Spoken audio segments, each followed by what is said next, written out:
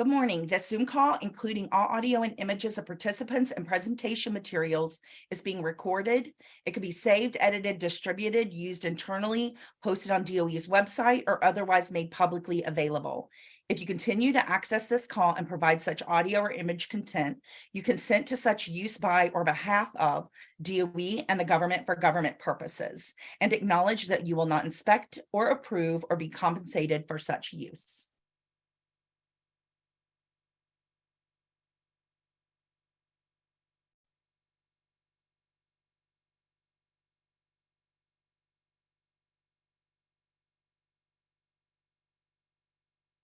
Good morning, and thank you for joining us at the Enhanced Geothermal Energy Earthshot Summit. My name is Devin Lambert, and I'm the Deputy Director in the Office of the Undersecretary for Science and Innovation in the U.S. Department of Energy, and I will be your MC today. It is my pleasure to introduce you to Christopher Davis, the U.S. Department of Energy Chief of Staff, who will now formally kick off the summit. Thank you, Devin, and what a pleasure. Good morning, everyone. It's great to see so many people joining to learn more about DOE's Enhanced Geothermal Earthshot, part of the Energy Earthshot portfolio. Energy Earthshots are the department's all-hands-on-deck effort to solve some of the biggest remaining challenges in research, development, and demonstration to get key next-generation low-carbon energy technologies ready for commercialization within a decade. These are moonshot level leaps forward to create the solutions we'll need to address climate change. 6 energy earthshots have been announced so far in clean hydrogen, long duration energy storage, carbon negative, floating offshore wind, industrial heat, and of course, today's topic, enhanced geothermal systems. Each of them has an ambitious goal to move the technology towards commercialization. So which brings us to EGS. Only a small portion of the geothermal energy in the US, the heat beneath our feet, is accessible with current technology. But research and innovation to advance EGS, which creates human-made reservoirs to access energy that was previously stranded underground, can unlock these resources and put new, clean, dispatchable electricity on the grid. The Enhanced Geothermal Shot is a call to action to dramatically reduce the cost of EGS by 90% to $45 per megawatt hour by 2035. Making EGS affordable is a priority for the Secretary because it will unlock good jobs across the country, especially in underserved, rural, and remote communities. It will supply a firm, flexible, carbon-free power to the grid to complement solar and wind. And in so many ways, it will be vital to the transition to clean energy because of many of the associated skill sets existing with the oil and gas industry right now. This is such a big deal for our energy future. And I want to say thank you for taking the time today to discuss EGS Shot and to find ways to move the nation's energy economy forward. It's now my pleasure to introduce Ali Zaidi, Assistant to the President and National Climate Advisor. Ali has provided counsel and leadership on climate policy development, legislation, executive action from day one of this administration and for long before that. So turning it over to you, Ali. Thank you, Christopher Davis, and thanks to the entire EERE team that has us together. This could not be more important.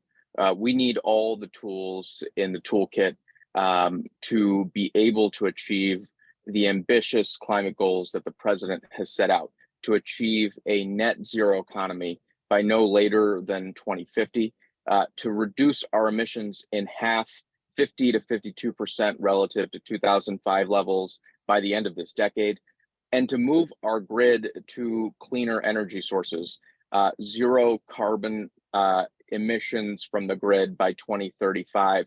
To do that, we must harness all of the resources we have available to us, including, as Christopher said, the heat beneath our feet.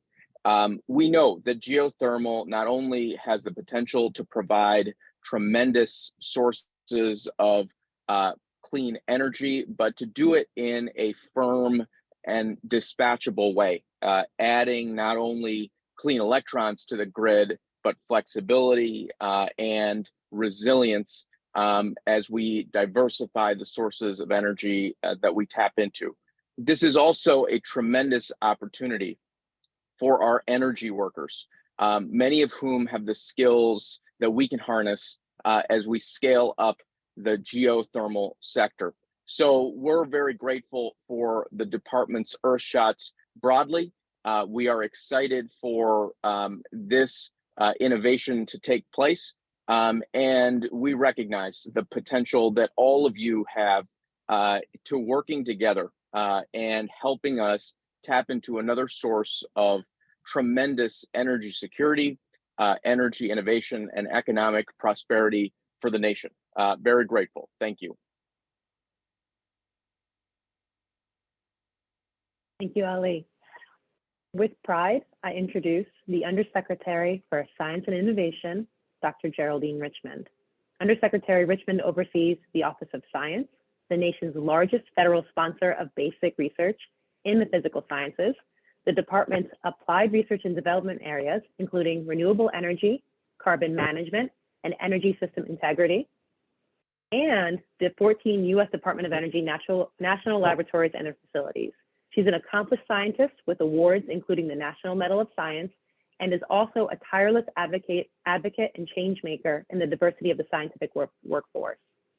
She's a native of Kansas, received her undergraduate degree in chemistry from Kansas State University and her PhD in physical chemistry from the University of California, Berkeley. Undersecretary Richmond also oversees the Energy Earthshot Initiative, and I will now pass the microphone to her for her remarks on the Energy Earthshots and the Enhanced Geothermal Shot. Thank you, Dr. Richmond. Thanks, Devin, and good morning, everybody. What an exciting day it is. I really want to thank Christopher Davis and also Secretary Granholm for their leadership and all these 82, and the President for their unwavering support for the Energy Earthshots initiative. It is so critical to our success. So let me just briefly take us back about 2 years to the President Biden's Leaders Summit on Climate. There, it was recognized the need to innovate new additional solutions to climate crisis, solutions which did not yet exist. What was needed was our generation's moonshot. And that's how the DOE's Energy Earthshots initiative was born. We've set ambitious goals to remove barriers to research, development, and demonstration for promising low carbon technologies by 2035. As Christopher noted, we've got 6 Energy Earthshots so far launched, aiming to create major impacts across the energy economy. And this one we're as excited about as we were the last ones. We're aiming for the moonshot level leaps forward to address climate change, and EGS was selected for its potential to provide firm, flexible, zero carbon power to the grid, complementing renewables like wind and solar, which are variable. Now, investments in EGS could unlock affordable clean energy for the equivalent of over 65 million American homes. Imagine that, 65 million. The geothermal industry has the potential to become a powerhouse of U.S. economic growth, providing good jobs in underserved, rural, and remote communities. As Ali Zaidi noted, using the skilled workers in other fields, including oil and gas industries, which we have in abundance. This kind of an EGS industry could also power clean energy career opportunities all across the country in science, technology, engineering, and math, helping to build a STEM workforce that looks like America. It's a win-win-win altogether. But EGS isn't yet commercially deployable at scale in the US, which is why we felt an all hands on deck approach of this Energy Earthshot would be appropriate. But to achieve the Enhanced Geothermal Shot goal of reducing the cost of EGS by 90% to $45 per kilowatt hour by 2035, as Christopher noted, it's going to take all of us. It's going to take a team of innovation and collaboration. That team within and beyond the Department of Energy will be absolutely essential. So that is the promise of the Enhanced Earthshot, the Enhanced Geothermal Shot. And we all need to work together to unlock the potential. So thank you for being with us today to dive into this discussion, and a huge thanks to Devin, Ann, and the whole Enhanced Geothermal Earthshot team in S4 land. You all have a wonderful and productive summit. We'll be checking in. And now back to you, Devin. Thank you, Undersecretary Richmond. Moving on to the Director of the Geothermal Technologies Office, Lauren Boyd. She's going to give us an introduction to enhanced geothermal systems. In her role, Lauren manages efforts to improve performance, lower cost, and accelerate deployment of all geothermal technologies. Lauren is very familiar with enhanced geothermal systems. She has over 15 years experience managing the Enhanced Geothermal Systems program in this office. And with that, I invite her to take our virtual stage to provide us a 101 on enhanced geothermal systems. Thank you, Lauren.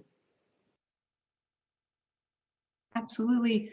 What an honor to be here. Hello, everyone. I hope that you're having a great morning. Thank you so much, Devin, for the introduction. I am, as Devin said, the acting director of the Geothermal Technologies Office, but I have been with the geothermal program for coming up on 15 years. And I have been hoping and eagerly awaiting a day like today, where there would be so much interest in this compelling technology space and where we can connect with our growing community to advance geothermal together. So I just want to say before I start, thank you to everyone who signed on today to learn more about enhanced geothermal systems. Thank you to all of our distinguished speakers for being here to discuss ways that we can overcome barriers that are limiting EGS development while respecting our communities and the environment. And thank you in general for the opportunity to talk to you today a few times, because you'll be seeing me a couple of times throughout the agenda today.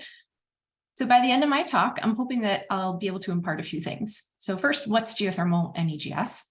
Why it has the potential to play an integral role in the global energy transition, and why you should care about it if you don't already. So let's dive in. What is geothermal? Essentially, geothermal is heat from the earth. This heat has been radiating from the Earth's core for billions of years, and it's going to continue to do so for billions more. It's virtually inexhaustible heat. So as you go deeper into the earth, what we call the subsurface, and you'll hear me say that a few times today, there's more and more heat. And geothermal energy is just using that heat in useful ways. So whether we have a little bit of heat or a lot of heat, we can use it for a vast array of things. At the low end of the temperature spectrum, you'll see on the bottom of the thermometer here on my slide, we can provide heating and cooling for homes and for buildings. With slightly higher temperatures, we can heat entire communities, warm greenhouses to extend growing seasons. We can farm salmon and tilapia, brew beer, dry milk for baby formula. And then at the highest temperatures, we're talking 200 to about 800 degrees Fahrenheit. So that's temperatures you might bake your cookies at, up to the temperatures of the surface of Venus. We can generate clean, dispatchable electric power. And this is where EGS comes in. So why should you care? At the Department of Energy, we care because the US has phenomenal heat resources. So take a look at this map. You can see the resource potential at 4.5 miles beneath our feet, with dark blue representing the most potential. And as you can see, there is plenty of what we think of as stranded heat stored beneath us everywhere. In fact, it's around 5 terawatts, which is more than the global energy demand. So the whole point of this Earthshot is to innovate our way into accessing as much of that resource as we can. So what does all that heat really mean, and how much of it can we actually do something useful with? So our analysis shows that if we can improve technologies necessary for developing EGS, we could generate 90 gigawatts of clean dispatchable power to power your home and millions of your closest friends' homes, which is around 12% of US power generation in 2050. It also means opportunities for some of those other uses that I mentioned. So that's because when we improve the technologies or invent new technologies to advance EGS, it benefits all the other forms of geothermal as well. In fact, EGS technology improvements may be able to support vast geothermal heat pump and direct use market potential that you can see on the right-hand side of the slide, all of which provide opportunities in urban environments, rural and remote communities across the US, and opportunities for massive, massive emissions reductions. So with that in mind, let's zoom in on the power sector. There's a lot of terms surrounding geothermal, and so we want to start out with conventional geothermal. You've likely seen this at Yellowstone National Park, or maybe in Iceland. Maybe you visited a hot spring. Conventional resources are commonly found in the Western US, in Alaska and Hawaii, where there is heat, water, and pathways for that hot water to flow, or permeability, which is what we call it, where they're all co-located. But those areas are limited. So the US has around 93 power plants, and they generate about 3.7 gigawatts of electricity. You can see on the map here that generation is currently limited to the Western US, particularly California and Nevada. EGS, on the other hand, are basically human-made versions of natural geothermal reservoirs. We create these human-made reservoirs by carefully injecting fluid into the hot rocks, thus increasing the size and the connections between fluid pathways. So we can take that heat and bring it to the surface, because the heat is where our power comes from. So I want to point out here that the Department of Energy currently defines EGS in this way, where injected fluid flows through tiny pathways to pick up heat, and we can do this on the margins of existing geothermal fields or in completely unexplored regions. We can do it at shallow depths, or we can strive to reach great depths below 4 miles. And the promise of EGS is that it lets us use our nation's ubiquitous and otherwise stranded heat resources to develop firm, dispatchable, carbon-free power and enable 50-state heating and cooling solutions. So geothermal's unique attributes underscore why EGS can play such an important role in our energy transition. I keep using the terms firm, resilient, flexible, and dispatchable to describe geothermal, meaning that our power plants can provide power when it's needed and ramp down when not, in addition to providing this always on, around the clock baseload power. So this is very, very valuable to utilities, especially in California, who need generation sources that can balance daily and seasonal loads, and from an overabundance, basically, of intermittent renewables. So our high capacity factor and this operational flexibility really means that we can develop about 2 to 4 times more electricity than a wind or solar plant at the same capacity. And a great example of this is the California Public Utility Commission's recent mandate that requires utilities to acquire a gigawatt of renewable resources that have a high capacity factor like geothermal, because this baseload resource is really critical for long-term grid stability and lowering costs. On the right-hand side of the slide, you can also see that geothermal is remarkably efficient. It's a space-saving, compact source of power with a physical footprint that's far smaller than energy sources, mostly because all of our work is really taking place beneath our feet. Another important attribute that you've heard a little bit about this morning is that geothermal is inherently local. As Secretary Granholm said at the Earthshot launch, you can't import a wellbore. So drilling wells and operating geothermal plants locally can create high-paying jobs that directly leverage the very unique skill sets of the highly skilled oil and gas workforce and our construction industries. If we're able to deploy EGS commercially at scale, we could see around 300,000 jobs, the majority of which would be related to the exploration, drilling, and construction of new plants, and long-term jobs that would be filled by local workers, generally in operations and maintenance positions. So some of you might be aware of the fact that EGS is not a new concept. It was developed in an earlier iteration called Hot Dry Rock in the 1970s with the seminal EGS project that was located in the desert of New Mexico called Fenton Hill. But only 18 projects have existed globally. So EGS really hasn't seen the concerted and dedicated efforts nor the funding to advance the sector through field-based hypothesis testing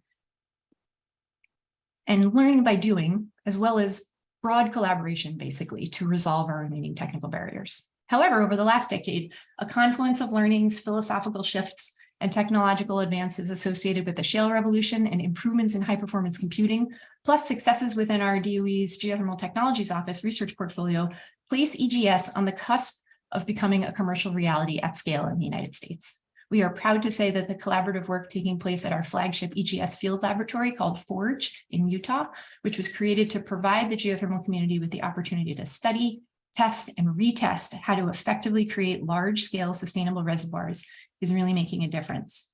We envisioned Forge as a place where we could resolve some technical gaps in EGS science that the geothermal industry wasn't really financially able to address. So we took on the risk, DOE, to address these technical challenges. And from what we can see and hear, it's changing the landscape for a burgeoning EGS commercial industry who are using the findings from Forge to deploy EGS in a number of states. All the more reason to continue this momentum and concerted effort to advance EGS through this Earthshot. At the same time, our office is sponsoring multiple field demonstration projects to help prove out critical technologies in these early stages of development where financing is hard to come by. So despite EGS's exciting attributes, we have a big resource. The opportunities to stabilize our grid and provide low-cost clean power are incredible. We can leverage core competencies of the oil and gas industry, create jobs. Why are there only 18 projects worldwide? Well, it's because in order to reduce the cost of EGS and reach large-scale deployment, we need to resolve some remaining challenges, specifically market challenges and technical challenges. You can see some of our non-technical barriers here: a lack of public awareness regulatory hurdles that include disproportionately long permitting timelines compared to oil and gas, inadequate market valuation of geothermal, considering the firm, flexible power that it can provide, and inadequate financing to help our developers get past the highly capital intensive and high risk initial stages of development. Our office is working to address all of these, and you'll hear a little bit more about them later today. From a technical perspective, there's more to do in order to scale up as well. And you can imagine when we talk about engineering in the subsurface, we're talking about miles below our feet, so we can access that stranded heat. And that can be really challenging because EGS environments are particularly extreme, especially as we drill deeper. The rocks where EGS resources are found are obviously hot, but they're also very hard and very abrasive. And EGS heat is often also co-located with corrosive environments, which can impact the ability of our tools and our electronics and those tools to function. Finally, there's a lot of unknowns in the subsurface. We're limited in what we can collect because of cost and technology limitations. But these are tractable challenges. We're engineers and scientists, and that's what this Earthshot is all about, is resolving those challenges. So when the engineering and market challenges for EGS are overcome, the prize is almost unthinkably large and critically important to our country's energy systems and population for all the reasons you can see here. And that's why those of us at DOE are so excited to be part of the solution to help drive innovation and make this happen together with all of you. So for the rest of the day, I'll ask you to keep those attributes in mind and think about geothermal as an enabler, but not the bad kind of enabler, the good kind. So not only can it be an important source of clean dispatchable power, but it enables a stable grid by balancing supplies from variable renewable sources. It enables agriculture and enabling zero carbon heat for homes, for communities, for making industrial processes across the country more efficient. It can enable the domestic production of critical materials such as lithium that are very, very important for our renewable future. So I'll leave it there and I will catch up with all of you later this afternoon. And thank you so much for your time.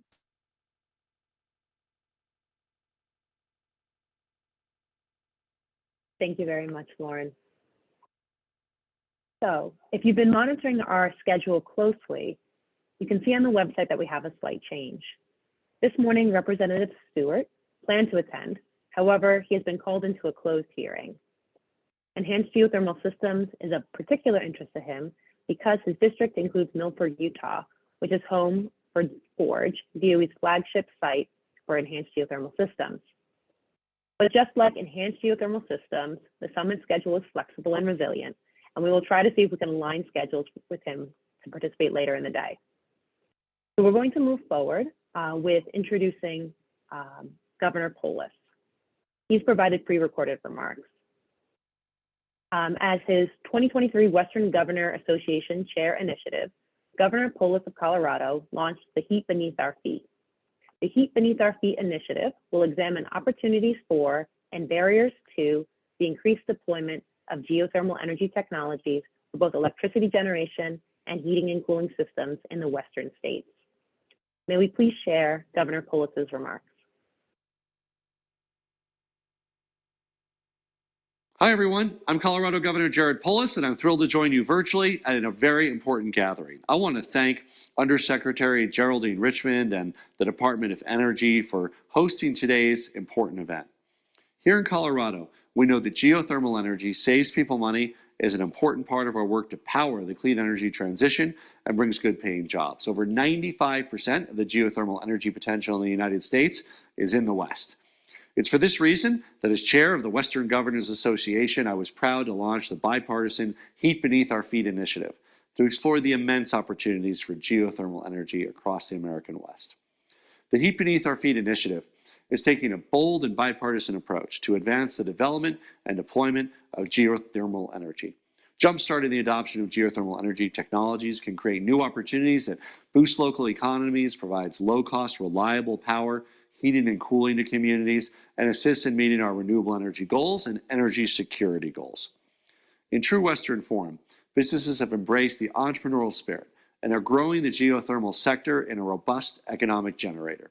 Colorado is joined by other Western states working to ensure that these companies have our support for geothermal innovation and collaboration. Beyond the Heat Beneath Our Feet initiative, we're making bold strides in advancing geothermal energy. Last year, Colorado was one of 2 states to receive a significant investment from Department of Energy's Geothermal Office Occidental Petroleum and its partners from industry, national laboratories, academia will drill twin high-temperature geothermal wells using existing and novel drilling technologies that will open up more areas for geothermal. Deeper and hotter depths than existing geothermal at a faster rate in the Denver-Julesburg Basin.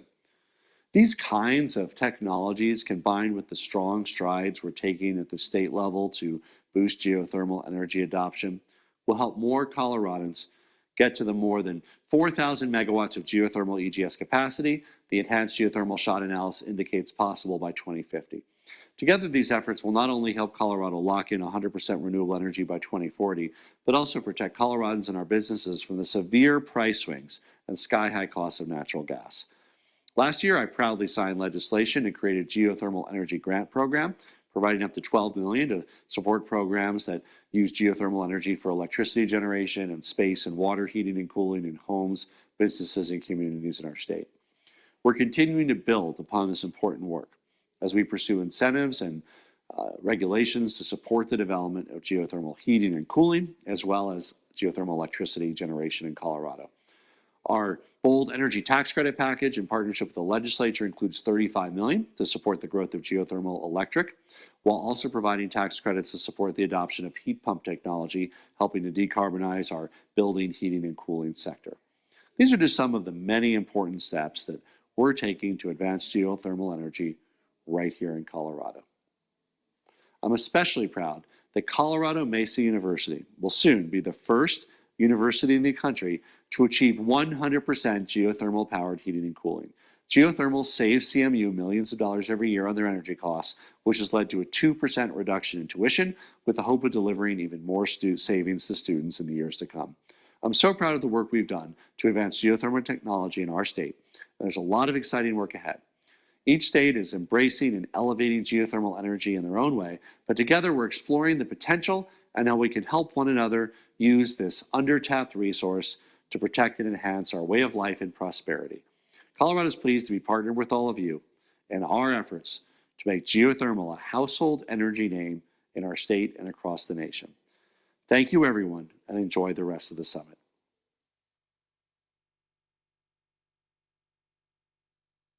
Thank you, Governor Polis. It is very exciting to hear that geothermal has reduced the cost of tuition in Colorado, and we hope that it can become a household name in all of our households.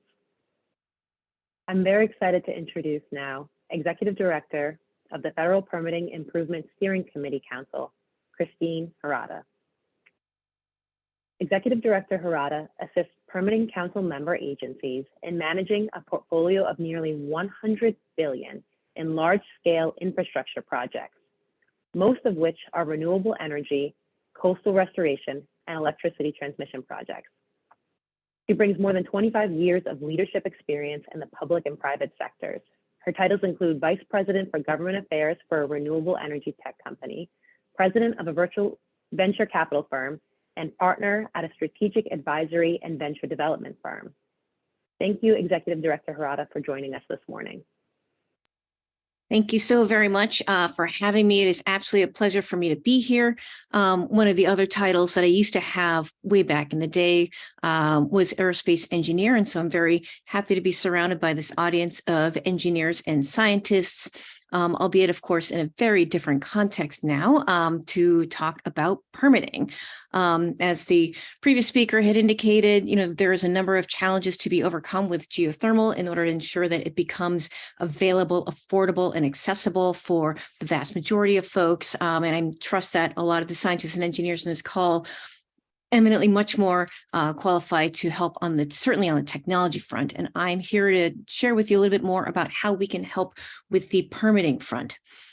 So within the federal government, there's an entity called the Federal Permitting Improvement Steering Council, or we like to call ourselves the Permitting Council for short, just because it is a relatively longer name. So to turn it over just a little bit, so FAST 41, we will use the terms interchangeably, FAST 41 or Permitting Council.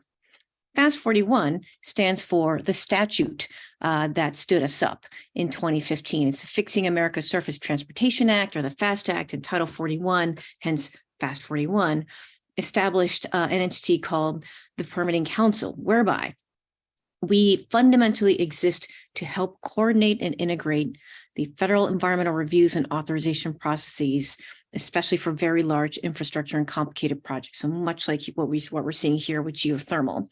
Here's a couple of examples of the types of projects that we have the great opportunity and privilege to work on. This nerd is very happy about a lot of these projects just because I think it's super cool technology-wise. Also really neat to think through and solve through a lot of the environmental issues and make sure that we're doing it in a way that is sustainable, but also economically viable and also helps promote good community engagement, workforce jobs, et cetera. So it's a win-win kind of story. And the bottom, of course, most importantly, helps us to address climate change. In our portfolio, I think you heard before, we have on the order of $100 billion worth of projects. We have 30 projects. So that means if you do some quick and dirty math, on average, our projects are $3.3 billion. Since our inception, we have helped to permit 31 projects in total, have actually reached completion, representing a crazy number, like $166 trillion worth of direct capital investment. And that's based on the project developers reporting as well as public media reports. So again, transmission lines that are 2 billion, 3 billion, nuclear power plants, they add up really quickly. And so we're very much looking forward to adding geothermal to our portfolio as well. So the council itself, just to tell you a little bit about who we are and what we do and how we help entities through the permitting process. A little bit about the council.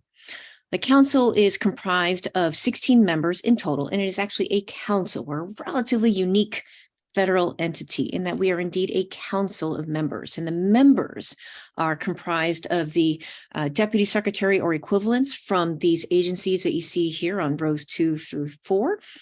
There are 13 federal agencies that are involved in the permitting process. Combined with two members from the White House, we have the director of the Office of Management and Budget and the chair on Council on Environmental Quality. So truly the senior most policymakers and decision makers within the federal government associated with permitting. And the whole purpose of our statute, again, is to help project sponsors and developers through the permitting process. And I'll get into some more of the details there, but fundamentally we do that through our big transparency mechanism that we'll talk about shortly. But we also serve as the center of permitting excellence, where we collect and share the best practices across agencies. We're also making investments into various tools and data management capabilities to ensure that we are trying to reduce the number of no value add or low value add process steps in the overall permitting process itself. The council also, we meet on a regular basis to talk through the major trends that we're seeing across various agencies. Frequently, they fall into two broad buckets. One is around capabilities and resourcing, so ensuring that we're actually allocating the appropriate number of resources to make sure that we're addressing the permitting section of these particular projects. And also a lot of policy questions as well. We have found that through our conversations with project sponsors, that a number of questions that they raise cause us to look through the various rules at various agencies and uncover, what holes or what gaps there might be.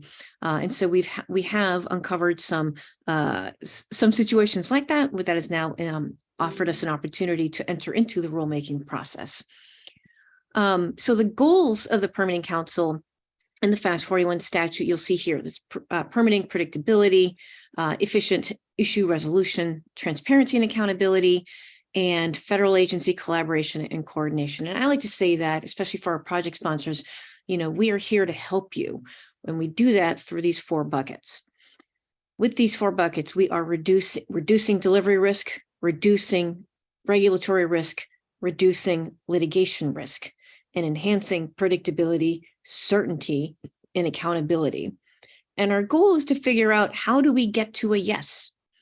It may, in ensuring that we're running as many processes as concurrently as much as possible, that we are putting into place, whether it be MOUs or agreements amongst the federal agencies, also maybe with state agencies as well, to see, hey, can we consolidate this step into one big one and we can share the data and make sure that we're all marching together forward. A lot of those types of discussions take place with our team. Some of the benefits of Fast 41 coverage, our program is a voluntary one. And so it is up to the project sponsors or the developers of the geothermal entities in this particular audience, for example, that would be approaching us and asking us, filing an application, if you will, for coverage. It is, in our case, the application itself is relatively simple. And we highly encourage folks to please come talk to us, because in permitting, things get very specific very quickly. So please, we serve as absolutely a one-stop shop for questions. If I personally, or my team personally, am not able to answer your questions, we have an extensive network within the federal government. So certainly absolutely happy to connect you with the right experts, if you will. But these are the 6 big benefits of participating in our program. Again, you have increased predictability and enhanced coordination, as I mentioned before. Turning over to the right-hand side, you have focused attention of agency leadership. Again, just by the fact that you're participating in the program and we discuss these projects on a regular basis with the council members, that drives a lot more of the attention of leaders, which in turn helps with issue resolution. Of interest, I think maybe for this audience as well, our statute, again, relatively unique. Our statute allows us to transfer funding to federal agencies, but also our state, tribal, and local government partners to support work that's related to environmental authorizations. So my half joke is if your project has a problem that can be solved by throwing money at it. So for example, you just need that consultant, or you just need another person to please review the document so that I can get it signed off, et cetera. Those are the types of situations where I am able to provide funding support. And certainly last but not least, we've got clear dispute resolution procedures in our statute that allows us to help remove a lot of those roadblocks. Frequently, delays associated with permitting stems largely from information differences, whether it be there's a disagreement or a lack of understanding about what the information requirements are to process your permit. And so therefore your application may not be perceived to be complete, or is not declared to be a complete application that the federal agency can then go on to review, et cetera. Or there's science debates about maybe be about a particular species, or what geothermal or geotechnical kind of impacts might there be. Our statute in our office does not weigh into the merits of whose science is better or what data do you really need to collect, but I help call the question in the context of the project plan. So, hey, agency, and you guys had agreed on delivering this in the June timeframe. I'm seeing that you guys are having a big dispute or debate and back and forth about this. Looks like June's not going to be feasible. What are you guys' next steps? How are you going to drive this to resolution, et cetera? To give you an example of one of our seminal products, we published something called the Federal Permitting Dashboard. And here is an example screenshot of a project. I picked offshore wind, recognizing this is a very different audience, but I picked this one because it is a very complicated permitting activity. And so thought it might be a helpful example to illustrate the kind of work that we do. So this is the dashboard itself, and this is the top half of the website. And for each of these projects, you would receive a page that looks like this. You can see on the right-hand side who are the actual points of contact at the agencies, as well as at the sponsor, the project sponsors, contact information, so that should your investors have questions, the communities that are impacted have questions, or other state and local government agencies that are involved, tribal nations can also look it up and they know exactly who to go to. They can also see who are all the relevant federal agencies that are involved in this particular project as well. And what's interesting for offshore wind is that, did you know, or fun fact, that for just in the federal realm for offshore wind, every project needs to obtain at least 12 authorizations from at least 6 different federal agencies. And I say at least because depending on the location offshore, there may be some additional agencies that might need to get involved. So for example, let's say in the case of geothermal, maybe if you're in the Western lands, there's probably going to be a lot of BLM, BIA, Forest Service, but sometimes you might also run into National Park Service. You might also run into National Wildlife Refuges. And so depending on, the situation, we can and do, of course, work with the various agencies. And one of the things that we publish is a comprehensive project plan and timetable for every single project. And this way you can see who's on first, what's on second, what are all the federal reviews that are going to be required, and how what's the time frame associated with it. The benefit of this is there's a couple of benefits about this. Number one, this is probably the first time that we all collectively will have seen a comprehensive project schedule for a particular project by having this kind of process in place. Secondly, it also provides for real-time updates and edits as well. So say, for example, this might not be as pertinent for geothermal, but let's say there's a transmission line and you are exploring 2 or 3 different options. And it turns out that maybe your first option doesn't quite work out. And this one requires a modification of a forest plan. Example. This way, the schedule itself can then be modified to reflect the new changes that need to happen in real time. And therefore, what are the next steps? Helps to establish the expectations from the project sponsor's perspective. Great, if we're going to go through Forest Service lands now, here are the things and information that we need to submit. Here's what we can leverage from the previous parts of the analysis to feed into it so that we're not repeating and duplicating stuff and trying to keep the project on track as much as possible. We have heard from some of our existing project sponsors that their investors and their constituencies watch this dashboard like a hawk.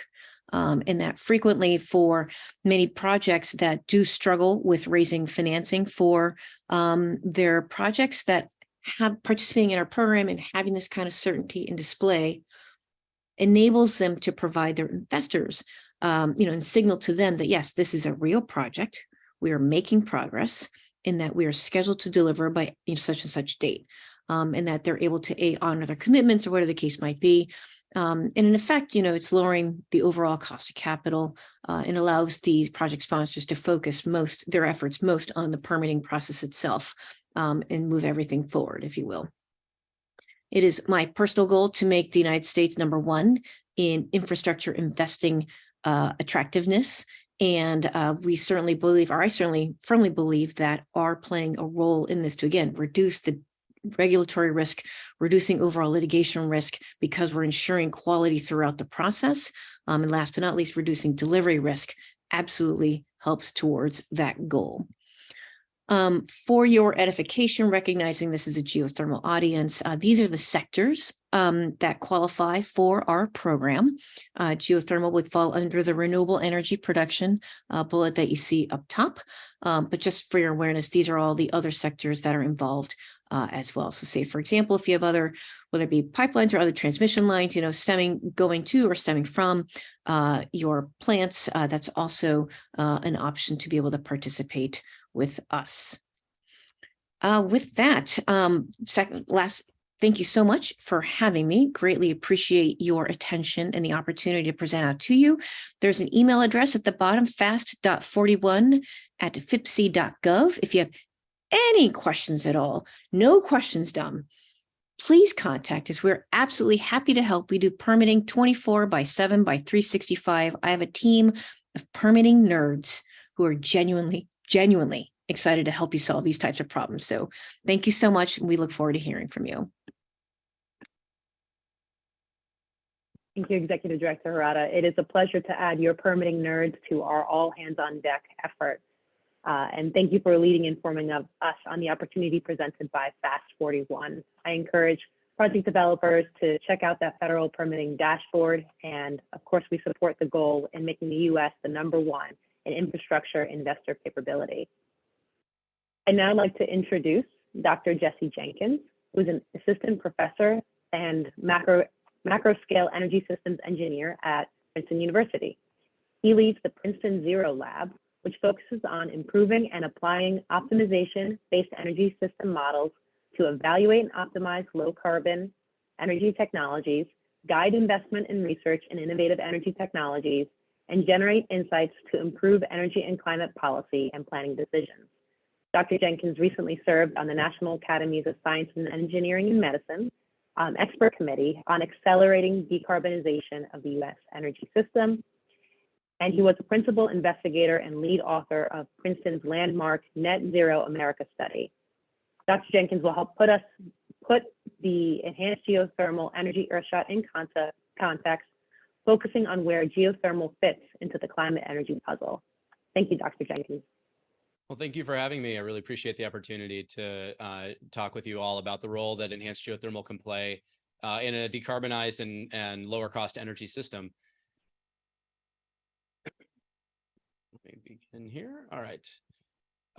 So let's talk about the new tool in our toolbox that enhanced geothermal would provide if we can achieve the goals set out by the geothermal Earthshot.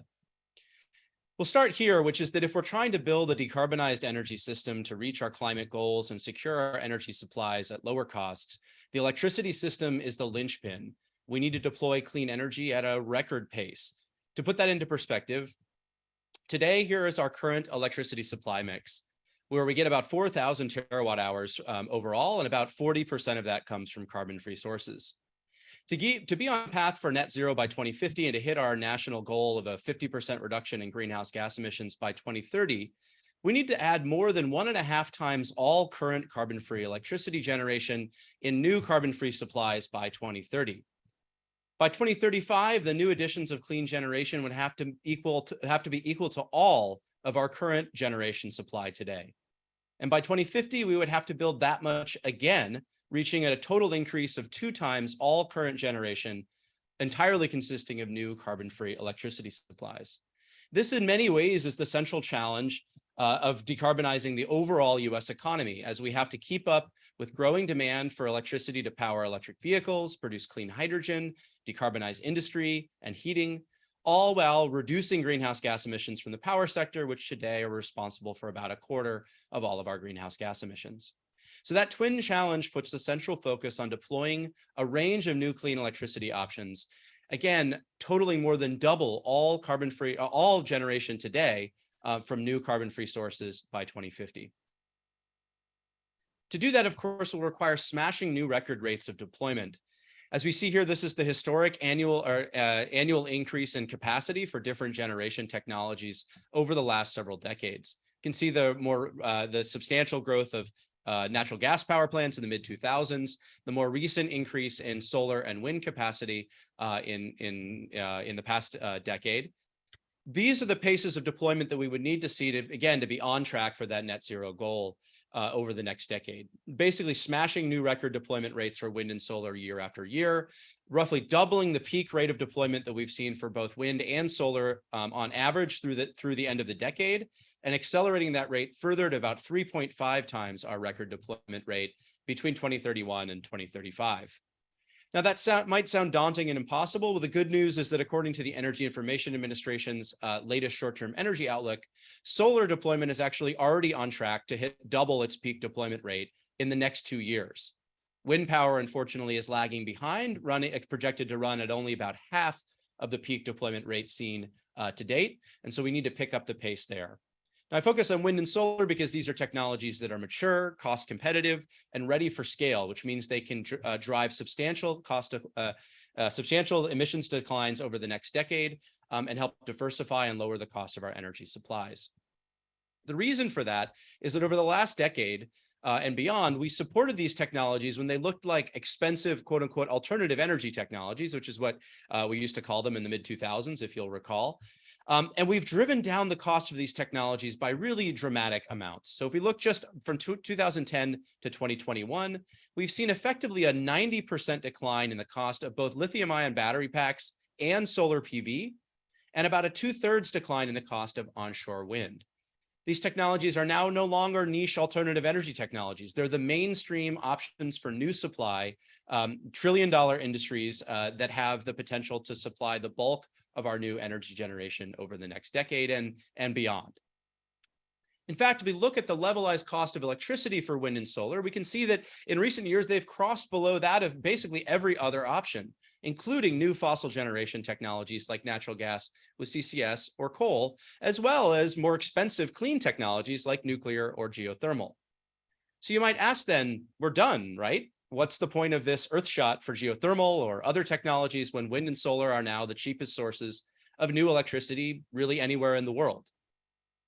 Now, this presents a bit of a riddle. I think it's summarized quite nicely by David Olson, who is then a member of the CAISO Board of Governors and former president and CEO of Patagonia back in 2020, when he stated in an interview that it can actually be more expensive to add cheap solar than to add expensive geothermal to our electricity supply mix. Now, this seems a bit counterintuitive, right? How could it be more expensive to add a cheaper resource than to add a more expensive one? Well, the key here is that when we focus solely on cost alone and compare different technologies like wind or solar to that of geothermal or nuclear or even natural gas, it's a little bit like comparing the cost of a banana to the cost of a burger when you're trying to decide what to eat. It's good to know that a banana is cheaper than a burger, right? That's critical information, right? Nice to know, but clearly not the only thing you want to know when trying to decide your balanced diet. The more bananas you eat, the less valuable the potassium that you might get from it, and the more sick of the taste you might become. And of course, your doctor's probably going to yell at you if you only eat burgers as well. Now, this is a bit tongue-in-cheek, but it's actually quite representative of the real situation in our electricity sector as well, where like these two different foodstuffs, they both provide calories. All of our electricity technologies provide megawatt hours, but they're not fungible substitutes. We can't treat a megawatt hour as equal to any other megawatt hour from any other technology, just like we can't treat a calorie from one source of food as a pure substitute for calories from others. That's because these technologies come in complete packages with different characteristics and play different roles in a balanced diet of our energy system. We can look at that quite clearly when we think about the declining value that different technologies provide. Of course, cost is only one half of the equation to determine whether something is profitable or valuable to society. As long as the value exceeds that of the cost, it doesn't really matter how the cost of one electricity technology compares to any other. What's key is that its cost remains below its value. What we see then for wind and solar is that as their costs have plummeted and deployment increases, they also drive down their own energy value. And there's a couple of ways in which that works. The first is the declining energy substitution value. As we deploy more and more solar in the system, they come into our grid mix as zero marginal cost resources. That effectively shifts out the supply curve. And since our electricity markets price electricity based on the intersection of supply, the short-run marginal cost of supply and the current demand in each time period, the more renewable energy production we have at any one time, the lower the electricity price becomes. We've already seen this in much of the United States with very low cost or very low prices throughout much of the periods when solar energy is peaking during the daytime, say in California or Arizona, or where wind energy is at its maximum, say in SPP or other parts of the Midwest with high wind penetrations. And so as we add more and more solar to the system, eventually we get times, or solar or wind, eventually we get times when the electricity price actually collapses to zero, reflecting the fact that we're curtailing zero marginal cost wind or solar, or geothermal for that matter, on the margin, indicating that increases in demand can be satisfied effectively for free.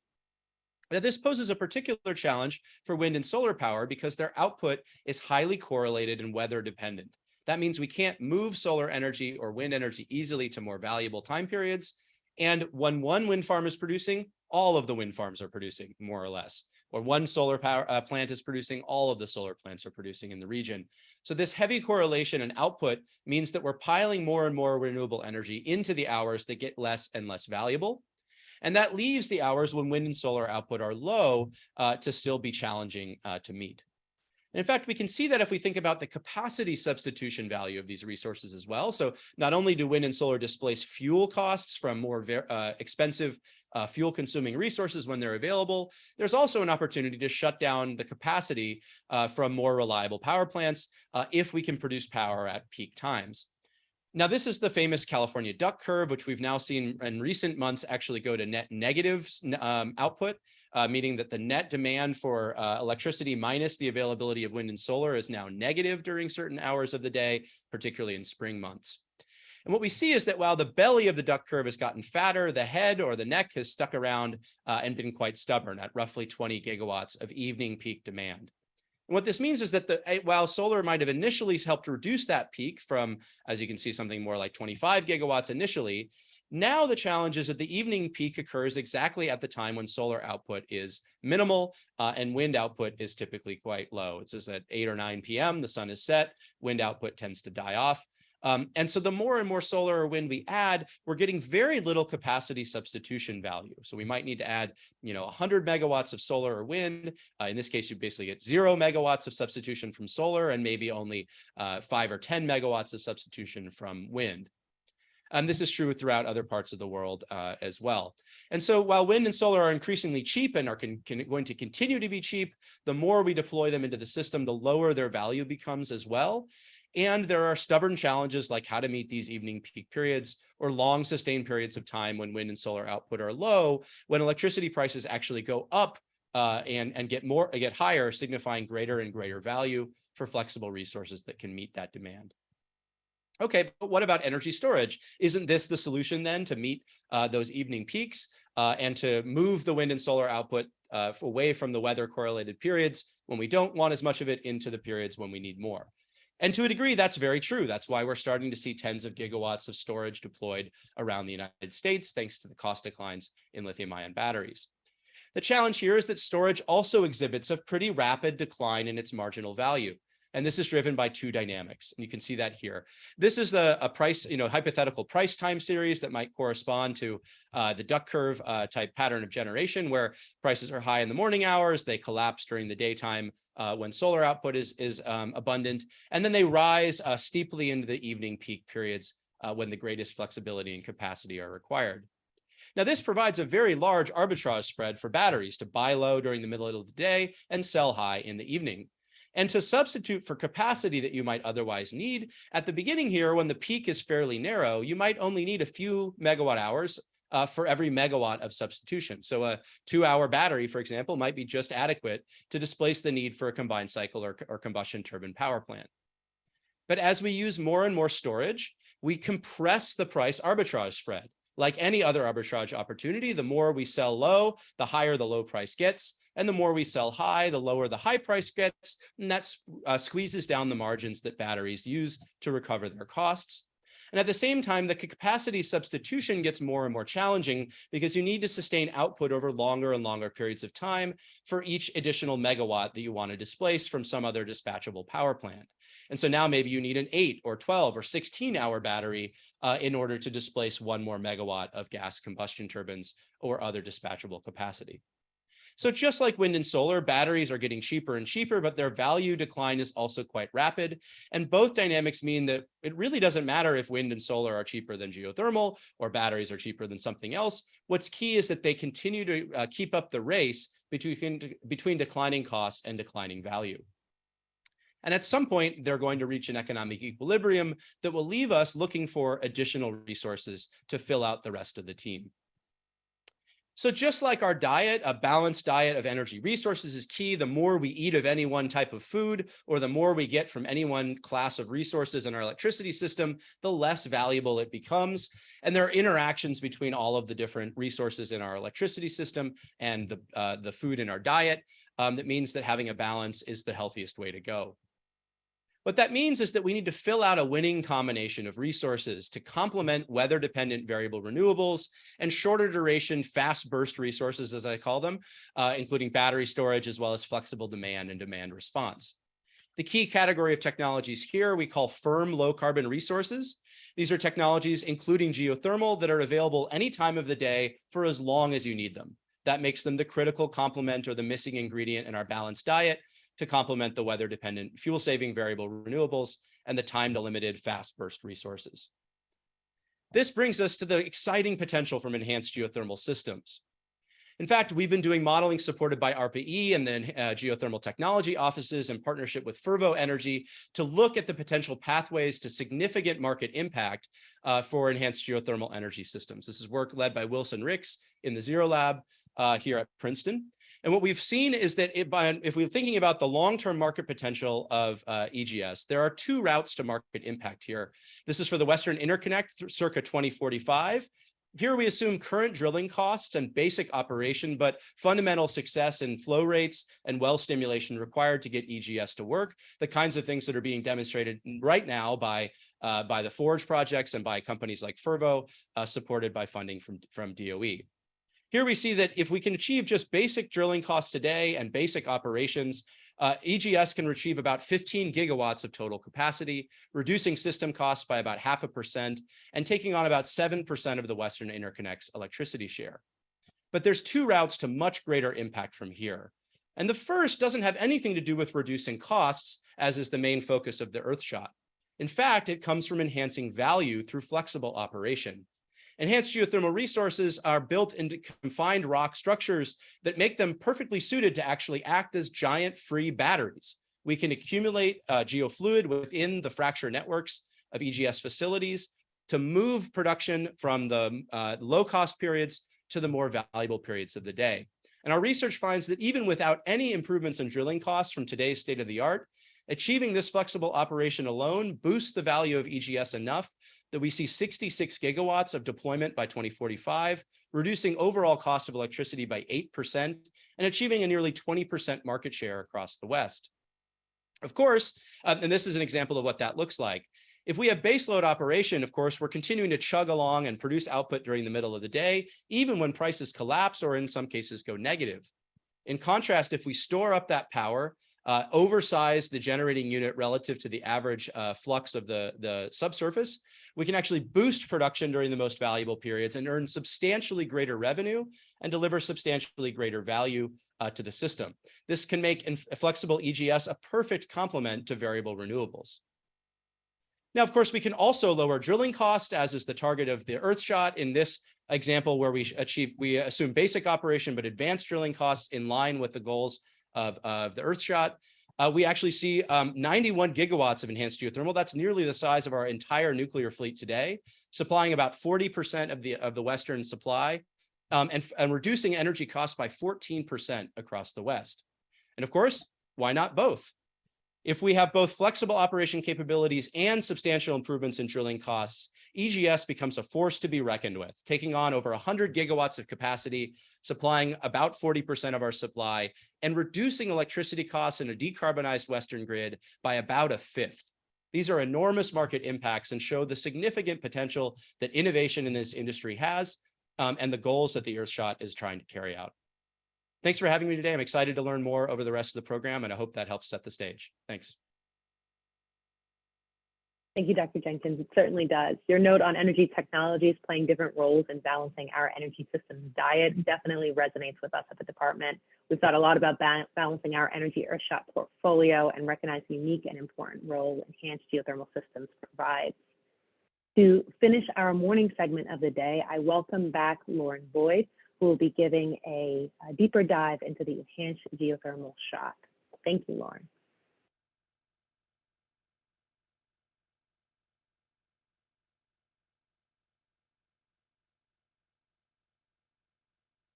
Hi, everyone. I'm sorry, I'm actually like dumbstruck by that incredible presentation from Dr. Jenkins. That was absolutely phenomenal. And thank you, Devin. Really excited to hear such interesting analysis on the impacts of EGS and EGS with storage. And it just so clearly underscores that the benefits geothermal can offer in the United States and really why we're here today and why we have this Earthshot. So it's good to see you all again. Over the next 15 minutes, I'm going to share what we think will get us to our Earthshot target, which is $45 per megawatt hour by 2035. And why? So you may recall that our nation's massive heat resources are not all accessible via naturally occurring conventional geothermal systems. And that's why EGS is critically important. And as you've heard from Dr. Richmond and many others this morning, this Earthshot is an ambitious, forward-thinking whole-of-government approach to accessing those resources and to expanding EGS. So our partners from the start in this effort have been the DOE Office of Science, and we've worked closely with colleagues at ARPA-E, at the Fossil Energy and Carbon Management Office, and the Loan Program Office throughout its development and launch. And we're all extremely excited because widespread deployment of EGS will unlock not only the clean, firm, dispatchable electricity with storage that you just heard about from Dr. Jenkins, a crucial element, as you now know, in moving us towards a carbon-free future, but also heating and cooling and other heating off uses, which represent such a large portion of the energy use in the United States. And again, another really significant opportunity for emissions reduction, since most of our heating and cooling comes from hydrocarbons. So again, to revisit earlier, we have quite a bit of resource in the United States. So why aren't we further along? So I just want to hit on a couple of the things that I started talking about earlier this morning. The answer to that question is that geothermal is really faced with unique challenges that are both deployment and sort of market barriers as well as technical barriers. So dispatchable low carbon power sources, they carry high capital costs, especially at commercial scale. And because of this, the developers for geothermal usually face limited access to private sector financing. As a result, the geothermal industry struggles to compete with incumbent technologies despite the value it can provide through firm dispatchable power, as you just heard about from Dr. Jenkins, who explained this better than I could have imagined. In addition, there are regulatory hurdles that can extend the timelines of projects dramatically, which cost us and our developers precious time and money. And although we've been innovating, we haven't had the necessary economies of scale to bring our costs down and enable widespread deployment and really ride the coattails of the learning curve, as so many other industries have, in seeing those curves from wind and solar costs declining over time. So from a technical standpoint, as I discussed earlier, we also have some unique attributes. The wells that we're drilling to access heat can be a few miles deep. And once we drill those wells, we also have to understand and study these environments. And it's accessible. Those environments, the rock, are accessible only through, an 8.5 inch or sometimes smaller diameter hole, a couple of miles beneath our feet. So at those depths, you can imagine things get pretty extreme. We're talking about very high temperatures. We're talking about reservoir rocks that are mostly igneous and metamorphic. So they're 2 to 3 orders of magnitude harder than sedimentary rocks like shale. And they often contain natural but corrosive brines. And finally, there's a lot of unknowns that we don't really understand about the subsurface. It's almost like the next frontier. Our industry drills around 10 to 20 wells compared to thousands of oil and gas wells a year, meaning that we have less opportunity to learn while doing and perfect our methods, and also to collect critical data. So as a result, the tools that we need often don't exist to access, characterize, monitor, or even create our deepest, hottest reservoirs. But these are tractable geoscience and engineering challenges, as I said earlier, that my office and many, many research organizations around the world are focused on solving. And our work through this Earthshot will be focused on increasing opportunities for experiential learning in the field, such that we can predict and outsmart those rocks every time. So I'm going to walk through how we got to our target of $45 per megawatt hour, which is a capacity weighted average and represents a 90% cost reduction in the cost of enhanced geothermal systems today. But I also want to encourage you to take a look at the link on the screen, which is the report that our partner, National Renewable Energy Lab, released, providing the data and the modeling methods that led to this new target. So first, let's just talk a little bit more about impact. So the impact of a 90% cost reduction is really dramatic. As a result of technology improvements that I'll talk about in a moment, we can see, similar to what you heard from Dr. Jenkins, 90 gigawatts of deployment by 2050. And remember, we're at 3.7 gigawatts now, and the United States is the world's leader in geothermal generation. On this map, you can see where EGS power deploys in 2050, based on how the grid and the end-use demand evolve over time with respect to a variety of technologies out to 2050.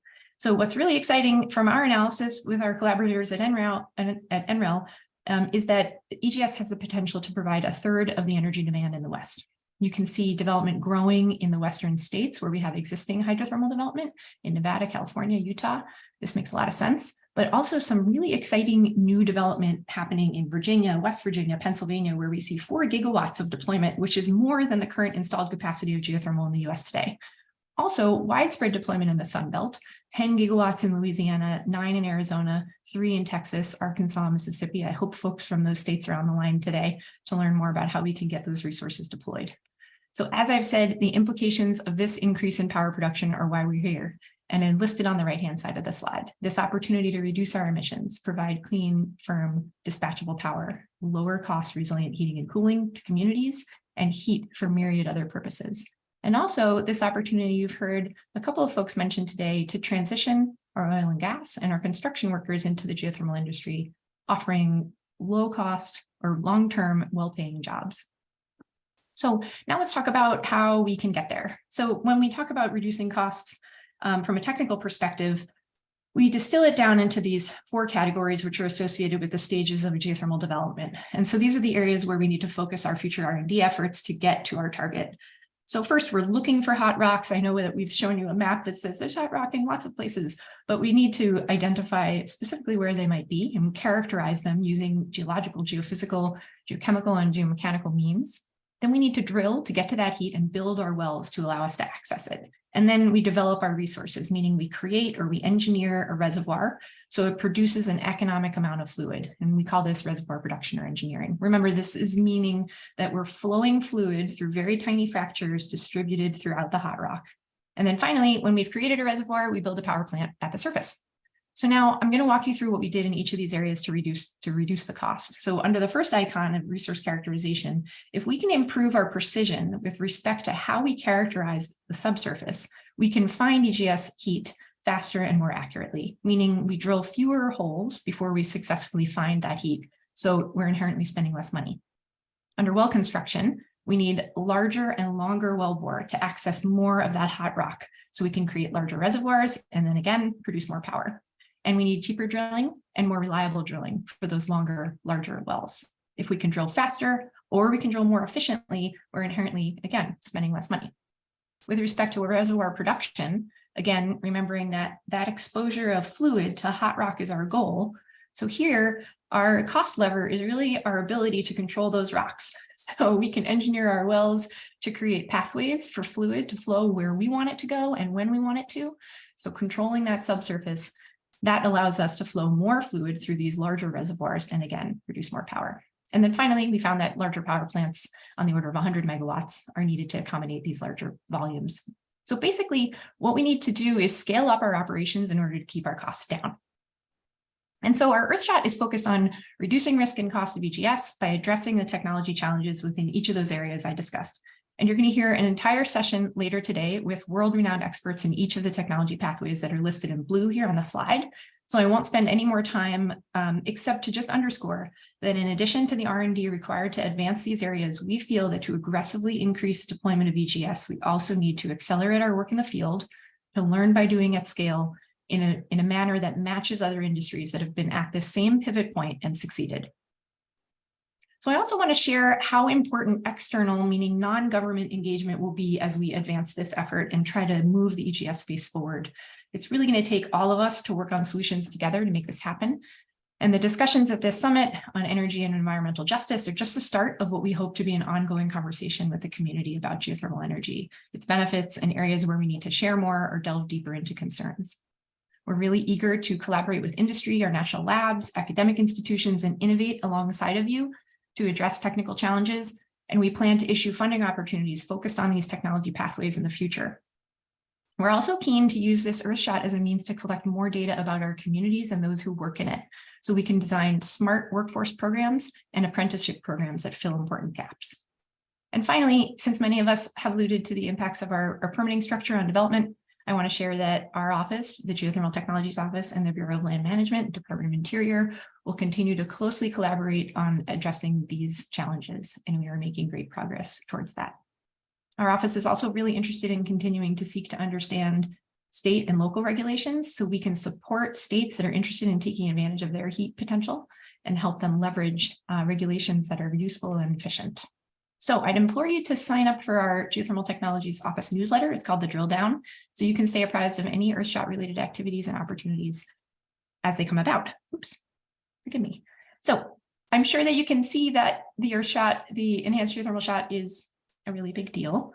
When Secretary Granholm and Undersecretary Richmond launched this in Houston last year, the Secretary highlighted the value to American energy future, noting that this is a chance not only to provide the nation with clean power, to our American homes, to our businesses, but also help energy communities and workers transition to producing clean energy for the nation's future.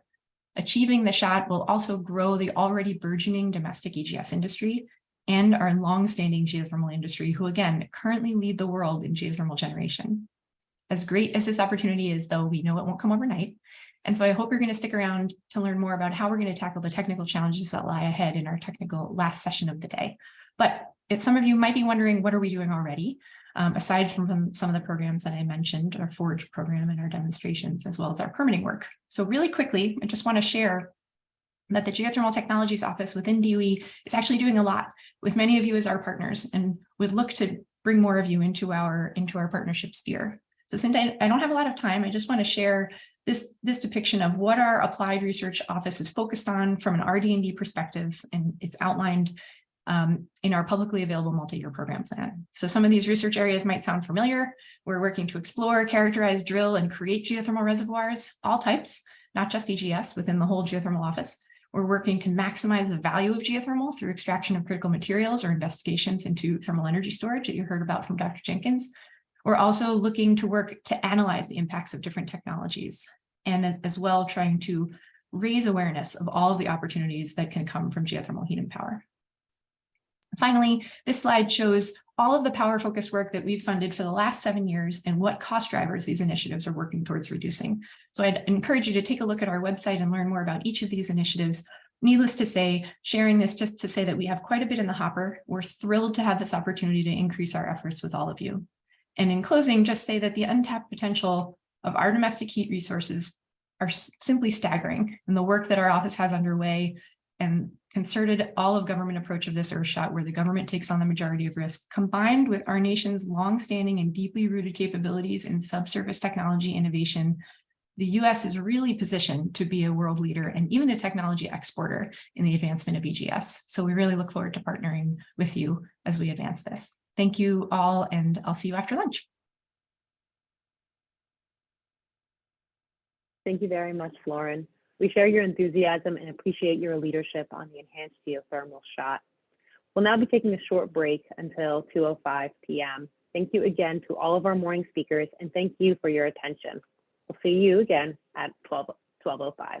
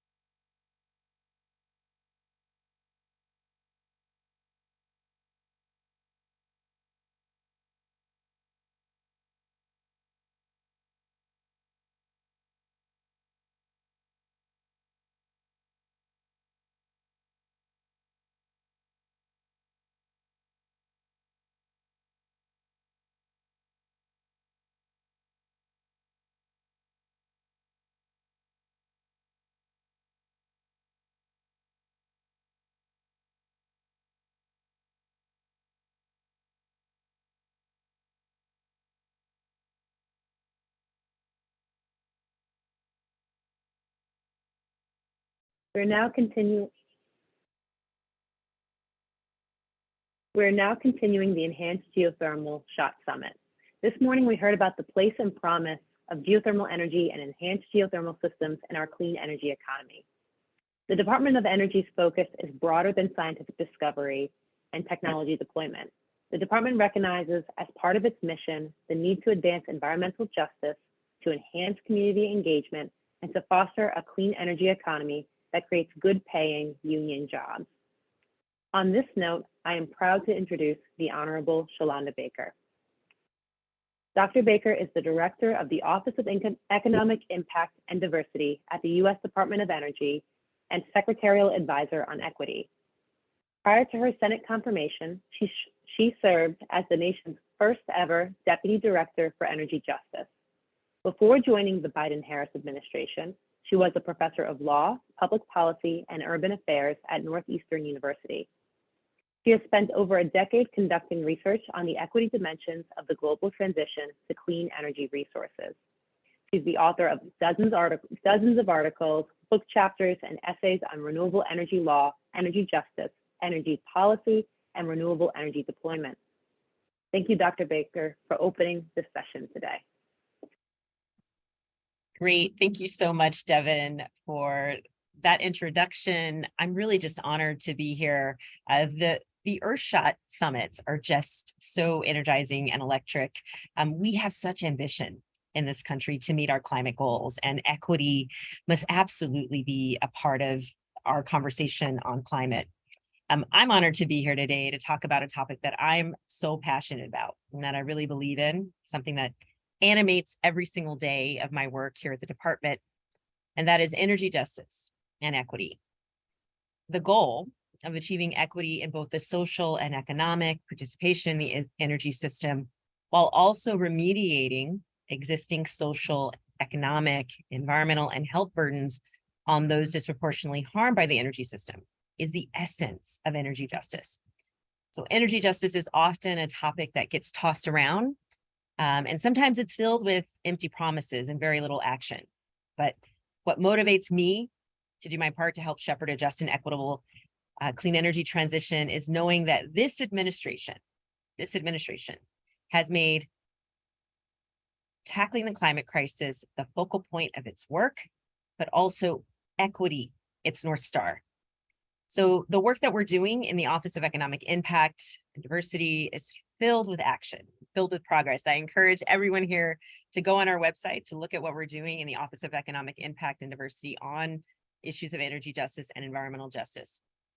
But we are, again, using equity as our North Star across the administration to embed equity into every single thing we do. And here at the Department of Energy, we're embedding equity into our policies, including new programs, as well as old legacy programs. We're embedding equity and justice into our grant requirements, program design, and we're embedding equity into the implementation of the Bipartisan Infrastructure Law and Inflation Reduction Act. So we know, though, that this work does not come without its challenges. And what I'm hoping to do today is to really go deep, to talk about some of the issues that we are confronting in this energy transition. I want to first start by laying the foundation and talking about some of the challenges on environmental justice and energy justice that we see within the landscape, based on the literature, based on the research, based on work that I've been doing for over a decade, and really paint the picture for this audience on what some of those challenges are. I want to also introduce Justice 40, which is something that frames our administration's work on justice and equity. And then I want to talk about how with this geothermal Earthshot, we can actually advance equity in this clean energy transition. So with that, I will share my slides, and hopefully there won't be an issue. Okay. Nope. Not as big as I want it to be.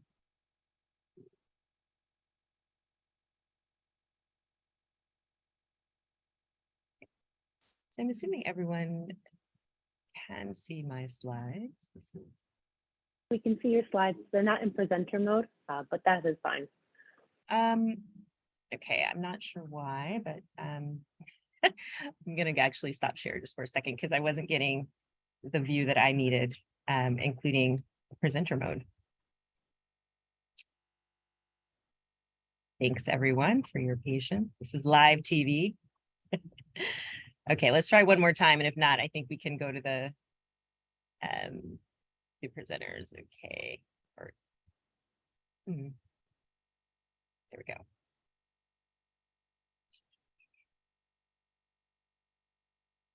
Not getting big enough for me. Let's see, couple things. Being a professor prepares you for these moments where tech doesn't always work.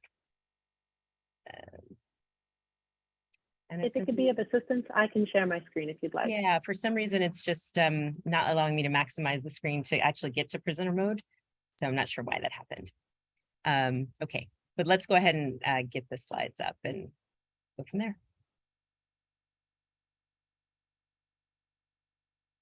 Will do. Are Okay, you able to see my screen? I am. Thank you. Okay, so let's go to the next slide. I already did the introduction. So as I mentioned, I want to talk about some of the challenges that we face. We know that, through decades of research done by scholars of energy and environmental justice, that certain communities, particularly communities of color and Black communities in particular, are routinely bearing the most harmful burdens of our energy system. They're routinely in the shadows of fossil fuel generating facilities, power plants, and industry. And they're breathing in particulate matter from this heavy industry, along with other toxins, chemical byproducts of various types of industry. So this is environmental injustice, and it's led to adverse health impacts in these communities. So higher rates of cancer, higher rates of heart disease, and other related ailments. It's also shortened the life expectancy of many of these communities. So I always start with this grounding, and actually this particular photo for a couple reasons. One, it looks like it's photoshopped. The boys in this community are not photoshopped in. They're actually a part of a fence line community in Port Arthur, Texas. This part of the country is called the Golden Triangle because when you look at this part of the country using satellite imagery at night, it lights up with the lights of petrochemical facilities, refineries. One of the largest refineries in the world actually is in this very community. This is a low-income Black and Latinx community. And again, they have been bearing the burdens of this, of various types of industry, particularly the oil and gas industry, for decades. I also like to start with this photo because it grounds me. This photo comes from my father's hometown, again, Port Arthur, Texas. He grew up in this community. He grew up where these boys are playing, which is the Carver Terrace housing projects. So he is a part of this environmental justice story, which means that I too am a part of the environmental justice story, and it definitely guides my work. Next slide. So I also want to introduce the term of energy insecurity. We know that the cost of energy has led to a crisis in our country. It's a hidden crisis. It's not one you see. We know that often people are facing the threat of disconnection from their utilities because they're unable to pay for their energy bills.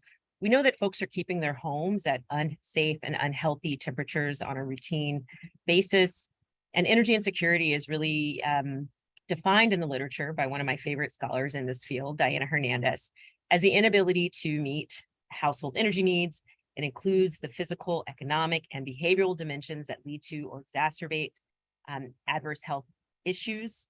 And it's also about the physical conditions of the household, about energy expenditures, and about coping strategies. In the sort of day-to-day conversations with community members, we often talk about this as the challenge between heating your home or cooling your home and eating, because we know that many households in America are facing that challenge. And let me get very clear about what that data looks like. So here at the Department of Energy, we conduct a residential energy consumption survey every 5 years or so. Our 2015 study showed that 1 in 3 American households experiences energy insecurity. We're talking about, again, making difficult choices about heating or cooling the home or eating. And we at the Department of Energy believe that the tools we have can help us to remediate that issue. I told you that I was going to hit these issues head on. So let's go to the next slide. Oh, yeah. What this slide shows is that when we disaggregate that data, remember 1 in 3 American households experiencing energy insecurity. When we disaggregate that data using a socioeconomic lens, we see that for Black Americans in this country, over half of them is experiencing energy insecurity, 52%. And when we look at Latinx households, we see that 47% of those households is experiencing energy insecurity. I've presented this slide probably 100 times now, and every single time it blows my mind that we are looking at a hidden crisis where over half of Black Americans and almost half of Latinx households are experiencing energy insecurity. This is the essence of energy injustice, and this is also what guides and structures our work and what we're excited to eradicate through this Earthshot. Next slide. So what animates me every single day as a director of the Office of Economic Impact and Diversity, an office that has such an extraordinary mission to lead justice and equity for the department, to be a guide for other federal partners within the federal family. What guides me and what question I wake up with every single morning and go to bed with every single night is, how do we transition our energy system without exacerbating inequality? So how do we transition our energy system without increasing the environmental hazards and harms in certain communities, particularly low-income communities and communities of color? How do we transition our energy system without increasing the cost of energy and creating energy insecurity in our low-income households and in households headed by people of color? That's the question that guides our work. Next slide. I mentioned I would talk a little bit about Justice 40 as the framework for helping me to grapple with that question. Justice 40 is a historic initiative that was embedded in an executive order signed by the president on day 7, so January 27th, 2021, which feels like a million years ago. But Justice 40 was embedded in Section 223 of Executive Order 14008, tackling the climate crisis at home and abroad. And in that section, in Section 223, the president says, we are going to make the goal as a federal family that 40% of the overall benefits of our investments in climate and clean energy, 40% of the benefits are going to go to disadvantaged communities. And when we talk about disadvantaged communities, we're talking about those frontline communities. We're talking about communities like Port Arthur, which in the literature are also called sacrifice zones. We want to make sure that as we're doing this work to transition our economy away from one based on fossil fuels to one based on clean energy, that 40% of the benefits of that transition flow to the communities that have for so long been left behind. Next slide. So what does that mean for our work? What does it mean for you all who have decided to take time out of your day to be a part of this conversation? How can enhanced geothermal systems advance energy justice? Next slide. So what it means is that we all have to own this justice component of the transition. We all have to, it's an all hands on deck moment. Here at the department, I'm so delighted to be led by Secretary Jennifer Granholm, who again talks about justice every single day. He's very clear that equity is our North Star in our work. But it can't just be Secretary Granholm. It can't just be me who leads an office focused on justice and equity. It has to be every single stakeholder who has a role in this transition. We all have to own and believe in justice as an important element of this transition. Next slide. We at the department are also very intentional about braiding equity into every single program, every single policy, all of our procurement and our hiring. And what does that look like? It looks like transformation of how we have done business, how we do business at the department. So in particular, under the bipartisan infrastructure law, I'm so proud to say and share with this audience that 20% of every application is scored again, or we use community benefits plans are included now in every single application under the bipartisan infrastructure law, and that counts as 20% of the overall score of an application. That is transformative, and that's something new that we've never done before. So that's a new intervention to ensure that we're braiding equity into into our new programs and into policies implementing the bipartisan infrastructure law and the Inflation Reduction Act. Community benefits plans require that we have a stakeholder engagement strategy. We also have a strategy on Justice 40. We have a strategy on engaging diverse partners, and we have a strategy on getting good, high-paying union jobs into the communities where these projects will be held. We're also embedding equity into our procurement and equity into our hiring. So again, transformative efforts at the department and key to winning on this Earthshot as well. Next slide. And thank you so much for driving slides.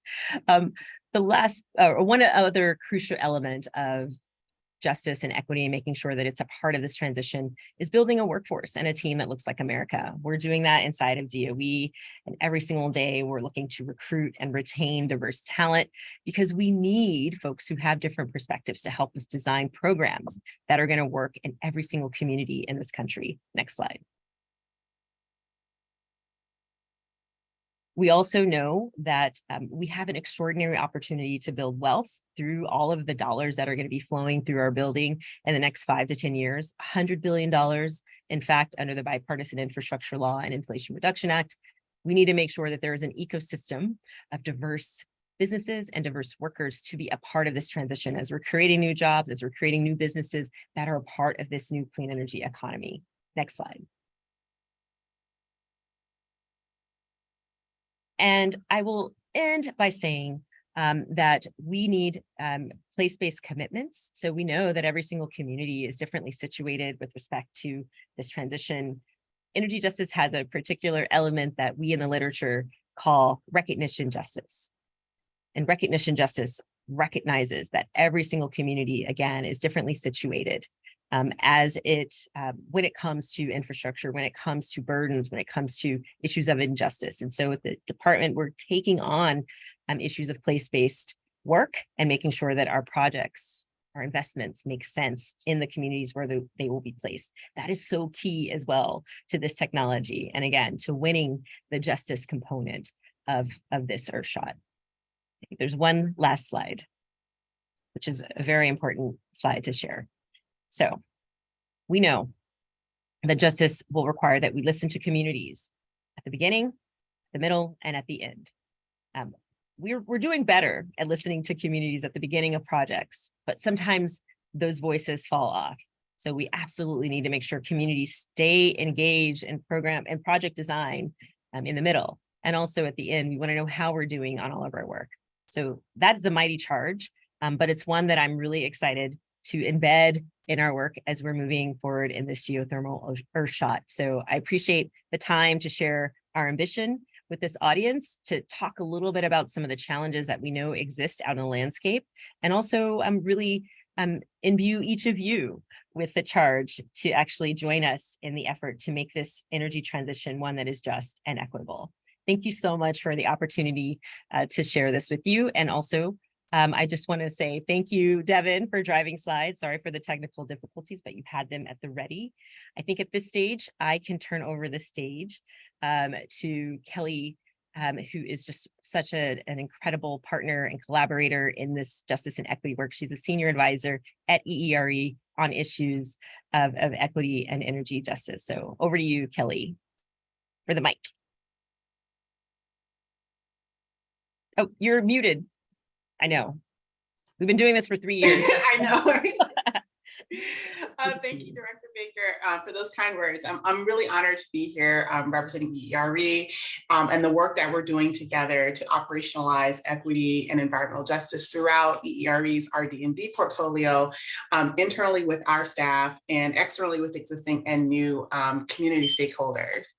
EERE has established goals which reflect our priority to identify and remove institutional equity barriers, as well as create new programming specifically focused on both content and audiences in the clean energy and environmental justice space.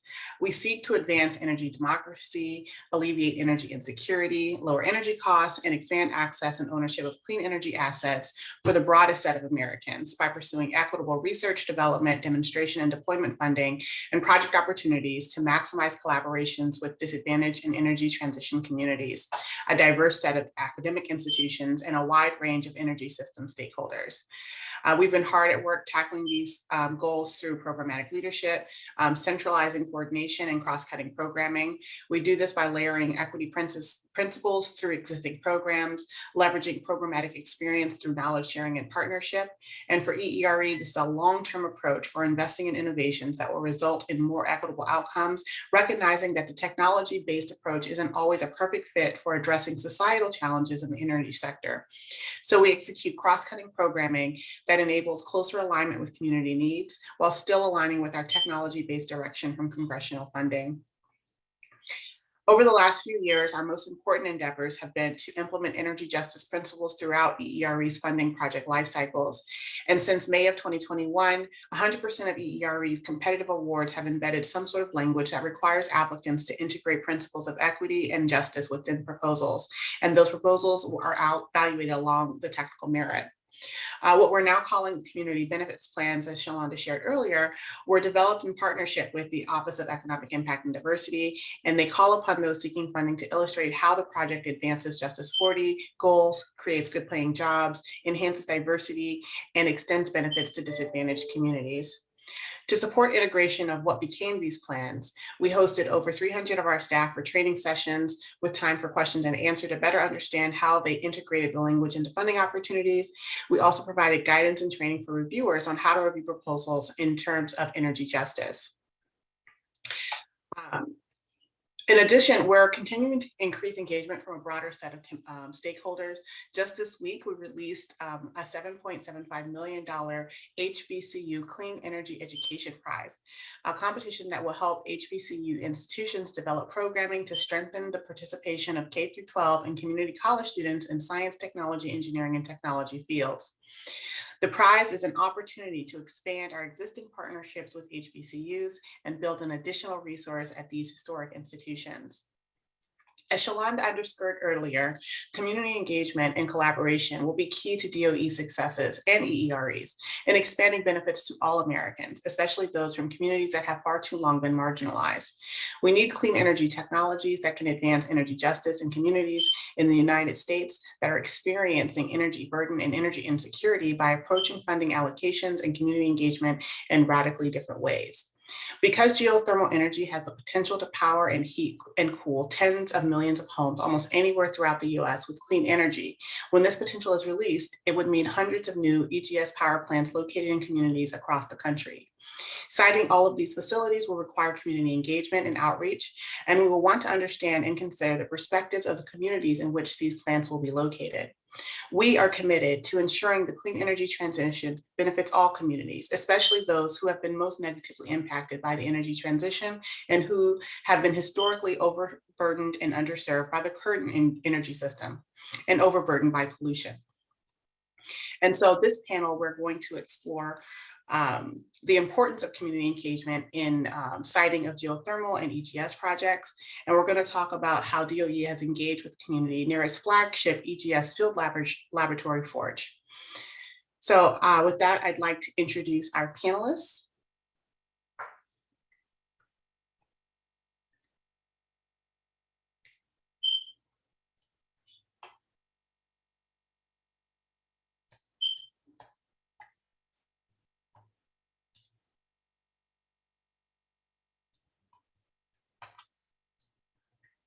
You guys can pop your cameras on. All right, I see Bryce first, so I'll just introduce all of our panelists quickly. Bryce Carter is the Emerging Markets Program Manager for Geothermal at the Colorado Energy Office within EERE. We also have joining us Elizabeth Metcalf, also from EERE. She is the Communication and Stakeholder Engagement Lead with the Geothermal Technologies Office. Hi, Elizabeth. We have Christopher Caddis. Christopher is a marketing and communication specialist at the Utah Frontier Observatory for Research in Geothermal Energy, or FORGE. And also joining us, Commissioner Tammy Pearson. Thank you for being here. Commissioner Tammy Pearson is currently serving her third term in Beaver County, Utah, where FORGE is located. FORGE being our flagship site for EGS research. And again, that stands for Frontier Observatory for Research in Geothermal Energy. Good afternoon, everyone. Thank you for joining us. So to get our conversation started, Chris, I'm going to start with you. If you could just share with us a little bit about what your role is at Forge and what has Forge's community engagement and outreach looked like? Certainly. So here at Utah Forge, I am in charge of public relations, media relations. I do the liaison with elected officials with my fabulous cohort and colleague, Gosha Skovron. I do content creation for social media and a lot of writing. But the best part of our job is engagement in the community. So we go down to Beaver County all of the time. We go to the schools, we go to the public libraries. We run contests with our friends at Enel Green Energy. So we educate and inform and have dialogues with the folks who live down there. I like to joke that you could poll any number of members of the United States Congress, and they're going to know less about geothermal than the sixth graders at Beaver's 3 elementary schools.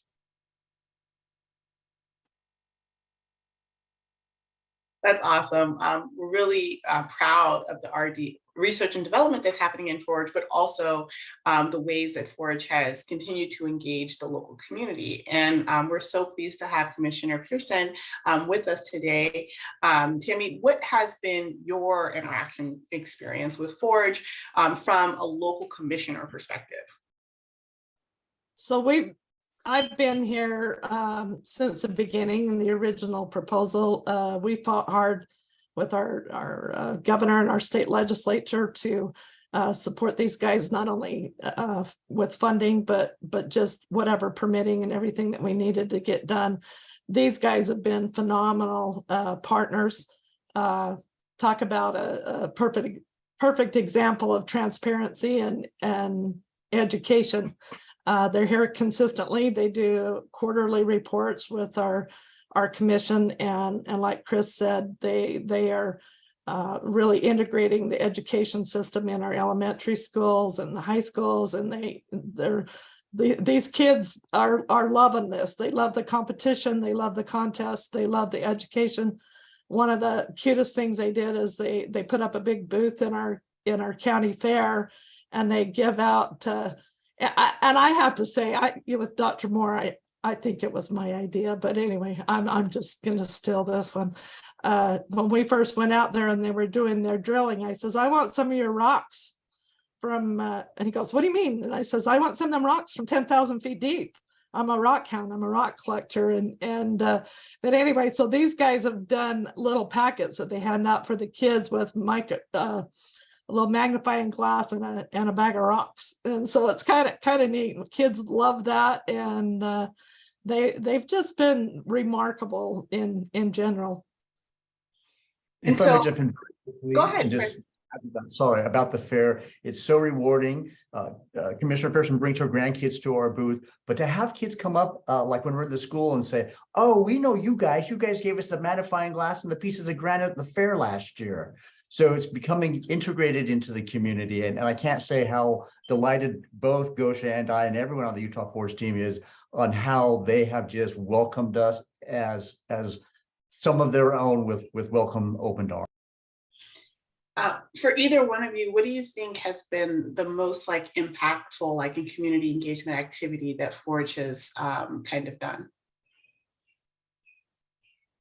You want to go first or you want me to go? Ladies first, Commissioner. Okay, we're pretty informal in Beaver County, very rural county, very diversified. We kind of brag on being the renewable energy capital of the world. We have the geothermal, we have hydro, we have wind, we have solar, and we also have the biofuel within about a 5-mile radius. But when these guys came to town, they're all in about the community. I mean, we're working on a lot of different things, and I think that they are just so consistent in their visibility and engagement.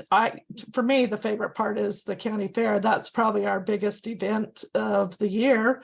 For a little county of 7,500 people total, half a dozen communities. And so it's just been an exciting time for us to have this kind of an energy source coming in, and then having the quality of people that they put on the ground here. So we've really appreciated them.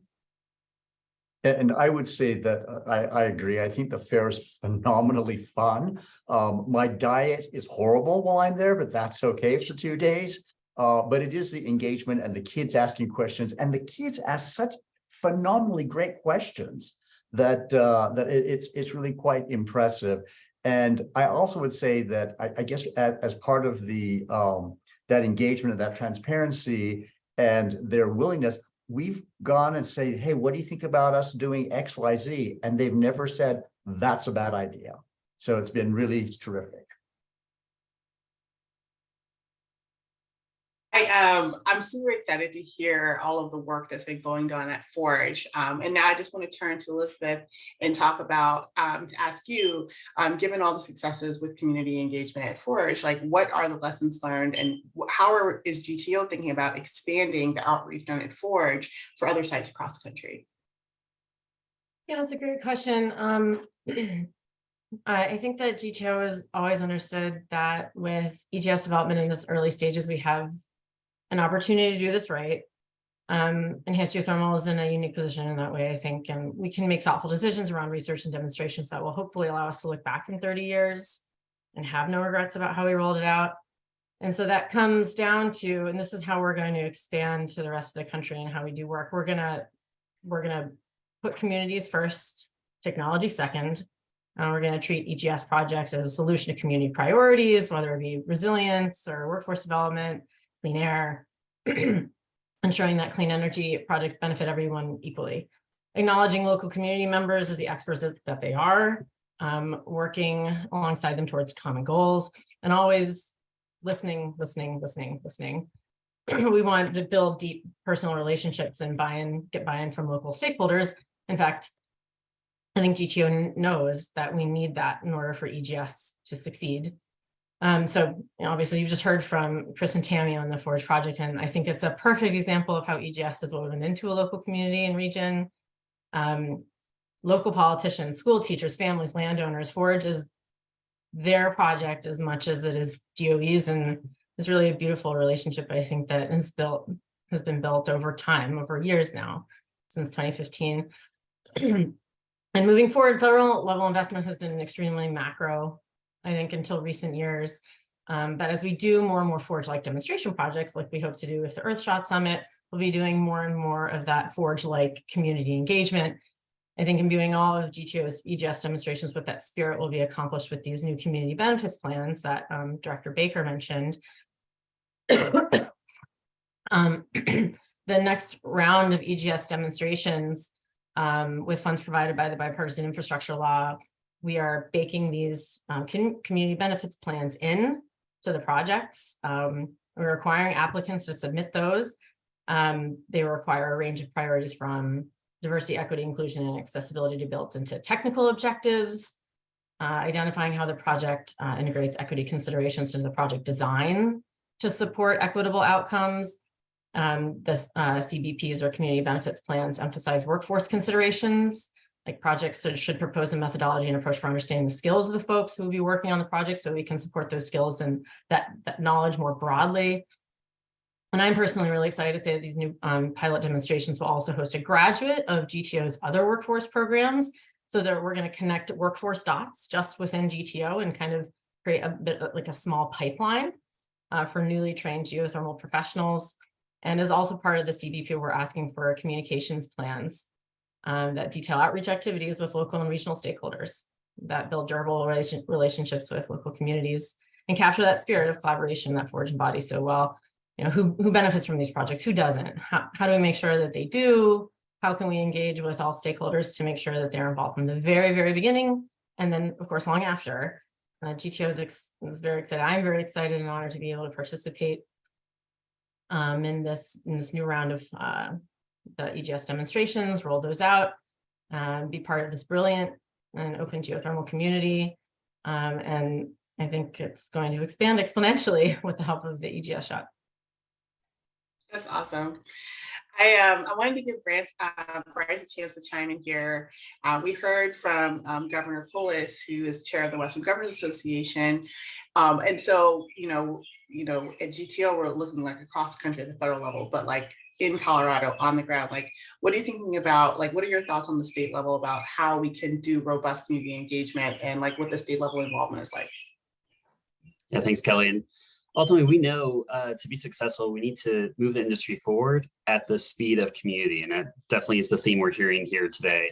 And that speed is about how we foster trust, transparency, and inclusion as we think about these projects and the implications they have for the communities that they will be in. So first and foremost, I see our priority is showing up, really listening and engaging with local stakeholders to understand what are the challenges and opportunities for each of these communities.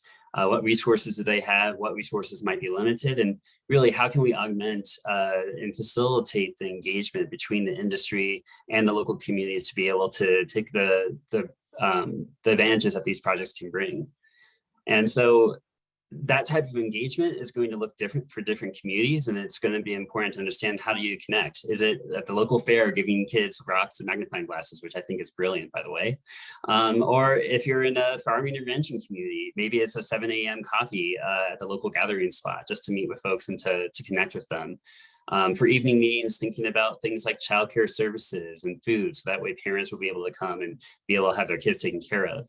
And certainly language translation services is going to be vital to make sure everyone's feeling welcomed and can participate in these meetings. And so in the Colorado context, there's a lot of different stories that I'm aware of that I think can definitely interconnect as we think about EGS and the technologies that are coming. First and foremost, our dedicated workforce across coal, oil, and gas industries. I know we'll hear more about this later today. They're looking to apply their skills and have long-term job security with great benefits. We have communities that are tied to these industries, are really struggling with what's next in terms of retooling their economies. There are families who are struggling with energy insecurity, as we heard earlier, and they're having to make very difficult decisions with high inflation, volatile energy prices, not to mention especially those that are really experiencing the burdens of environmental injustice and are in those frontline communities. A lot of our local governments also are underfunded and understaffed. So even if they know about opportunities, whether it's federal opportunities and grants or state, they just don't have the capacities to pursue them. So how do we support them in securing those resources and what they and the benefits that come with them? And thinking again, in Colorado, we have our Front Range, we have the plains, we have the mountains, we have the Western Slope, really thinking about rural, mountain, tribal communities and understanding what does resilience look like, especially in the face of climate disruption. As this technology takes off, we're talking about whether it's a 10 megawatt plant or a 2 gigawatt power plant. There's big implications of what that means for the grid and enhancing capacity and resiliency. And lastly, Colorado, just this week, we've passed legislation to bump up our decarbonization goal to 100% decarbonized by 2050 to 2005 levels. And so it's definitely a visionary moonshot that we got to rally everyone around. And it's going to be a lot of work. So it's going to take a lot of collaboration and a lot of inclusion to understand what does that mean for the stories of our communities across the state. And so we know that geothermal technology is really a critical puzzle piece as we can see fit into all these different stories. And so as a state, we want to lower the barriers and take advantage of the federal funding and opportunities that are coming down the pike, which is why Governor Polis with our legislature last year passed a $12 million geothermal energy grant program. And it does have significant carve-outs to support disproportionately impacted communities to adopt these technologies, both high temperature geothermal as well as low temperature. And then later, actually today, Governor Polis is signing a bill which includes $35 million of merit-based refundable tax credits for geothermal energy development in Colorado. It also will include a geothermal electricity production tax credit of 0.003 of a cent and refundable tax credits for geothermal heat pumps. So we really want to open up opportunities for the market to grow, and then with that opportunity, bring in the communities and really find out how does this all fit together. Additionally, we have a Colorado Oil and Gas Conservation Commission. We also passed legislation this session to transition to the Colorado Energy and Carbon Management Commission. The intention there is to help map out geothermal resources in the state and streamline deep geothermal energy development and permitting to make it easier, tied into what's happening in the federal level. So again, it's these policies that are really going to build a foundation in Colorado and other states to help us engage with our communities and the geothermal sector to find out how we can take the best advantages of this emerging market. And so with that, I would say with the Western Governors Association, Governor Polis has been chair for the last year, and he's really walking the walk with the Heat Beneath Our Feet initiative. The WGA has toured several projects across the West, including Forge, and being with key stakeholders to identify where are those barriers and what are those opportunities. And there will be a report coming out just next month with the Heat Beneath Our Feet initiative when they meet together in Boulder toward the end of June. And so we do know that this work doesn't just end with a report. And so here in Colorado, we did launch a Colorado Geothermal Energy Advisory Group. And the intention is just to be the continued eyes and ears with multiple representatives from different sectors and community to really understand, again, what are those challenges, what are those opportunities, and how can we collectively work together to get to our goal of at least 4 gigawatts of geothermal, if not many more, here in Colorado. So I'll just say, bottom line, we're working to take the most of this emerging market. And we know that the state has a vital role to facilitate those opportunities and pathways ahead to really listen, learn, and engage, and bring our communities forward with the opportunities that EGS brings. Well, and I'm excited to see when that report comes out. It's just a reminder that while the state level is working to maximize opportunities for all of this funding that GTO is working on getting out the door, that at the center are the communities that will host these technologies. And so just to kind of center ourselves there, I'll turn back to Commissioner Pearson and ask you, how do you think that the community feels about having Forge or being a host community for Forge? I think, and I'm glad you gave me a little bit more time because I wanted to follow up as well. I think they've been really supportive. I think most everybody, we are a farming, ranching, at highly based agricultural community, huge public lands community as well. And so this is one thing that I think people have welcomed, mostly because there's very little footprint. Now we are the home to huge thousands of acres of solar. People don't like that. They don't like looking at that, and it's a limited use on public lands. So most of the solar stuff has been on private lands, and I think that if we get this, the geothermal part, we've already got 3 plants in Beaver County that are running off of geothermal, just not at this extent. So we're really excited to see what Forge is going to be able to produce, and I think there's not been any pushback that I know of, at all from our public. They've been really excited. I think another feather in their cap is they have utilized local workers, local contractors, local everything has been outsourced as much as possible. I know the one part that was kind of hard on them is when they first started was during COVID and the lockdown, and they had to move in man camps and do their own cooking. I don't know, they might have been living on peanut butter sandwiches or something, not sure, but they couldn't use our local restaurants and cafes, and so just like the rest of the country, that was kind of a hardship on everybody. But since that time, Beaver County was one of the counties that never shut down. I mean, we were still open, but due to some of the other restrictions on a federal level, they were not able to do that. So it's been fun to have those guys here and in our community. They're good people, good to work with, and very community oriented. What would you say was what was the key to the lack of resistance, or the way that the community has received Forge favorably? Probably the people on the faces that we see. Dr. Moore and Christopher and Gosha have just been amazing. And like I said, they're very visible. They're here all the time. They're talking all the time.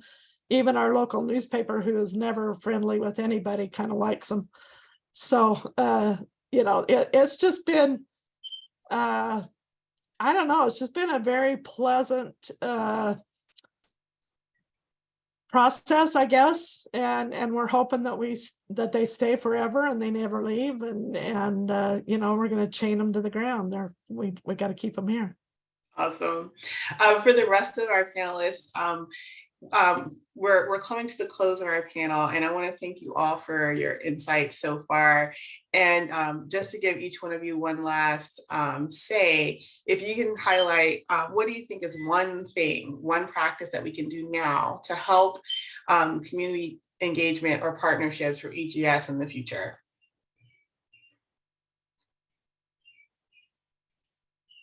I'll go first. Okay. I would say early engagement. So way before anything real ever happens, you start talking to the people that would be impacted. And that includes site visits. I think site visits, going out to that community, as difficult as some of these communities might be to get to, you go there, and that validates them, and it builds a strong foundation for the relationship going. I'll second that one. Christopher? Sure. I agree with Elizabeth completely. Also, I think a willingness to adopt, if it's a bad choice of words, to become a part of the community. Commissioner Pearson said something at a meeting we were at once that I don't know if she remembers saying this, but it touched me. She said, "You and Gosha are part of us now. You're two of our own." And I live in a town, a suburb of Salt Lake, that's a suburb that's 5 or 6 times larger than the entire population of Beaver County. And I probably know more people in Beaver than I do in my own town. But it is the effort being put forth to have that incredibly kind feeling of you are two of our own. We're, as much as I'm a Murrayite, I'm a Beaver right now. Love that. Bryce. Yeah, I will build off the comments. I think really helping support the local community-based organizations to hold space. And we've been seeing that in Colorado. There's actually an event next week in Northwest Colorado, which is historically coal country, where the local organization is hosting a regional geothermal dialogue. And so being able to be invited to that space and just have these conversations on the onset before even any projects are on the horizon, I think is really important to understand, again, where that community is coming from and discuss what challenges and opportunities that the technology can bring. And so, Tammy, Commissioner Pearson, one thing that communities can do. Okay, say that again. I'm sorry, I'd put myself. I was going to say, one thing that communities can do to be prepared to be effective partners when the projects might be coming to their community. Well, I think I would hope, and specifically, I would talk about the rural communities. We always struggle about industry and different things that are coming in, but something that has longevity and that there's a potential of staying forever, or, being a consistent source for employment and energy in general. I mean, we kind of laugh because, like I said, we have all of the renewable energy sources, and I shouldn't say we laughed, but when the big freeze out and the power grid and everything goes down in Texas or California or everything, we're pretty self-sufficient, and we're pretty proud of that as well. And so where common sense tells me that we need to be progressively pursuing those kind of things. And rural people, farm people, we just have to figure it out. And geothermal to myself is the fact that it makes sense.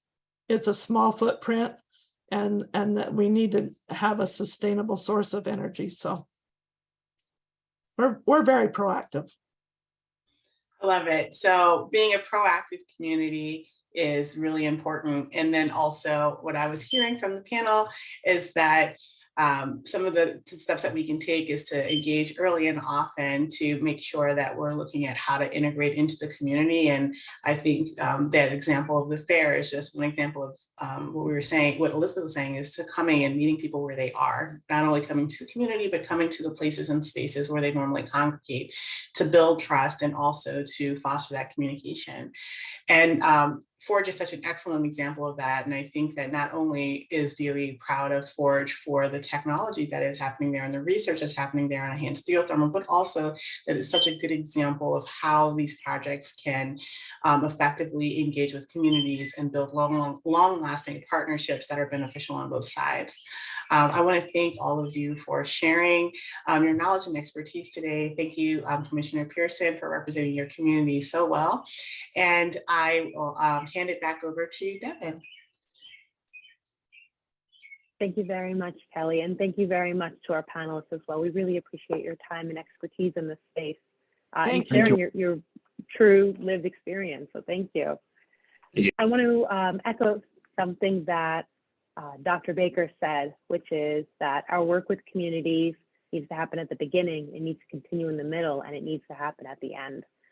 Department of Energy funding opportunity announcements have community benefit plan requirements or lean into the spirit of them. And for researchers and project developers listening in, one thing that became clear from this panel is the benefit of being visible early. The community benefit plan requirements are available online and are in funding opportunity announcements now. You can act proactively and learn what these requirements are and start building these relationships ahead of funding opportunities being released. So I invite you to do that. The next panel, we're going to pivot from environmental justice and community engagement to another priority on quality, clean energy jobs. This is also something that's a part of community benefit plans. So with this, I'd like to transition to our next moderator, Bethany Jones, who is the director of the Office of Energy Jobs, where she oversees jobs and workforce development strategies across the department, as well as engagement with organized labor and other stakeholders to ensure DOE's policies and program implementation result in high quality jobs and economic equity. Bethany, thank you so much for moderating this discussion. Thank you for inviting me to be here today with this esteemed group of panelists and this incredible summit you're putting on. I'm Bethany Jones. I'm the Director of Energy Jobs here at DOE. Our office is responsible for ensuring that as we're making historic investments in energy infrastructure and in the domestic supply chains to support the clean energy transition, that we're creating good quality, family sustaining jobs that people want. To meet our energy goals broadly, we need a skilled workforce. And in the labor market, there's this saying that skilled workers ain't cheap and cheap workers ain't skilled. So we need to make sure that the jobs we're creating are sufficient to attract that skilled workforce that we know we're going to need. So we're working to ensure that our private sector partners value and invest in their workforce so that as we are implementing projects today, we're building the workforce for tomorrow. And we're doing that through DOE's community benefits plan approach, which asks applicants for competitive funding what their plans are in this regard.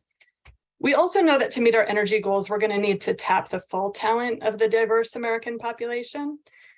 So this is really an all hands on deck moment for workers sitting out of the labor market because of involvement with the justice system or because they can't find access to affordable childcare or don't have transportation to the job sites or lack money to pay for college tuition or just due to other systemic discrimination. We're really focused on how do we reduce barriers to employment and get those individuals into career track training and employment opportunities. So we have the workers in the US to meet the demands of the investments that we're making, but we need to kind of get out our own way and invest in people and fix the systems that keeps some people on the sidelines.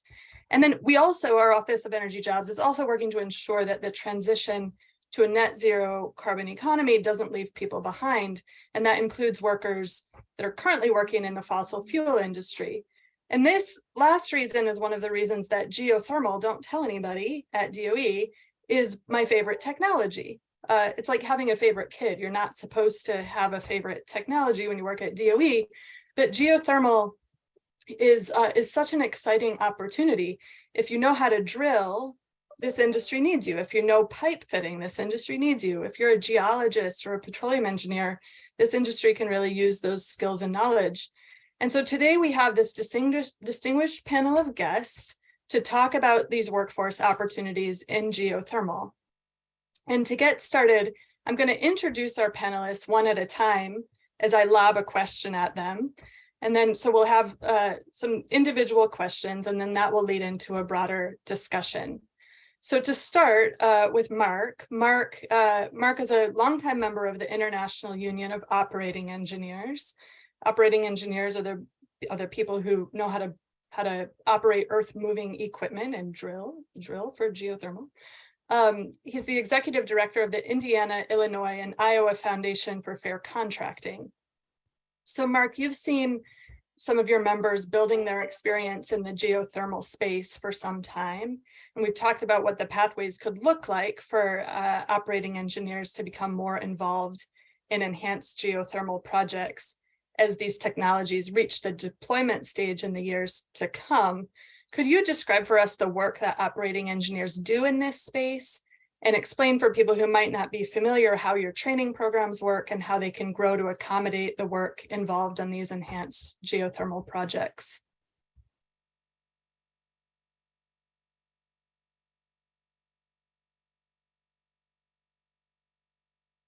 I think you're on mute, Mark. Sorry. You would think after 4 years, I'd have it off of mute. In any event, thanks for the opportunity this morning, Bethany. As Bethany said, my name is Mark Pullis. I run the labor management group for the operating engineers, Local 150. Their footprint for Local 150, they're headquartered just outside of Chicago, but they have quite a large jurisdiction. They cover 7 of the eastern counties along the Mississippi River in Iowa, 25 northern counties in the state of Illinois, and then the 14 northwest counties in the state of Indiana. Second largest operating engineer local in the country, next to a large one in California. We've been around about 125 years, so we have a lot of contractors and a lot of workers that know what they're doing. But this geothermal space has become, quite interesting over the last 10 or 15 years, at least here in the Midwest. So I got my start with the operators actually in 2003 when I had graduated law school and started working for these folks, and I was associate general counsel, and then went on to do most of the legislative work. But before that, I worked on a drill rig. So I come at this from kind of sort of both sides of this, both legislatively and from a workforce perspective. And in 2009, Local 150 engaged in a pretty aggressive organizing drive, to organize a lot of the companies in the area, and then also assist existing water well drilling companies that wanted to get into this geothermal space. But one of the things that we recognized is, drilling is drilling, but when you're putting these closed loop well systems in, it is something different than people were kind of sort of used to doing in these both municipal as well as residential well systems. So when they started organizing this industry, I mean, part of this was good middle-class jobs. We've got collective bargaining agreements within those, at least in the geothermal space. We've got fully paid healthcare still for operating engineer Local 150 members. We've got a pension system that's still in place there that, last I looked was 90-some% funded for the local, good middle-class wages for these individuals. But more importantly, it's earn while you learn. And what that means is for our programs, when an individual wants to get into this workspace, they apply to the apprenticeship program and then embark on a journey that's typically about a 4-year process. In that 4-year process, they work for a contractor. For the geothermal space, they work primarily within the well drilling and geothermal well drilling space, but they accumulate 6,000 hours of on-the-job training, which is more hours than somebody spends getting a bachelor's degree from the University of Illinois in any field. In addition to that, they have to go through a minimum of 144 hours of classroom instruction every single year of the apprenticeship. Our geothermal program is closer to 200 hours a year in classroom instruction. That's everything from, safety to, you name the class, to learn about both well drilling and the installation of these loops, at least for the operating engineer side of things. They go through this program. In the Midwest, what I can say is it's a high demand. I mean, this is not a situation where people don't want to do these jobs. I mean, to put it into perspective, the operating engineer programs for Local 150 only, just for our jurisdiction, we only put somewhere between 200 and 400 new apprentices on every single year. And that runs the gamut. That's not just geothermal. That's geothermal. That's heavy equipment mechanics. That's the material testing, and then heavy equipment operators. 200 to 400, depending on demand, right? Depending on if we've got a big capital bill or we've got a lot of federal funding. We get 5,000 applications for those 200 to 400 slots every single year. So when you provide a space where you have good middle class jobs and good training and good safety records and good contractors, people want to come and do those jobs. So that's kind of the space that we've been able to provide here. I'll wait to kind of sort of go through the rest of the panel, and then we'll talk about some legislative efforts to kind of sort of expand geothermal in the state of Illinois to add to our well driller classification licensing act and those things over the last 10 years. But that's where we fit into this picture. Is providing the representation for the members, and then my job is to interface between those members in the union and the contractors as the labor management interface. So appreciate the opportunity this morning. Thanks, Mark. It's so interesting that you have over 10 times the number of applicants wanting to get into these jobs as you have openings for. So I want to come back to that, because it's, I think, different from what a lot of us hear about these. There's not enough workers, or there's labor shortages. That's really evidence to the contrary. So we'll come back to that thread. I want to move on to you, John, to stay on the union track for a minute. So John is a 4th generation union plumber, has been a member of the Plumbers and Pipe Fitters Union since 1984. As an international representative for UA, the shorthand for the Plumbers and Pipe Fitters Union, you play a really important role in how your union's 300,000 plus members in North America can take part in EGS as geothermal projects deploy across the US and in the coming years. Can you speak about how your union is thinking about recruiting and training workers, and particularly women, people of color, other workers who may be underrepresented in this industry? Sure. Hi, Bethany. In the UA, the leadership starts at the top. General President Mark McManus instills in us the importance of diversity, equity, and inclusion in his administration, in our training departments, and on our job sites. The workers on job sites should reflect the communities in which those projects are being built.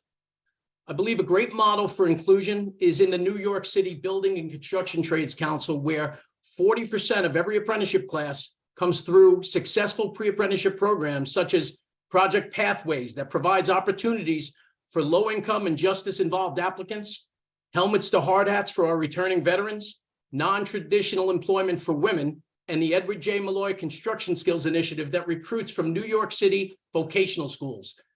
The majority of apprentices that enter through these programs are women and people of color, and have an industry retention rate of over 80%.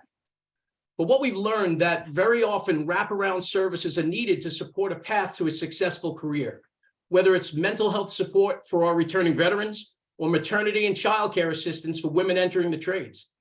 The UA recently began offering a maternity benefit for members who give birth. And right now there's a pilot program called Trades Futures that's being planned through the North American Building Trades, the New York City Building and Construction Trades Council, and non-traditional employment for women, with the goal of offering scholarships to women in the trades to offset childcare costs. These are model programs of inclusions that could be replicated nationwide. I don't think that's widely known either. So another thing that we can come back to is just the leadership of your union and others in really emphasizing those recruitment strategies and meeting workers where they are and providing the services to help them get up that career ladder. The 80% retention is really incredible, speaks to the design and implementation of those programs, and also just the value, I think, of providing on-the-job experience to workers to know if they like a career in the trades before they commit to apprenticeship. I'm sure that helps contribute to that retention rate. It It's does. fantastic. So let's hear some intro comments from John Bowden. John is with the Society of Petroleum Engineers. John, it looks like you've worked with that society for almost a decade. It's the largest organization for professionals in the oil and gas sector, with a membership that includes people across a wide range of physical science and engineering disciplines. For folks in the audience who may just be learning about the Society of Petroleum Engineers for the first time, could you provide a thumbnail sketch of how the organization is organized and what you do? Sure. So we are a global organization. We have about 120,000 members around the world, who are, I think, as Lauren pointed out, the folks who do subsurface engineering, although we do also cover spaces like data and analytics for that, HSES, so in other words, health, safety, environment, and sustainability as well across, so those are a couple of the cross-cutting disciplines that our members have. We have about 67,000 professional members in 138 countries, so we're rather global, and about 52,000 students. So that does tell you, again, it's across about 126 countries, but it does tell you that there's a workforce coming into the industry that's pretty strong and still quite interested.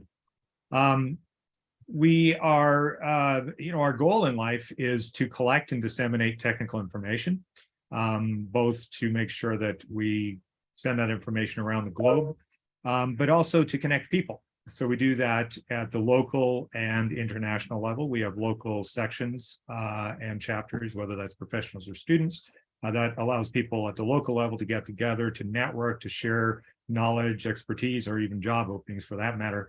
And then we do the same at the global level with a series of events, about 100 and odd events per year, webinars, training courses. We have magazines, which is sort of more general information for people in the industry. And then through peer-reviewed journals, which are more for academics and leading edge technology. We have a library of 200,000 papers. So we get fairly high tech and use a lot of AI to be able to find the right paper for the right person at the right time. Otherwise, reading through 200,000 papers might make you very, very knowledgeable on the subject, but it's going to take you more than a lifetime to do. What else? We do certification, et cetera. So we're pretty broad. And it might seem a little odd when our name is Society of Petroleum Engineers as to why on earth we're on the panel. As Lauren pointed out, our members bring the expertise subsurface, but we also more and more of our members, because we're a member-driven organization, they're pushing us to have events and other things in the geothermal space. And so a few years ago, we set up a geothermal technical section. So these are people very dedicated to geothermal who spend their time trying to figure out, okay, how do we advance geothermal technologically? How do we take best practices, best safety practices, et cetera, across the globe? And we're already up to about 1,700 members in that technical section, 700 of whom are in the US. So it's quite a growing area. We do datathons in the space. We actually collaborate with Forge on the last couple of years worth of datathons where we take Forge data and we have our experts in analytics and AI look at that data and see if we can advance some pretty challenging problems. So quite a lot of activity in the space actually for us. John, what do you think is driving that new interest in geothermal among your members? So first of all, it is the interest of the members, right? We follow our members, but it's an emerging area. It is an area where there are skills that our members have in terms of drilling very deep into the earth and doing it safely, being able to figure out, when you're talking about EGS, being able to predict and fracture and create a reservoir. Those are skills that they have. And so there's, I think, just a pulling factor in the industry, pulling these members who have the experience into the space. So I think it's just a natural evolution of the skills that our members have. That's a nice segue to the question I have for our next panelist, Rob Klenner with Baker Hughes. So Rob, you have a lot of experience in oil and gas, carbon capture, utilization and storage, and geothermal. So kind of spanning traditional energy industry all the way up to renewables. What kinds of effects on the oil and gas workforce do you see from a potential expansion of geothermal? And do you envision that this industry would hire all new people, or that there's an opportunity for upskilling or opportunities for the existing oil and gas workforce in this space? Yeah, no, and thanks for having me here. I think I have a unique journey too, where getting out of graduate school, I was in geothermal, and then I got into carbon storage, and I got into oil and gas, and then back into carbon storage, and then back into geothermal. And I think that it's not really the lack of skill sets. It's really just the jobs and the market to materialize at the moment. And just echoing what John and Mark and everyone else on the panel so far has said, we know we have the skill sets, and the best practices also can be applied from oil and gas and into geothermal. And talking about favorite kid, it's really like a parent going from, you know, raising a son and then to my daughter. There's a lot of different nuances, but a lot of the same pathways and best practices that I learned along the way can be applied. So if we talk about exploration and engineering, production and operation, well construction, drilling, these are all core competencies that already exist, of course, in the oil and gas industry. But understanding just the different risks in the environment when it comes to different wellbore construction in the high pressure, high temperature environments, those are some of the nuances that maybe aren't well understood, but the learning curve can be applied.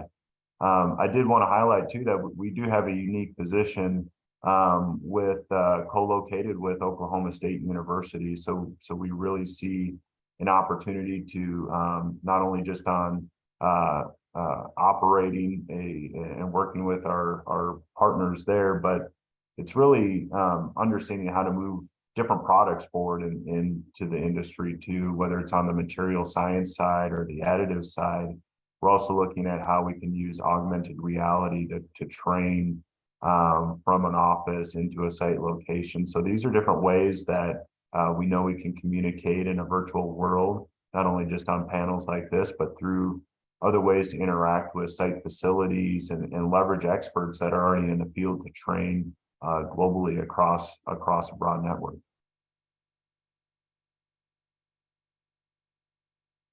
And you're on mute, Bethany. Thank you. Well, it's surprising that we all keep doing that. So let's move on to Josh Nordquist. Josh is with Ormat Technologies, which probably many of the folks in the audience know is the world's largest geothermal company. And Ormat is fully vertically integrating, covering all aspects of geothermal work, from land acquisition to building power plants to ongoing operations. That puts Ormat in sort of a unique position in terms of recruiting and training and retaining workers across the spectrum in the geothermal space. What practices have allowed Ormat to succeed in finding and training and retaining workers, and what if any challenges do you see as geothermal expands, and particularly the challenges of, just given growing demand for workers in the labor market resulting from not just geothermal investments but others? How is geothermal remaining competitive in this growing competition? Thanks, Bethany. I think first and foremost, I looked through the attendee list out there, and I have to give a quick shout out to all my friends and colleagues from the industry out there. We've got you've got out in the attendees out there, I'll call representatives from coast to coast that have been involved in geothermal for decades, and I've had the pleasure of working with all of them. To kind of dig into your question, I'll start with a short bit of history. Here, Ormat is headquartered in Reno, Nevada, which is by far the center of geothermal industry in the West. And why is it the center? It's the center because not only have the main companies been here, not just Ormat, but other developers and other service providers, but also the education system, the foundation of where people are coming through and learning about geothermal energy, and all aspects of the work that we do are coming from. So, as an example, over the years here, which we've had the benefit of time here, but working with local universities from here in the Reno Basin with TMCC, the Truckee Meadows Community College, to the University of Nevada, Reno, and associated organizations here like the Great Basin Center for Geothermal Energy, the Nevada Bureau of Mines and Geology, and the Mackey School of Mines. We have the associations with all these organizations that are focused around renewable energy and, of course, geothermal energy curriculum to bring everyone into the energy spectrum, from operators on power plants through geologists, geophysicists, and drilling engineers, and also the connection with which you talked about with the Society for Petroleum Engineers, and especially the American Association of Petroleum Geologists, AAPG, making connections into the realms of this is how we start to see this transformative move from oil and gas into geothermal energy. This is on one level. There's many others. We today are constantly hiring. We're in a very high growth mode in developing new projects. And what does that mean? That means we're out there drilling wells. We're out there doing on-site geology activities. We're building power plants. We're operating power plants on a daily basis. So we're bringing in all aspects of the technical fields, the operational fields, as well as the growth of a company that supports all of that. So all of the infrastructure and jobs that are needed to support all of that, accounting to HR to all the business administrative roles that we need. So we have the unique ability to see where the interest is coming from and hearing a bit more about why. We're seeing a move from the oil and gas industry into geothermal. The people that we hire are looking for the same type of job, but making a different impact, making a different product. Here in geothermal, we produce kilowatts, not barrels or BTUs. And it's a different industry, it's a different market, it's a different business structure.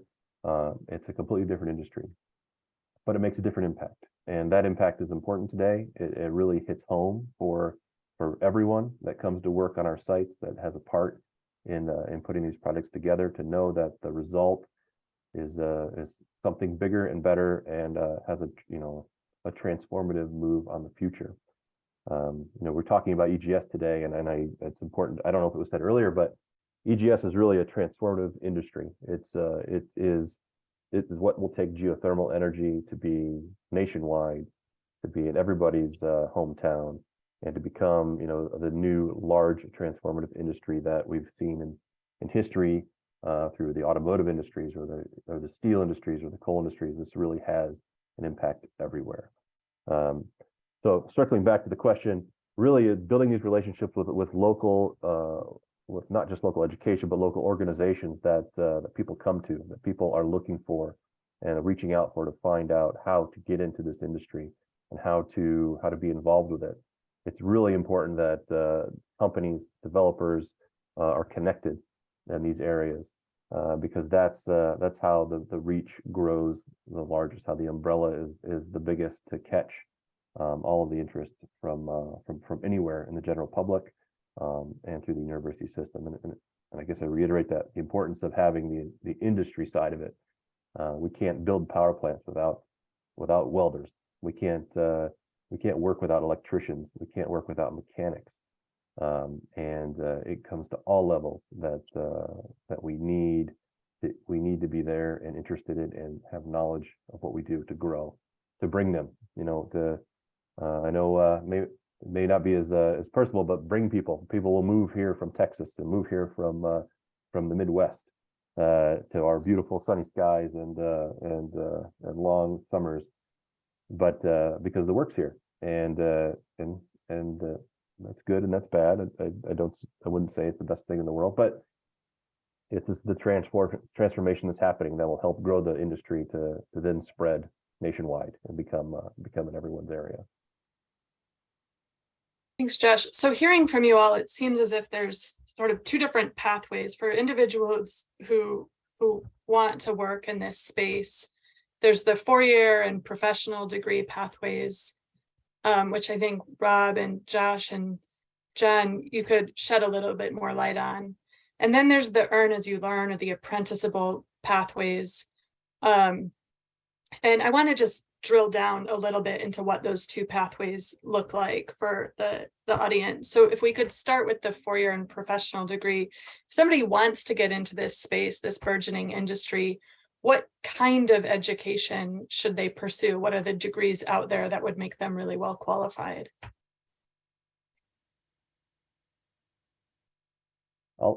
I'll step in first real shortly, but I kind of would start from the whole umbrella. Again, bringing in experienced technical people, mechanics, welding, pipelines. This is stuff that comes with that doesn't necessarily require a full education profile, but usually can come through technical systems, can come through technical colleges, and be sufficiently prepared and ready to come to work and start a new career. There's no doubt that that is a perfectly healthy path for anyone. And then, of course, it extends all the way through the long-term educational programs with geologists and geophysicists, scientists, engineers that are coming through 1 or 2 degree programs and coming into it with a different path, a different career path. So there really is all ranges of education have the opportunity to come into this industry. Maybe just to add on to Josh, I think it's natural when we think geology, which I am by background, reservoir engineers, and the other disciplines on the subsurface, but there's a growing need as we, moving our products into these high temperature ranges for the demand of EGS. It's really around additive design, chemical engineers are needed, material science. These are things that we really need a good handle on. So it's not necessarily, it's adding those capabilities, and we do have them in-house, but those are going to be critical degrees needed and further understanding, because those are emerging science areas that I think a lot of industries across the energy transition are needing, and that's going to be something too to really move different products from the oil and gas industry into these high temperature areas and make it more economic. Yeah, and if I were to add, if I just even look at the oil and gas contingent in SP membership, we have everything from chemical engineers to geophysicists to even people like me who are engineering physicists, where you might think of rockets and nuclear reactors, et cetera. But a lot of the engineers it takes a very broad engineering background to be able to do the work that's required and to be able to understand it. Some of the emerging spaces, obviously a lot more environmental, a lot more sustainability skill set. A lot of universities are teaching that as part of their engineering program, but that's certainly a growing area. And you can't ignore the data science, data engineering, and AI side. Any of this work is going to take a heck of a lot of analytics and planning to make it successful. And so there's a very big growing skill set. And that's something that's been growing in SP in terms of a number of our members, but it's not necessarily a traditional skill set in the oil and gas industry. Well, it's been growing, but it historically wasn't as traditional. So we need skills of all kinds, and it's amazing the diversity of degrees in the space. It sure is, and you all sort of provided distinct examples of that. So thank you. What would you say in terms of the operations or the distribution of the workforce across those engineering and science occupations relative to the more blue collar occupations that have different training pathways? Like, what is that ratio in this space? Is it, how many engineers relative to the welders, mechanics, construction occupations? apparently we don't have an answer. We could get an answer, but it's obviously a lot more people who actually the welders and the mechanics, et cetera, overall in any given operation than the planners, the engineers, et cetera. So I just don't know the exact answer. Rob might have a better answer to that. I would jump in. My gut feel is that we're at least at least a 3-to-1 on blue collar to say white collar jobs, at least that, if not more, just because of the extent that we're touching base. Each facility out there has at least 20 to 30 people employed, and we have more facilities than we have central technical offices. Great. Rob, did you want to add anything to that? All right, trying to find the mute.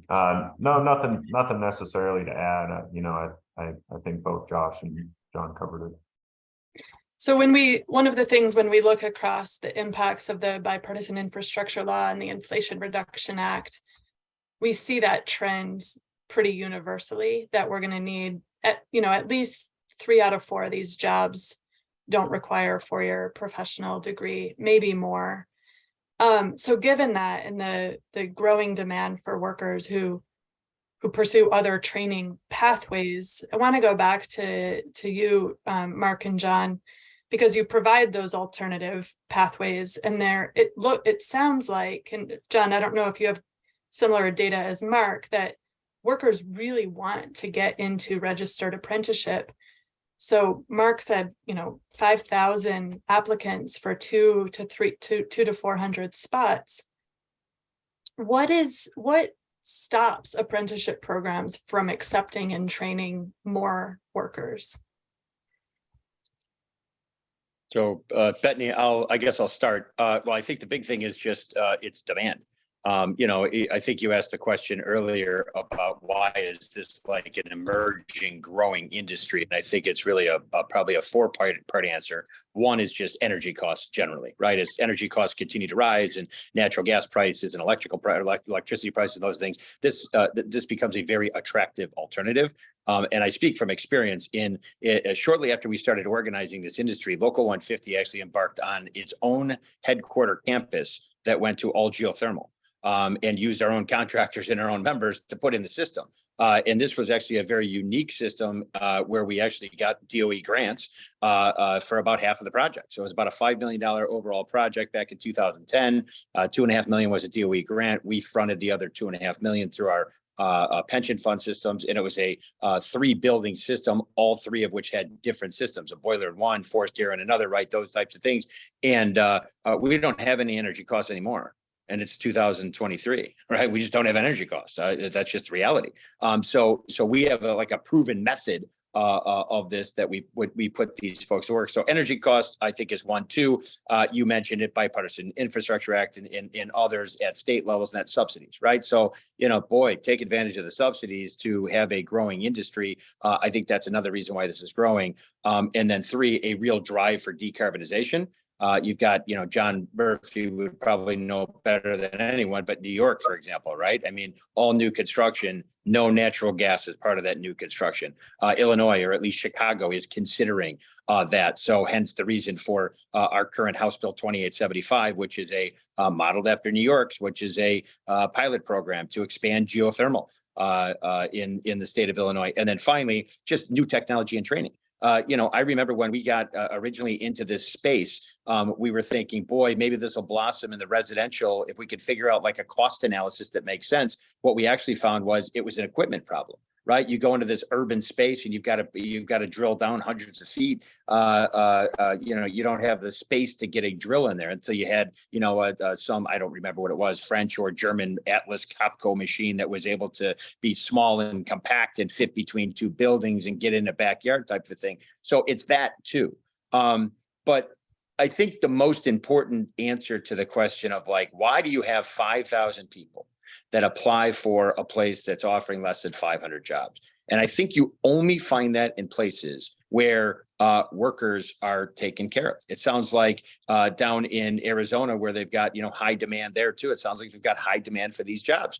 And what I can tell you is, in a place where we've got, collective bargaining in the state of Illinois, for example, and where we've got a good workers' comp system that takes care of employees, where we've got a very good unemployment system that doesn't just treat these employees as seasonal employees, where they can collect unemployment when they're off, when we have a good OSHA, not a state-run system, but a federal-run system here that actually is responsive to safety concerns in the state, where you have middle-class wages, where you have healthcare, where you have pension, where you have those types of things.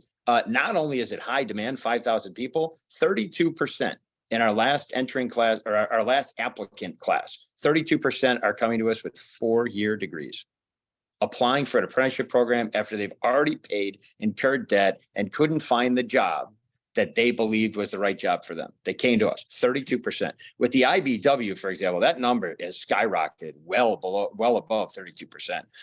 So it's just, it's a different world. It's a different market out there. And it's no longer, at least in the Midwest, these jobs are no longer seen as like, all the kids are graduating high school and they're wearing the college shirts, and, but my kid's going to an apprenticeship program and they're not proud of it. I mean, those times have changed. I have a stepdaughter who I proudly would say is the first female geothermal well driller apprentice in Local 150's history. And you got a female, right? That's getting into that emerging technology. I'm proud of the fact that you have a kid that's chosen this path, that didn't just choose the traditional 4-year path to college. It's not the right fit for a lot of kids. So I think for all of those reasons, why you have this kind of sort of emerging market out there for this, and then also why you have this huge labor pool of folks that want to do this type of work.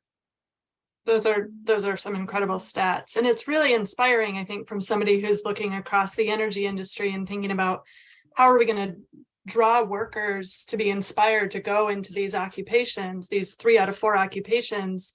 How are we going to convey to parents that this is a really viable pathway for their kids, so that there is that pride in these alternative to college pathways? I think it's really inspiring to me to hear that's already happening in Illinois and elsewhere. John, do you want to weigh in on that question of just like what hinders the ability of the apprenticeship programs to accept more? Well, I agree with everything that Mark said. And if we touch on just one of the opening statements about demand, when you have a pipeline of work and you have job certainty, it allows building trades unions to recruit from communities and recruit to bring them into the apprenticeship programs. So when the landmark law that was passed in New York State, the CLCPA, initially disrupted a pipeline of work for tens of thousands of building trades members that were accustomed to building out fossil fuel power generating facilities. So when you break that pipeline of work, it makes it difficult to be able to recruit and bring people into the trades. In New York City, because of the PLAs, in New York State, because of the PLAs, it allows us to actually fuel the engine. And that's why those pre-apprenticeship programs have been so successful. But if I could speak about another group that I belong to, which is the Climate Jobs New York and the Climate Jobs National Resource Center. The National Resource Center is an outgrowth of Climate Jobs New York, and the initiative was first started by Dr. Lara Skinner of the Workers Institute of Cornell. The goals were, always will be, for labor to lead on climate, not emotion, not legislate by Twitter, but have labor lead on climate. Over the last few decades, we saw the expansion of the solar industry nationwide. Unfortunately, studies have shown that less than 10% of solar installers are unionized. So as the energy grid across the nation is transformed, it's critical that organized labor lead the way to ensure that as new energy jobs are created, they're good union jobs that include registered apprenticeship programs and prevailing wage. So Climate Jobs provides a space to collaborate and educate both public and private sector unions to better understand the impact on thousands of union workers who are in danger of being left behind with a renewables only approach. The emergence of hydrogen technology, thermal energy networks, and enhanced geothermal systems utilize the skills of the very workforce that build out fossil fuel infrastructure today. And using a diversified all of the above approach to clean energy brings more workers and more industries under the same tent and that gives us a better chance of achieving our climate goals. So other states took notice of the success that we had with labor standards in New York. And that's how the Climate Jobs National Resource Center, headed by Mike Fishman and so many other talented individuals, was formed. So the National Resource Center provides guidance, resource, and the research necessary for states to build their own climate jobs network. And if labor leads on climate, we'll build healthier communities and a stronger middle class. Hear, hear. I just wanted both of you, when you were talking about apprenticeship, you know, I asked the question about, you know, these two different training pathways. Yet both of you, when you were talking about apprenticeship, really referred to it as a job. And so I want to make sure the audience understands that it's really both. I think sometimes I hear, well, apprenticeship, you know, it's so long, you have to wait till you get, you know, some people can't wait 4 years to start earning a paycheck. And I think it's important that earn as you learn model, right, that apprenticeship is a training pathway leading to the, you know, basically the equivalent of a degree, a 4-year degree, but you, not only are you not paying tuition, you're earning while you're learning. And from an equity perspective, I think that's something that's really important. And I think to open it up more broadly, sounds like some of the, you know, in the private sector, there's also a commitment to bringing people in early in their career and helping them advance in that. But let's just talk about that a little bit. Like, what are the opportunities for individuals who, you know, who are underrepresented, who haven't had access to these career track jobs? How do these different models of training, how can they really support diversity, equity, inclusion in this industry? Yeah, Mark, go ahead. Well, I would say this briefly. It really is jurisdiction specific. It's, you know, for the building trades, for example, it's almost local specific. So local 150, for example, you know, I explained the area, the territory it covers. I mean, we get engaged in a certain type of pre-apprenticeship and Clean Jobs Illinois coalition, much like John has in New York, and these types of things. So it's really specific. And I'll say in Illinois, for example, I mean, just to give a couple of examples, you know, we've got a partnership now with with Hope Academy, which is a high school. Right. I mean, gone are the times where we're, you know, focusing on people that are graduating high school to then focus on the next step for their career. So we're focusing on kids in middle school, right? Kids that are then going to enter high school. And we're hoping that the next 75 entrants to Hope Academy, they're all going to be exposed to operators, laborers, carpenters, and IBW, right? Those 4 trades. And then also an amendment to the apprenticeship standards are a guaranteed direct entry model, whereby if you graduate with a C or better average and you've gone through the program, you graduate and you pick your apprenticeship program, right? Direct entry. John mentioned helmets to hard hats, right? Returning veterans and the veteran community. That's a direct entry model. So this isn't a, you know, go pick up the application, we'll sift through these. No, if you want to be an operating engineer, you want to be in the UA and you're a veteran, there is a direct entry method. So there's a number, depending on the apprenticeship standards, of direct entry methods. We just happen to have this other trade high school model. And it sounds like John's got a number of those initiatives in the state of New York too. But I will say, just for ease, getting into an apprenticeship program, albeit is fiercely competitive, it's a relatively easy process. It's literally, at least for the operators 150, it's a $25 administrative fee, which is a far cry from the cost to apply to a 4-year university these days. You pick up a packet, you fill out the information, which is a 1-page resume, work history, if you have any, transcripts of your high school or any college experience, and then kind of a questionnaire. And the questionnaire is really geared towards, things like, do you like working in the cold? Do you like working in the hot? Have you ever worked with hand tools? Have you ever worked on a small engine? Have you ever mowed a lawn? Have you, things that you would think, if somebody answered yes to some of those questions, you would think probably a good person that would work on a drill rig. If somebody answers all the questions, no, I hate the cold, I hate the hot, I've never touched a hand tool, right? That's probably not the best person to take this job. And I liken that to any other job.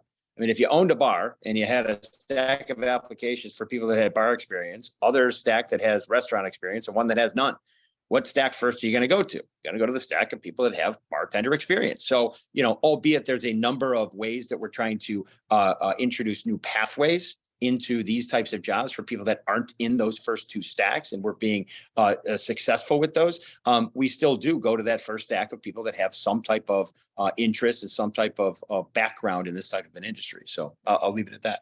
And Bethany, I would just add that the misconception is that we don't have diversity in our organizations. And that's why I always invite elected officials to come to the training centers. I tell them, don't even announce you're arriving. Just show up, walk through, and they'll see the diversity firsthand.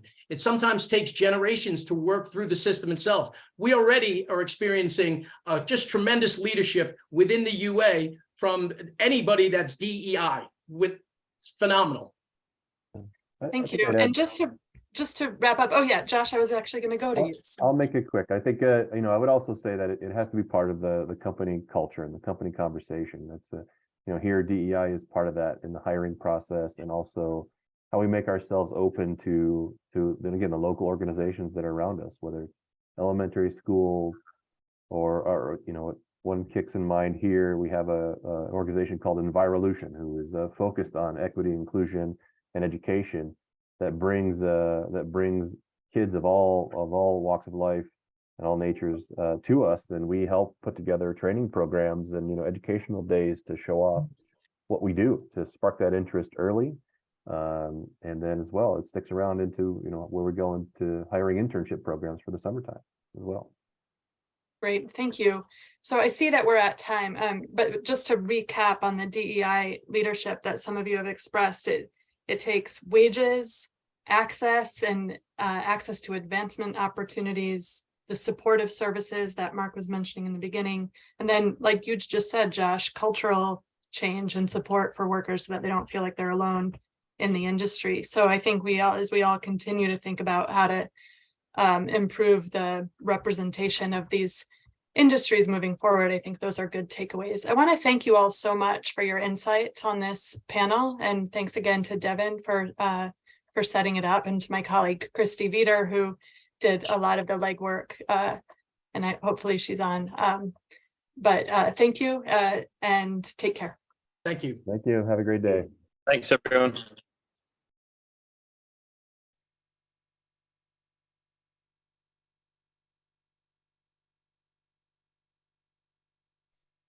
Devin, you're muted. Oh, thank you, the double mute. It was bound to happen at some point today.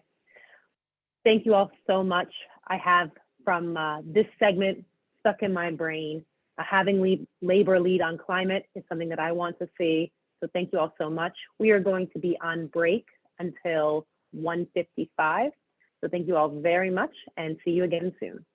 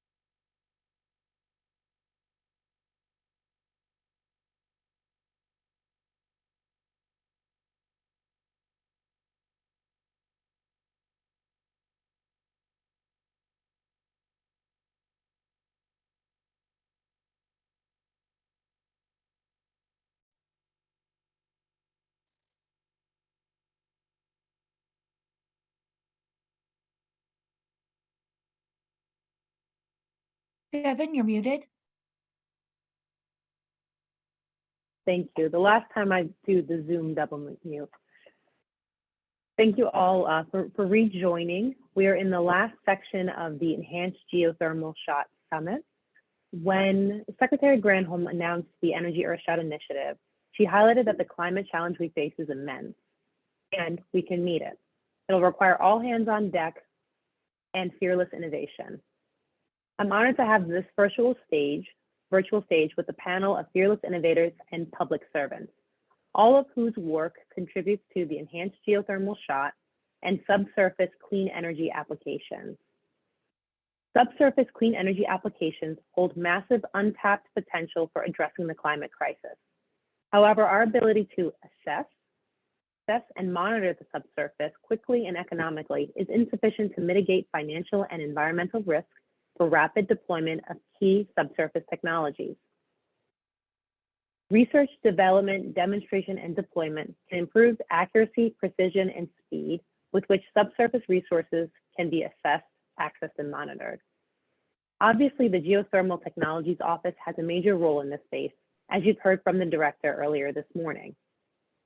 Our panel today includes representatives from the Department of Energy who are contributing to the Enhanced Geothermal Shot. The way that we'll open our panel is by, I'll ask one question and then go to each of the panelists to answer it after I introduce them. So the question for this, to start us off, is can you please introduce your office and the capabilities your office has that can support the Enhanced Geothermal Shot? And I'll first direct this question to Dr. Jaren Fussett, who is the Director of the Computational Scientific Research and Partnership Division and the Acting Associate Director in the Advanced Scientific Computing Research Program, OSCAR, at the Office of Science within the U.S. Department of Energy. She's been with the Office of Science since 2011 and has served as a program manager for OSCAR in multiple programs, including scientific discovery through advanced computing and the Exascale Computing Project and the National Quantum Information Sciences Research Centers. Prior to this, she worked at the National Institutes of Standards and Technology. She received her PhD in chemistry from Georgetown University. Thank you, Jaren. Thank you very much for the nice introduction and for the nice introduction to the Office of Science as well. I am from Advanced Scientific Computing Research. We're one of the 6 core program offices within the Office of Science. Our focus is in the high-end computing, and our mission is to deploy and deliver capabilities in high-end computing and networking, as well as support research in those areas. In that sense, we support many computational capabilities and research in applied mathematics and computer science, and that includes, of course, heterogeneous architectures and software stack and mathematical models. At the same time, we do have an advanced computing technologies program that's working on test beds and testing some of the research capabilities and outcomes that come out of our research programs. We are within our facilities division. We have the privilege to steward one of the nations and the world's many fastest and world-leading capabilities. In fact, we just deployed the world's fastest supercomputer, the Exascale computer, in Oak Ridge National Laboratory, Frontier. And we our strategic partnerships that we have within the other offices within the Office of Science and DOE have been pivotal in a lot of these accomplishments. We have a long history of interdisciplinary partnerships with different offices to tackle grand challenges that DOE really cares about and the nation cares about. At the same time, in order to deploy these capabilities, we have unique partnership models that we have with the vendors and industry. So in a sense, a lot of the things that we do in real world simulations and advancing the massive data tackling capabilities, as well as the artificial intelligence and machine learning, they're all relevant to Earthshots initiative. And in fact, a lot of the capabilities that we come up with, they're cross-cutting, and certainly we have some specific projects that we worked on that really advanced the field for the geothermal Earthshot. So I'm excited to tell you a little bit more about that, but I'm gonna wait for that, and I'm gonna turn it over back to you. So much, Darren. I definitely would like to dive into a little bit more on those project bits. I want to introduce Dr. Andrew Schwartz, who's the Division Director for Material Sciences and Engineering with the Basic Energy Sciences Program of the Office of Science at the U.S. Department of Energy. He has served in the Division Director role since 2020. Prior to that, he served as a Senior Technical Advisor for the Energy Frontier Research Centers, leading the team of BES program managers and support staff in the management of the EFRC program. He received his BA in physics from Amherst College and an MS and PhD in physics from the University of California, Los Angeles. Andy, do you think you can describe your program a bit for us and as it relates to EGS shot? Great, thank you, Devin. Absolutely. As you just mentioned, I'm from the Office of Basic Energy Sciences, or BES, as we call it, one of the sister programs to the program, the computing program that Jaren just described in the Office of Science at DOE. Basic Energy Sciences supports basic research in material sciences, chemistry, geosciences, and also physical biosciences. As Devin mentioned in the introduction, I'm the director of the Material Sciences and Engineering Division. There's certainly work supported by this division in material sciences that could be relevant to the Enhanced Geothermal Shot. However, the most relevant BES program for EGS is certainly the Geosciences program, which sits within our Chemical Sciences, Geosciences, and Biosciences division. And that program supports basic experimental, theoretical, and computational research in both geochemistry and geophysics. The geophysics side of the program is mainly focused around understanding the dynamics of fracture fluid systems, using laboratory, field, and computational approaches. A primary area of interest is how to understand the initiation, propagation, coalescence, and sealing behavior from acoustic and seismic signals on short timescales, as well as field-based studies looking at fracture systems evolution in sedimentary basins and their role in fluid transport over geological timescales. Across the program, artificial intelligence and machine learning approaches are critical in several areas, including one, the understanding of precursor signals to failure, two, detecting and locating the smallest seismic signals and differentiating those signals from anthropogenic sources of noise, and three, finding the best ways to computationally model fracture systems over the vast length and timescales that are relevant. Obviously, to this audience, I think understanding how fracture systems behave is central to understanding storage reservoir integrity in many energy storage and waste sequestration contexts. Special considerations apply to EGS systems where one may be close to the brittle ductile transition, which has a big effect on the fracture dynamics. Another area of emphasis within this program is fracture geochemistry, and how mineral systems nucleate, grow, and dissolve under these conditions to control permeability. Happy to talk more about those programs and what the modalities in which we fund them going throughout this panel. But before I wrap up, I wanted to also mention that in addition to the research programs I've mentioned, BES also builds and operates a suite of open access user facilities for both basic and applied research. These include 5 X-ray light sources, 2 neutron scattering facilities, and 5 nanoscale science research centers. All of these facilities are free to use for non-proprietary R&D. There is a cost recovery access model for proprietary work, and they're operated by DOE as a national resource for the entire science and technology community. Back to you, Devin. Thank you so much, Andy. The user facilities that the Office of Science has, I was previously a program manager in the Bioenergy Technologies Office, and it is a huge opportunity space to advance the set of learnings that one has, both for the fundamental space, but also those in-between challenges that project developers are experiencing. So thank you there. Next on our panel, I want to introduce Dr. Ishuk Kiziali, who currently serves as the Associate Director for Technology at ARPA-E, the Advanced Research Projects Agency, Energy. There, he supports the oversight of all technology issues related to ARPA East programs, program development, program director and fellow recruitment, and coordinating project management. Dr. Ghiziali holds his PhD in electrical engineering from the University of Illinois, Urbana-Champaign. Same question to you, Ishak.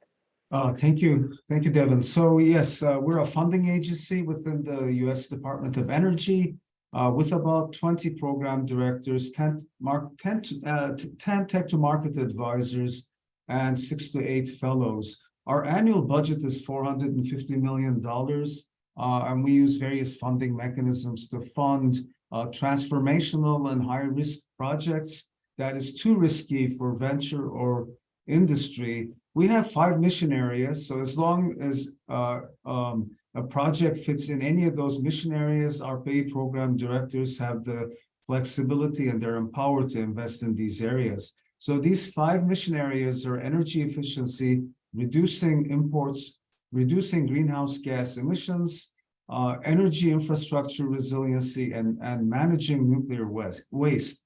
So in my opinion, EGS fulfills all of these mission areas and is definitely in scope for ARPA-E program development. Now, decarbonization, replacing fossil fuels with electricity, this means that we're going to have to increase the capacity of the electrical grid by 4 to 10x in the next 30 to 40 years. And the intermittency and the inverterization of electricity from solar and wind adoption is already problematic. So EGS and geothermal systems, also nuclear fission, obviously tackle this intermittency problem. But this problem gets worse as the percentage of this intermittent penetration increases, stressing the transformers, heating the cores, windings, because of all the harmonic distortion, increasing switchgear trips, reducing the reliability of the electrical power infrastructure. So it's definitely in the benefit of ARPA-E to invest more funds in EGS and possibly also nuclear fission. The current subsurface portfolio is small, but it's strategic. We funded in 16 projects to amount of $40 million. But we do cover the full cycle, including site identification, characterization, studying the geology, well and reservoir management, advanced drilling techniques, and instrumentation that I will talk about, high temperature materials, and advanced compact sensing and detectors. And we are also investing in finally and eventual decommissioning of subsurface or subsea energy assets. Thank you, Devin. Thank you, Ishak. And finally, I'd like to introduce Darren Damiani, who's the Senior Program Manager for Carbon Storage in the Office of Fossil Energy and Carbon Management. I think he can relate to some of the site characterization work that you just described. Darren manages the Carbon Transport and Storage Base R&D program. This program supports a portfolio of geologic CO2 storage technology, development projects, and initiatives to advance the commercial deployment of carbon capture and storage-based carbon dioxide removal. Darren has over a decade of experience in overseeing FECM, carbon transport, and storage technology development projects. Darren, do you think you can describe your portfolio's work in relation to the EGS shot and subsurface energy applications? Sure. First of all, just want to make sure you can hear me. I'm dialing in from a hotel and I'm worried about bandwidth, but thank you, Devin. It's a pleasure to be here. So yeah, I am the Carbon Storage Program Manager, joined DOE in 2015. We're also a funding program. So we fund and invest in research for advancing the geologic storage of captured carbon dioxide from either point sources or from like direct air capture. A lot of what we do is investing in things like subsurface characterization, advancing monitoring technologies, advancing models and simulation capabilities, and also advancing assessments in risk. You'll notice that if anyone knows geothermal, they have exactly the same interests. So we actually have a history of working together and collaborating, and even going back to 7 years ago under something called the Subsurface Technology and Engineering Research, or SubTer. So we're used to working with each other. We're used to sharing information with each other. And in fact, we just started a new collaboration with WVU. GTO is drilling a well there, 15,000 feet, taking core samples and temperature data in West Virginia, and we're working with them to take our own core and in areas where storage might be good. So this sort of thing has been going on for quite some time.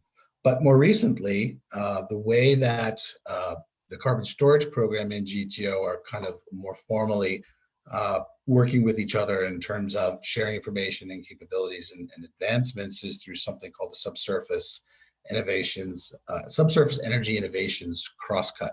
This is something that's being championed by our Undersecretary's office.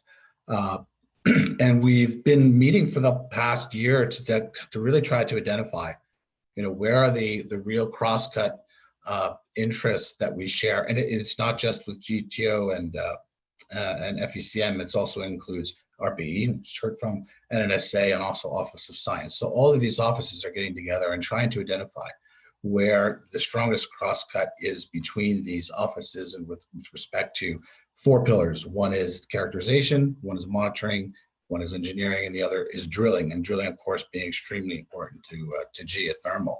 So through that group and that gathering, we're going through the process of kind of I would say inventorying our program activities and trying to identify where those strong crosscuts are. And that in this subsurface energy and innovations crosscut is specifically meant to address how what we know and what we're learning from these 4 offices can help in the EGS Earthshot. So that's how we're doing that from the storage program. Thank you so much, Darren. I'd like to jump back to something that Andy and both Jaron touched on, which was wanting to dive a little deeper into some of the scientific questions and technical challenges that your office has already invested in. Andy, perhaps I can start with you on some of that previous project work. Absolutely. Thanks, Devin. So there's a lot we could talk about. I'm going to focus on, or start at least with a report that we published some number of years ago. It was actually a roundtable that we held, a stakeholder roundtable in 2015 that resulted in a report, which is available on our website, and we can put the link into the chat shortly after this. The title of the report was Controlling Subsurface Fractures and Fluid Flow, a Basic Research Agenda. And this is one of many similar reports on our website, a process that we've used to really reach out to the communities, the stakeholders, the researchers, academic, national lab, industry participants to lay out a research agenda for us, not a roadmap per se, but these priority research directions. And this report laid out a research agenda for this field, the geosciences field, that has really informed our investments over the intervening years. And I thought I'd just summarize some of what was in that report, and I would encourage those of you who are interested to go look at the details. So among other things, the report described a grand challenge calling for advanced imaging of stress and geological processes to help understand how stresses and chemical substances are distributed in the subsurface, knowledge that is certainly critical to all aspects of subsurface engineering. Called for a priority research direction aimed at achieving control of fluid flow through fractured media, a priority research direction aimed at better understanding how mechanical and geochemical perturbations to subsurface rock systems are coupled through fluid and mineral interactions. Another priority research direction aimed at studying the structure, permeability, reactivity, and other properties of nanoporous rocks, such as shale, which have become critical energy materials and exhibit important hallmarks of mesoscale materials. A cross-cutting theme to accelerate development of advanced computational methods to describe heterogeneous, time-dependent geologic systems that could, among other potential benefits, provide new and vastly improved models of hydraulic fracturing and its environmental impacts. Another cross-cutting theme that would lead to the creation of geo-architected materials with controlled, repeatable heterogeneity and structure that can be tested under a variety of thermal, hydraulic, chemical, and mechanical conditions relevant to subsurface systems. And finally, a cross-cutting theme calling for new laboratory studies on both natural and these geo-architected subsurface materials, deploying advanced high-resolution 3D imaging and chemical analysis methods to determine the rates and mechanisms of fluid rock processes, and to predict and to test the predictive models of such phenomenon. So This is a broad report. It applies well beyond just this enhanced geothermal shot, but we believe that many of these research directions, even though they were laid out now almost 8 years ago, will certainly be critical to enabling the success of the enhanced geothermal shot. And this report and the guidance that was laid out into it has really informed our investments over the intervening years. I wanted to give one example. Devin mentioned in the introduction that prior to my current position, I oversaw a program called the Energy Frontier Research Centers, or EFRCs.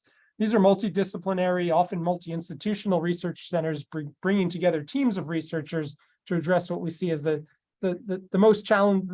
toughest scientific challenges at the forefront of various energy science research and technology.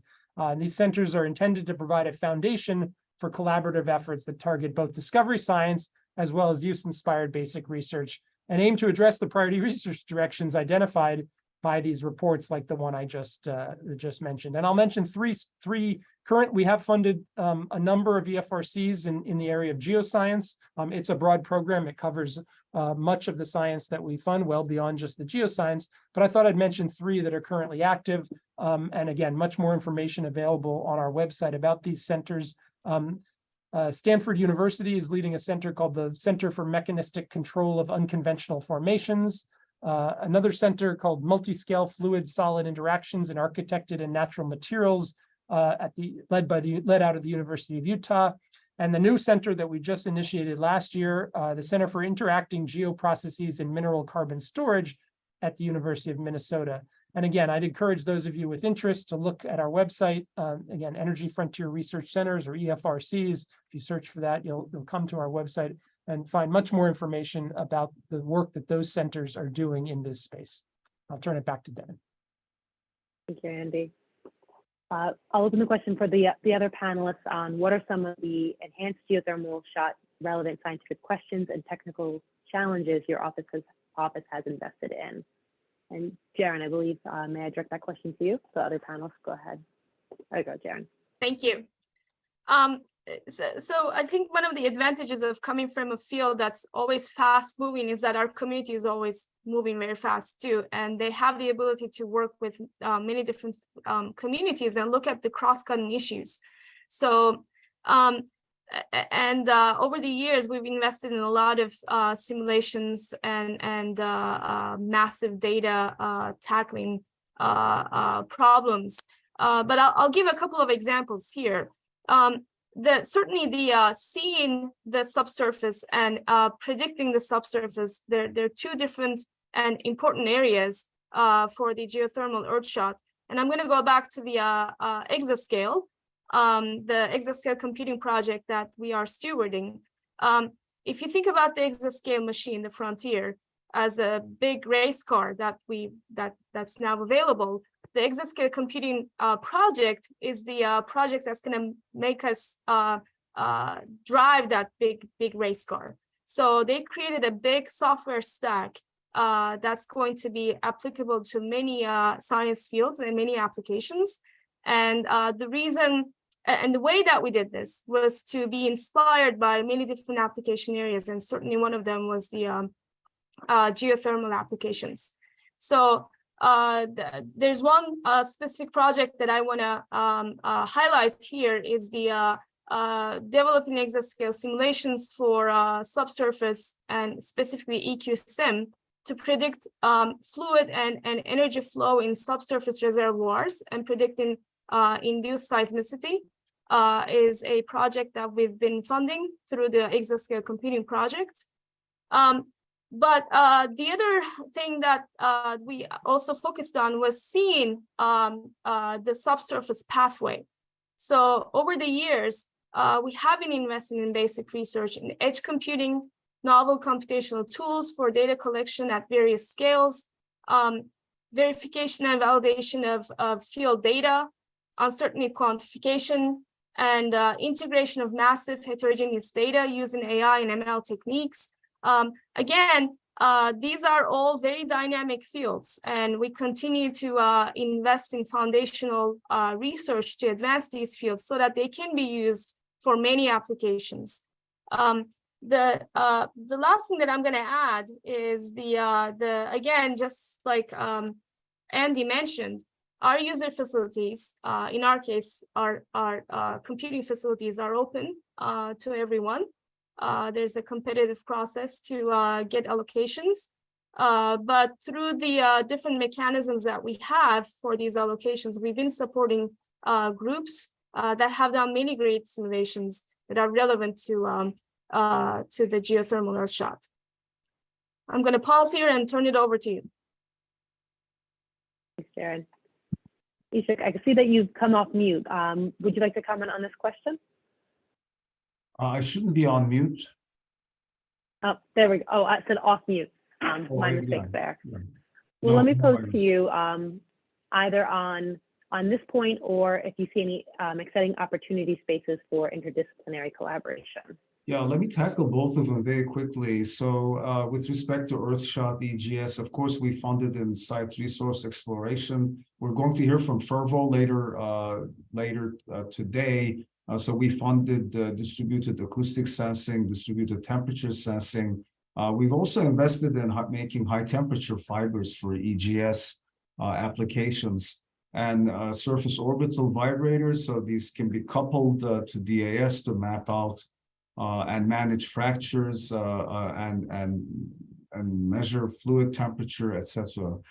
We've invested heavily in advanced drilling techniques and tools to reduce drilling times, reducing costs, and enabling drilling into hard rock, and maybe even enabling horizontal drilling. So this is using Foro Energy, for example, is using 20 to 40 kilowatt lasers and fiber to drill into hard rock.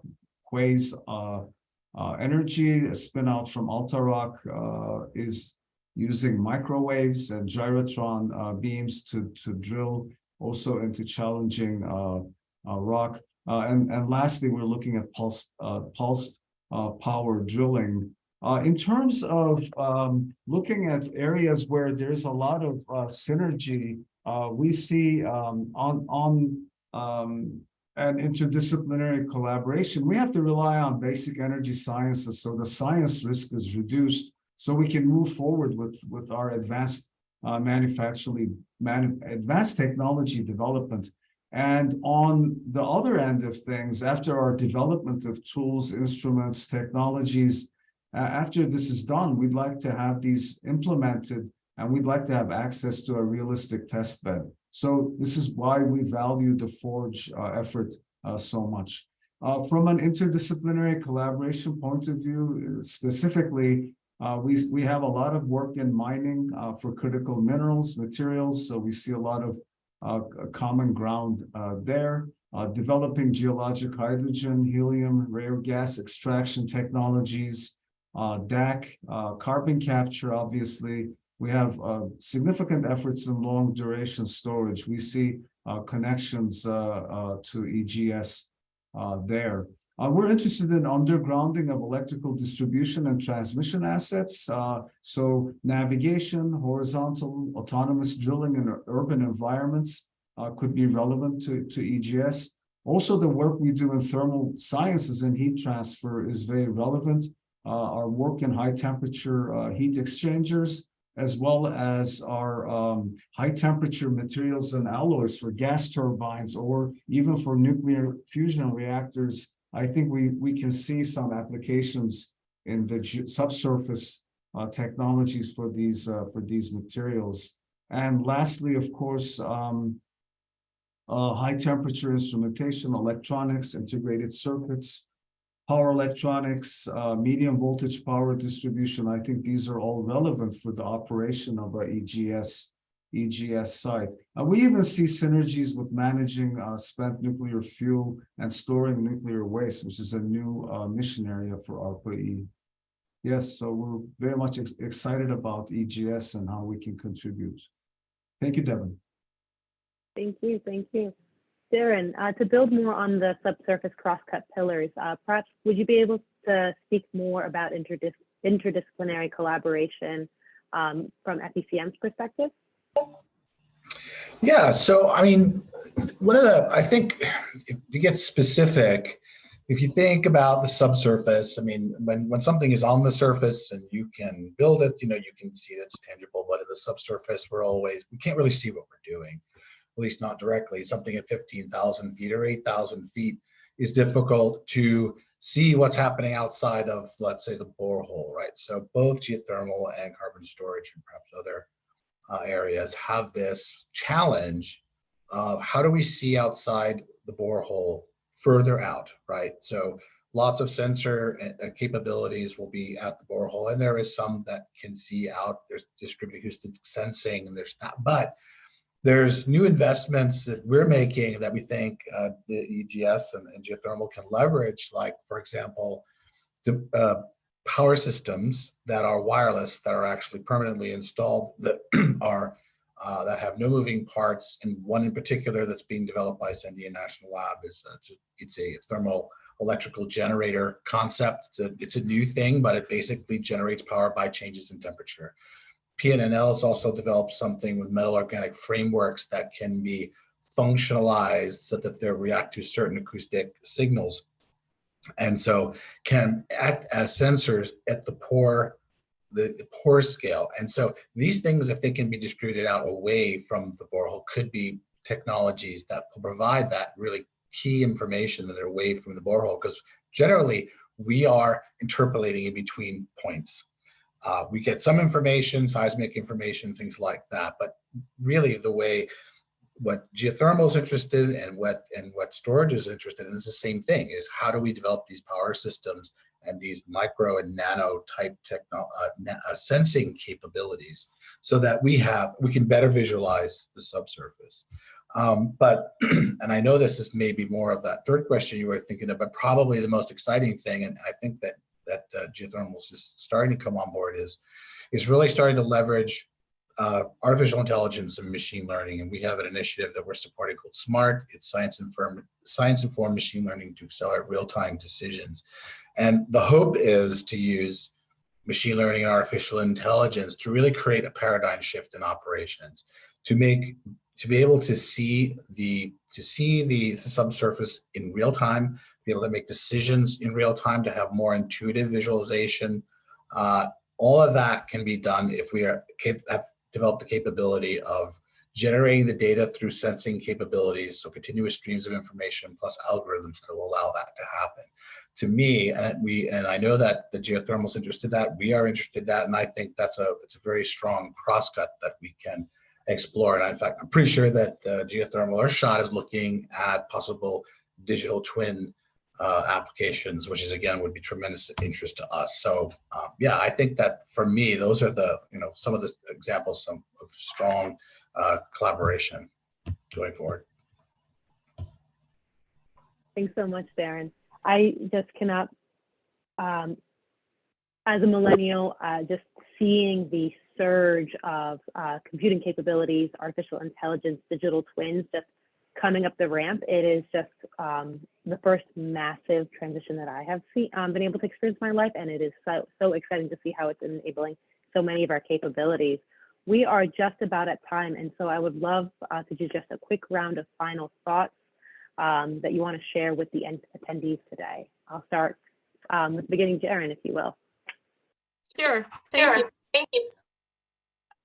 Darren already mentioned the importance of and the rise of the artificial intelligence and machine learning. We're going to continue to invest in foundational techniques to advance that field, including digital twins. That is certainly very important for many areas, including subsurface, but also the new data analysis tools, but to make the predictive simulations even better. So. If you want to learn more about our program, we do have public-facing websites. It's Advanced Scientific Computing Research under Office of Science. Also, the Exascale Computing Project has a suite of software that they developed, and in fact, they do have a website as well, exascalecomputingproject.org, I believe. But of course, you can always just contact me and ask me questions, and we will be very happy to connect you with someone who would be happy to talk to you more about what we're doing. Thank you so much, Sharon. Andy, Ishak, Sharon, can we have just quick wrap up? Yeah, I'll just say quickly, thanks to everyone for attending. I think these are big challenges and they require big collaborative efforts. And so we really look forward to engaging. Obviously, our focus is on the basic science, but we actually want to engage with the people doing more applied research and technology development to make sure that the science we're supporting is relevant to those efforts. So thanks very much. Thank you, Devin, Andy. So yeah, please sign up to our newsletter. We will be, please respond to RFIs, get involved in workshops. The open 2024 solicitation of ARPA-E will be announced, I would say, towards the end of the year. So keep an eye on that. The subsurface concept paper submissions have been steadily growing. So we're very happy about that. And also keep an eye on our exploratory topics, seed funding, about 500K over 2 years. So we will have these every quarter or so. Please keep an eye on these. Thank you, Devin.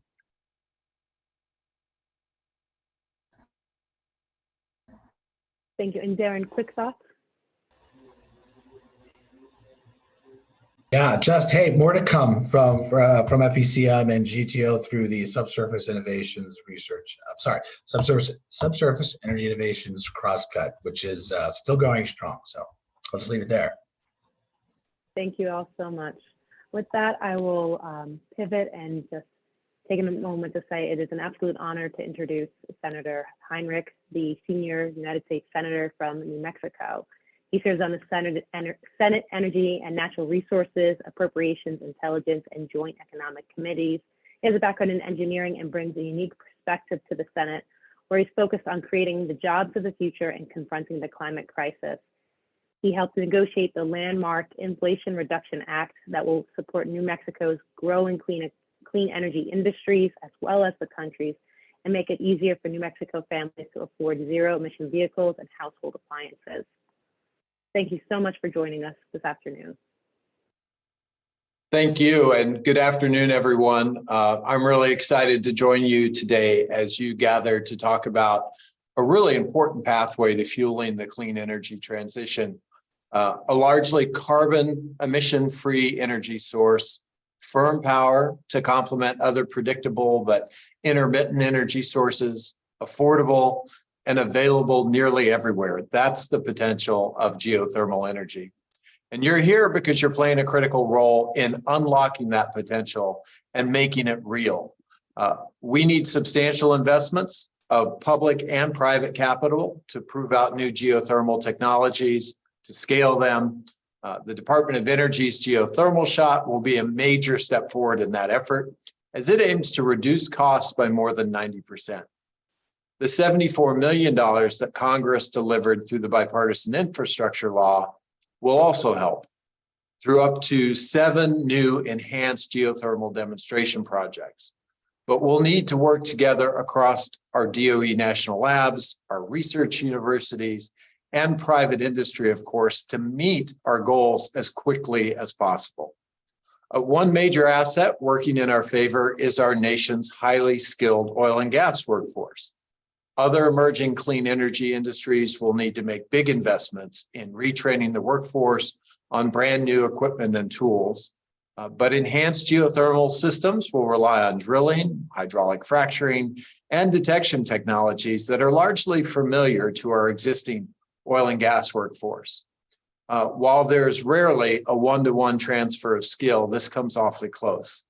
And the state of New Mexico is home to deep engineering knowledge and a talented pool of highly trained workers.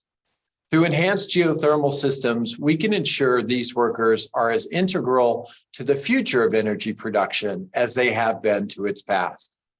The one major hurdle remains in our quest for geothermal energy anywhere. The largest limiting factor for geothermal energy up to this point has simply been cost. But that's changing as we speak. Thanks to advancements in drilling technologies and subsurface data analysis, major advances in drilling and detection technologies are bringing us closer than ever to affordably building systems that can access heat from deep subsurface hot rock formations. In Albuquerque, Sandia National Labs Geothermal Research Group has played a critical role in improving these drilling technologies. And that includes high temperature resistant tools. Sandia's high operating temperature, or HOT, test facility has a 20-foot drilling rig and heating chambers where researchers can test out specifically designed tools in simulated deep underground conditions. These technologies will help us reach deep subsurface geothermal resources, and they're essential to driving down costs. Another critical piece to driving down cost is advanced data analysis. If you know the places most likely to provide abundant heat and energy, you can go straight to the source. The scientists at Los Alamos National Laboratory are contributing their expertise in machine learning to streamline the discovery of the best geothermal hotspots for development. By mapping out and providing detailed characterization of subsurface resources, this advanced technology can substantially reduce the cost and the risk of geothermal exploration. I know that New Mexico is a natural test bed for advanced geothermal technologies, thanks to both our geology and our proven energy workforce. And I'm doing everything I can to make sure that we are prepared to get in on the ground floor for this major economic development opportunity. Maybe I should say get in under the ground floor in this case. But we still have a lot of work ahead of us to realize the full potential of this emerging clean energy industry. And we must double down on our investments in R&D to lower the costs of advanced geothermal technologies and the upfront costs for subsurface characterization. And we must improve our permitting process, where a lack of expertise in state and federal land management agencies has really delayed geothermal development. This lack of expertise can make it take dramatically longer, for example, to permit and ultimately to drill for geothermal resources rather than oil and gas. It doesn't have to be this way. We can and we should build up our permitting expertise and staffing that aligns our major federal investments with permitting systems that give private industry a fair shot at planning new geothermal projects. Even with these permitting challenges, I'm incredibly excited about where we're headed right now.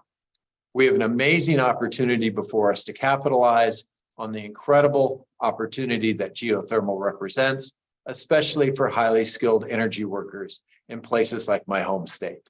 So please think of me as your partner in advancing the clean energy sources that will power our future.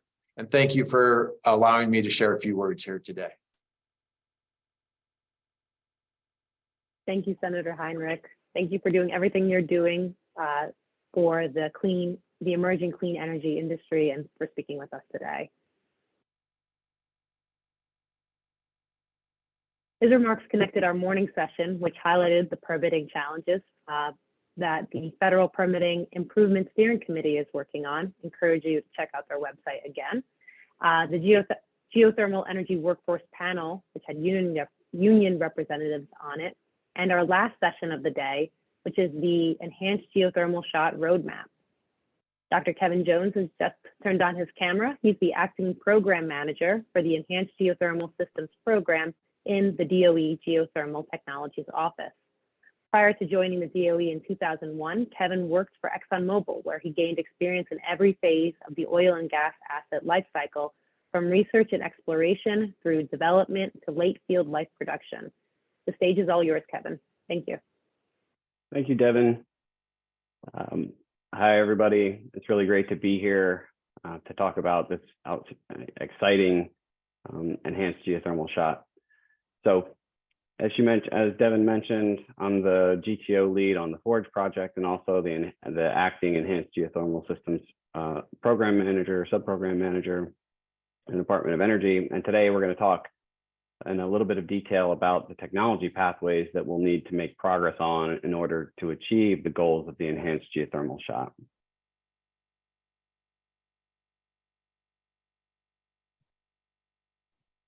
Now, the first thing I'd like to do is just remind everybody about the details of this enhanced geothermal shot. It's been a little while since Lauren introduced it earlier today, but the goal of the shot is to significantly reduce the cost of EGS and achieve EGS deployment of 40 gigawatts by the year 2035.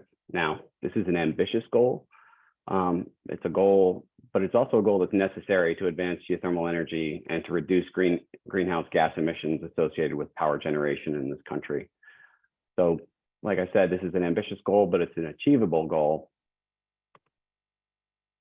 But the key to achieving this goal is really to make progress in 5 key focus areas that we refer to as technology pathways. These technology pathways represent broad categories of technologies or processes that are critical to adding value during the life cycle of an EGS development. So the first one, we'll start on the left, is we call seeing with greater precision. This technology pathway is really focused on understanding the detailed characteristics of EGS reservoirs.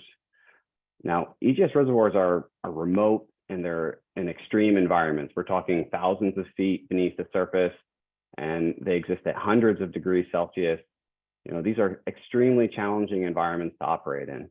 So to understand geothermal resources and their potential, we need to be able to make observations and collect data on these reservoirs, both in their initial state and throughout their evolution over the life cycle of an EGS development. So the intent of this technology pathway is to improve observational capabilities beyond current technology limitations. To improve, hold on one second, please.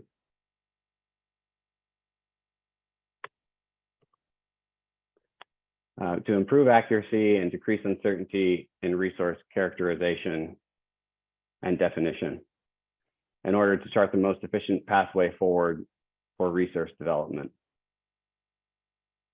Now, the second technology pathway we call predicting with greater precision.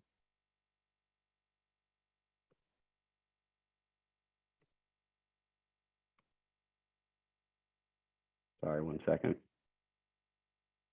We call predicting with greater precision, and this flows directly from the previous one, but focuses on using data from enhanced geothermal systems reservoirs to make accurate and actionable predictions about future states of these reservoirs.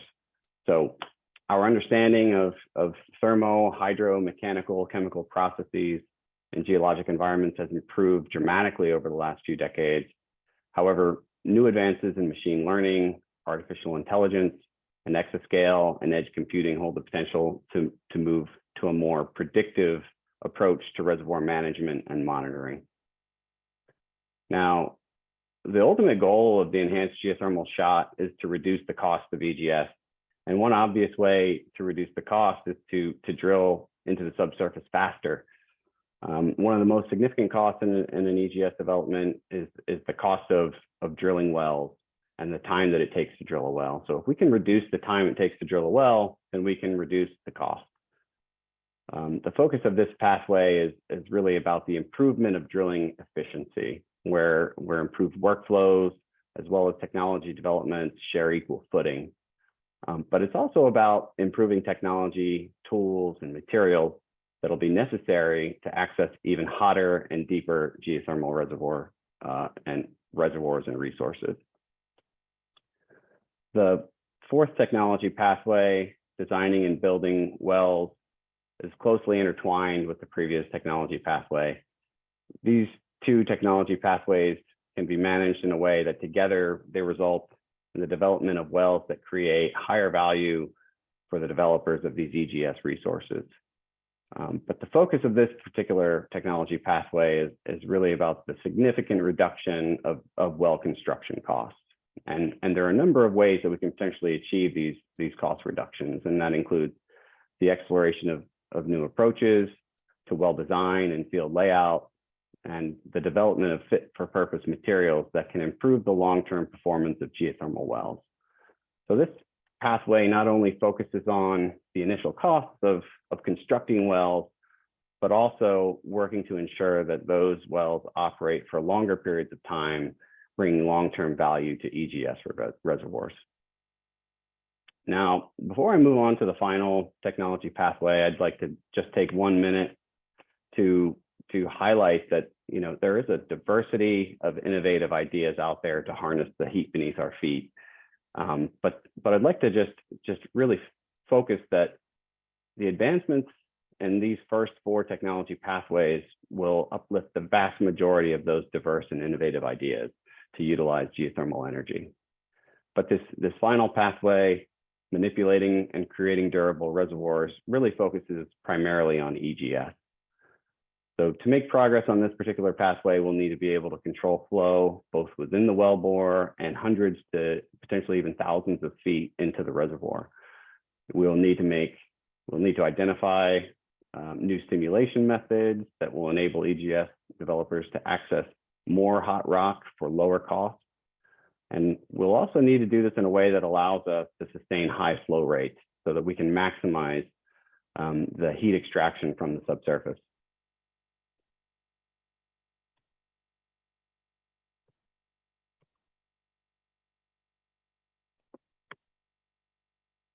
Now, I want to talk a little bit about the importance of field demonstration and the importance of learning while doing. So when the Enhanced Geothermal Shot was originally conceived, it was built on the concept. The concept was really built on the foundation of demonstration projects. It was, the idea that with a steady flow of these projects, we can test tools, we can test technologies, processes, procedures. We can identify gaps in those procedures, and then we can target those gaps or and needs through targeted R&D. So, this directed coupling of field activities with targeted R&D can really enable an acceleration of learning curve effects that will ultimately aid in the rapid deployment of EGS technology at lower and lower cost.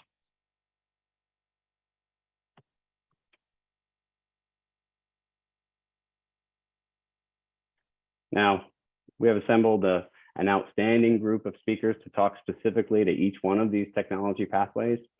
So our first speaker is Dr. Jonathan Aho Franklin. Jonathan is a professor of geophysics in the Department of Earth, Environmental, and Planetary Sciences at Rice University and holds a visiting scientist position at the Energy Geosciences Division at the Lawrence Berkeley National Laboratory.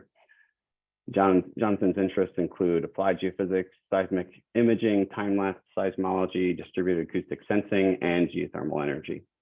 So over to you, Jonathan. Okay, thank you very much for the introduction, Kevin.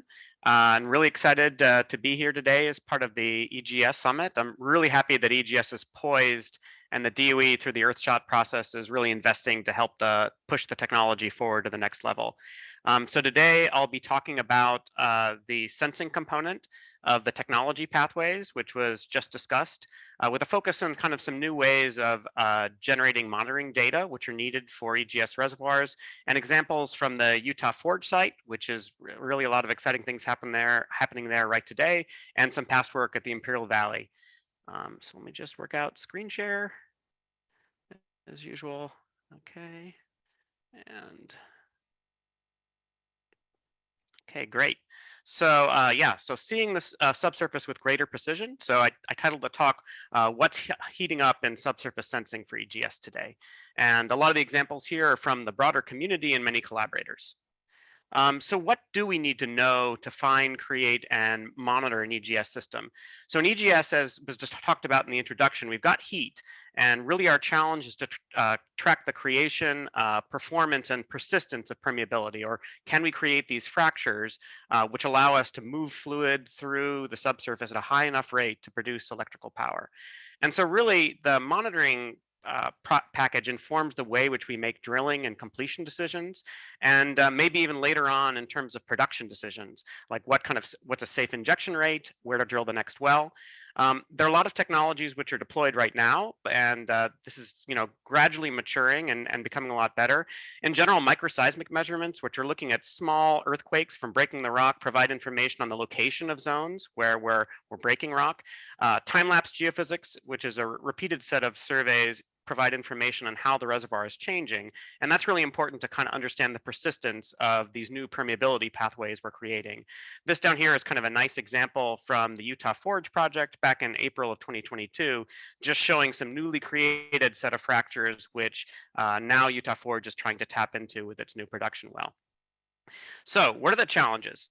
So in general, hot rocks create lots of hard problems for instrumentation. As you know, EGS systems are very high temperature, often in this 200 to 250 C range, and you're drilling through hard rocks with very corrosive fluids in many cases. And so a lot of conventional geophysical sensors, which we need to use to figure out what's happening, things like geophones, when they're deployed near the reservoir, have a very tough time. They basically get cooked. Downhole electronics has a difficult time at high temperature, and so do polymers and a lot of the other things we need to create seals. We do need sensors in or near the reservoir for accurate imaging and detection of small events which are related to fracturing, because we're really trying to build as complete a possible picture of what's happening in the subsurface reservoir. Another issue is that cables, which you use to deploy sensors, because you need to get the information out somehow, are also vulnerable. And so high temperature polymers and the kind of materials problem becomes really central. I will mention in brief the exploration problem, even though, as Lauren said, it looks like a lot of the US is hot. You know, there are better and worse places to potentially drill for EGS. And so particularly in basins with poor historical geophysical coverage, because there hasn't been oil and gas there, it is quite important to come up with new and less expensive ways to understand what's down there. Luckily, we're kind of undergoing kind of a revolution in fiber optics and large N acquisition and Internet of Things sensors right now. There are a lot of these ongoing changes and approaches for seeing into the earth. One of them is all optical kind of distributed fiber optic sensing approaches, which offer a way of monitoring what's happening in the subsurface, even in high temperature wells. And we'll talk about that a lot today. Another is inexpensive nodal and Internet of Things sensors are changing the way we measure larger seismic wave fields on the surface. And that's kind of this set of technologies referred to as large N. And together, kind of this combination of high performance in-well sensing and new surface arrays really can provide a much more complete view of what's happening in the subsurface. And it was really great to see the session beforehand, which showed a lot of program managers who've been supportive of this science over the last decade. And really sensing itself is very cross-cutting between, you know, GTO, fossil energy and carbon management, and ARPA-E. And all of them have invested significantly in these technologies. So what can fiber optic sensing really provide us in EGS? So the basic idea is to use short pulses of coherent laser light to probe a fiber optic cable and infer information about what's happening around it. And these can be installed behind casing in deep and very hot geothermal wells.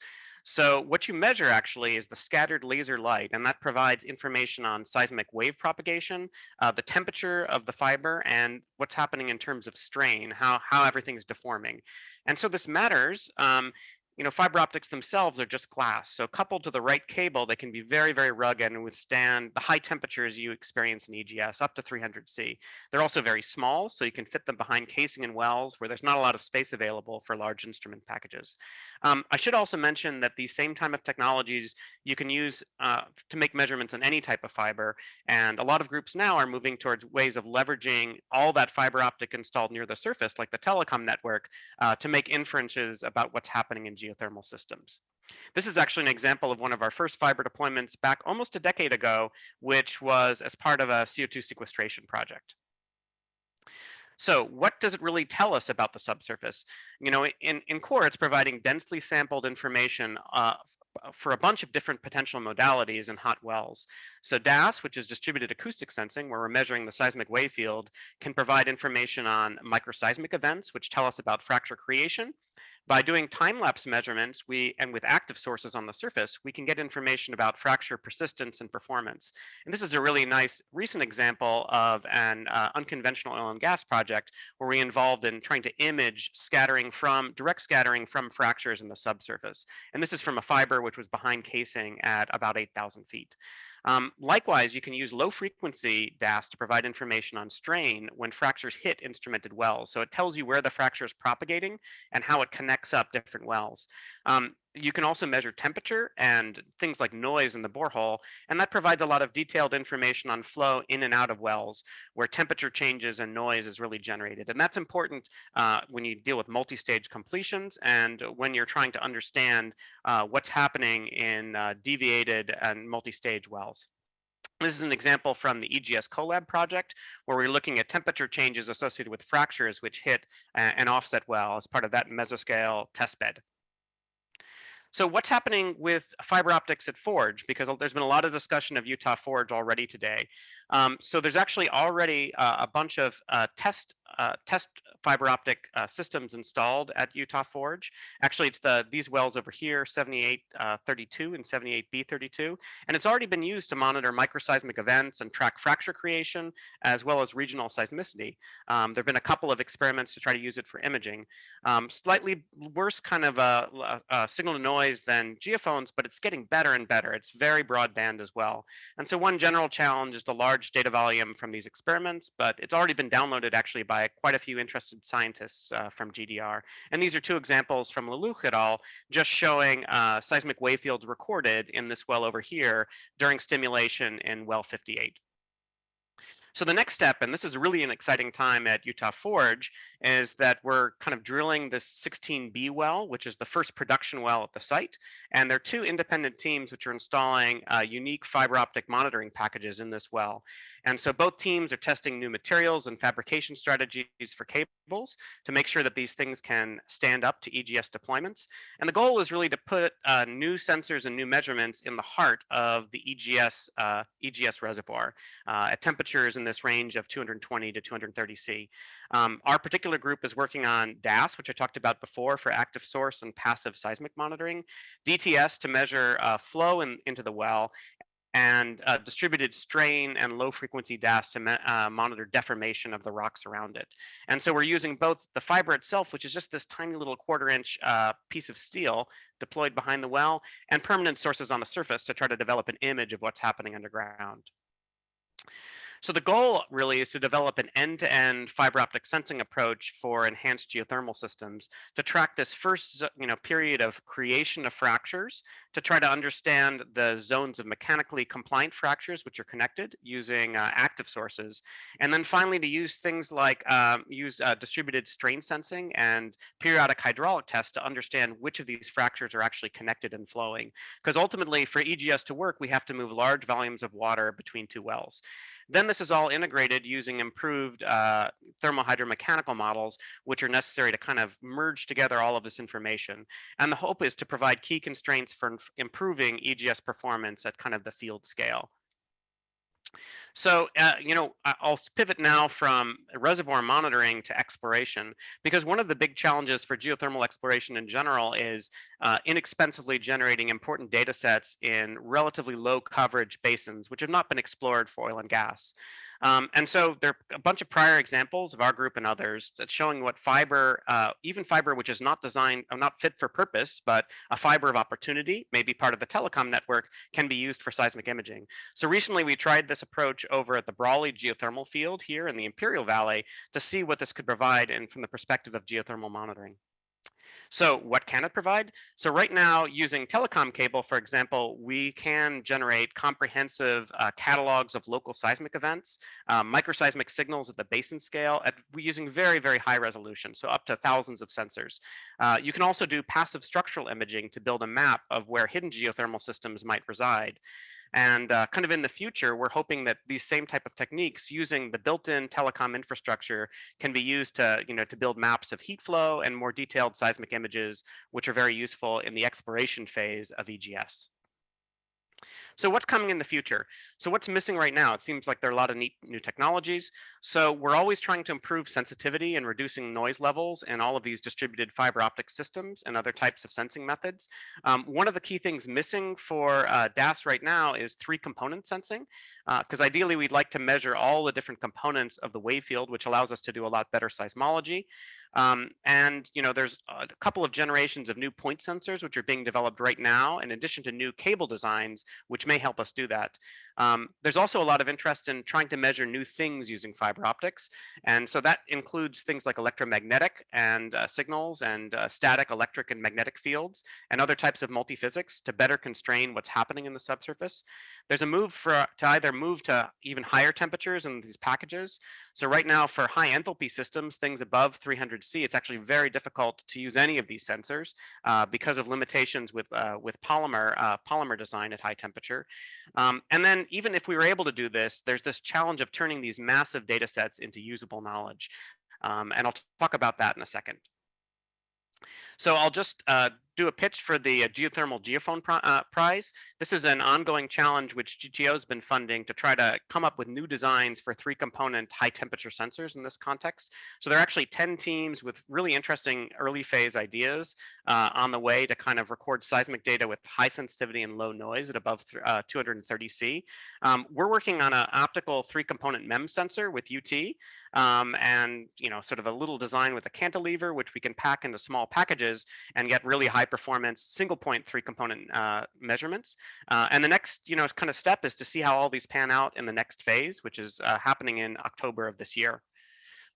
The last thing I'll talk about is this challenge of transferring data into knowledge in EGS sensing. All of these different measurement techniques, which I've shown, they generate massive data sets. There's been an explosion in the pure volume of seismic and temperature data which we can acquire. So this is an example from one of our first DAS experiments, which generated boxes and boxes of hard drives.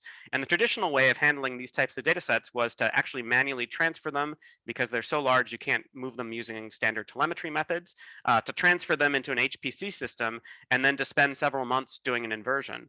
But if we want this to be these new systems to generate actionable information for EGS operators, there's really a need to go ahead and transform it over a much shorter time frame to allow decisions to be made using the information on the scale of minutes to hours rather than months to years. So increasingly, one of the big bottlenecks is telemetry, of moving the data volumes out from the field to some place you can do something with it.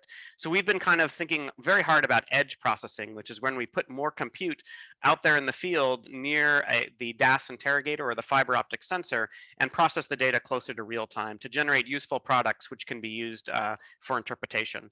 And really, I see there's a lot of opportunity in the future, especially with advances in compression and machine learning, to extract knowledge very quickly from these massive data streams, which should assist operators in making all the decisions they need when they're developing the next generation of EGS fields.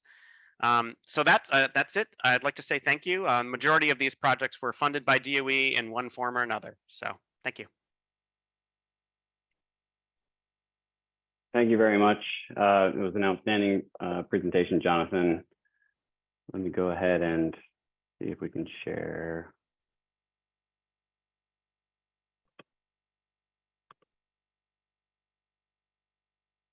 Can everyone see my screen? Yes. Great. Next presentation will be, our next speaker is Dr. Joseph Morris. Joe is the leader of Lawrence Livermore National Labs Computational Geosciences Group and Associate Program Leader for the Energy and Homeland Security Program's Fossil Energy Solutions Group at the Lawrence Livermore National Lab. Joe's work includes collaborating with industry to address their needs and improving the extraction of resources and the modeling of geothermal systems using high performance computing. So over to you, Joe. Thank you so much for that introduction. Let me share my screen. Can you confirm you can see my slide? Yep, looks good, Joe. Great, thank you so much. So today I'll be talking a bit about the application of modeling to the subsurface with a view to really improving our ability to predict with greater precision what's going on. And as you'll see, a component of this has to do with embracing the use of machine learning. Hence my decision to word this title as also being one of welcoming our new AI overlords. And some words of caution around that in terms of the challenges ahead, but really focusing on the advantages. So with such a short presentation, it's impossible to do justice to the great wealth of work that's going on computationally around geothermal. At Livermore, our focus has been on developing the GEOS code, which is an open source code that allows us to look at the details of coupled processes across multiple scales. We use it at the smallest scales, microscale, at the near wellbore scale, such as is shown on the top right here, where we're looking at a stimulated well and how the fracture as it grows away from the well can develop quite a complex morphology. And the same tool is being applied at the much larger reservoir scale. This is a recent example where we have built a detailed model that includes faults and complex 3D heterogeneity. Within this, we can include wells and all kinds of detail in order to predict the reservoir response during injection. And with access to supercomputers, as we've been talking earlier, the DOE has immense resources in terms of being able to compute. We can do very detailed studies and provide really fine scale interpretation of data. So this is a great talk to follow up to Jonathan's in terms of setting up how the interplay between modeling and data can really work. And this is a particular example from the EGS Colab that Jonathan mentioned earlier in passing. It was a mesoscale experiment at the Sanford Underground Research Facility, where we had a number of boreholes. And in this particular case, we were focused on some tracer data that was collected. And one of the challenges is there's always uncertainty in the subsurface. And so with this study, we exhaustively looked at all the different possible configurations of the details within the fractures in the system, performed millions of calculations, in fact, and within those identified a family of plausible explanations to fit the observations. And what I'm showing over on the right here is some data shown as points compared with the model as solid lines. And one of the challenges is, although there's great power with these computational tools, such extensive studies take typically months to interpret, but they can be done. Now, despite having all these advanced tools and significant data, we still have historically encountered surprises in the subsurface. And I wanted to spend a little bit of time talking about an example from, it's actually CO2 storage that was performed at the Insala project. This is a bit over 15 years ago.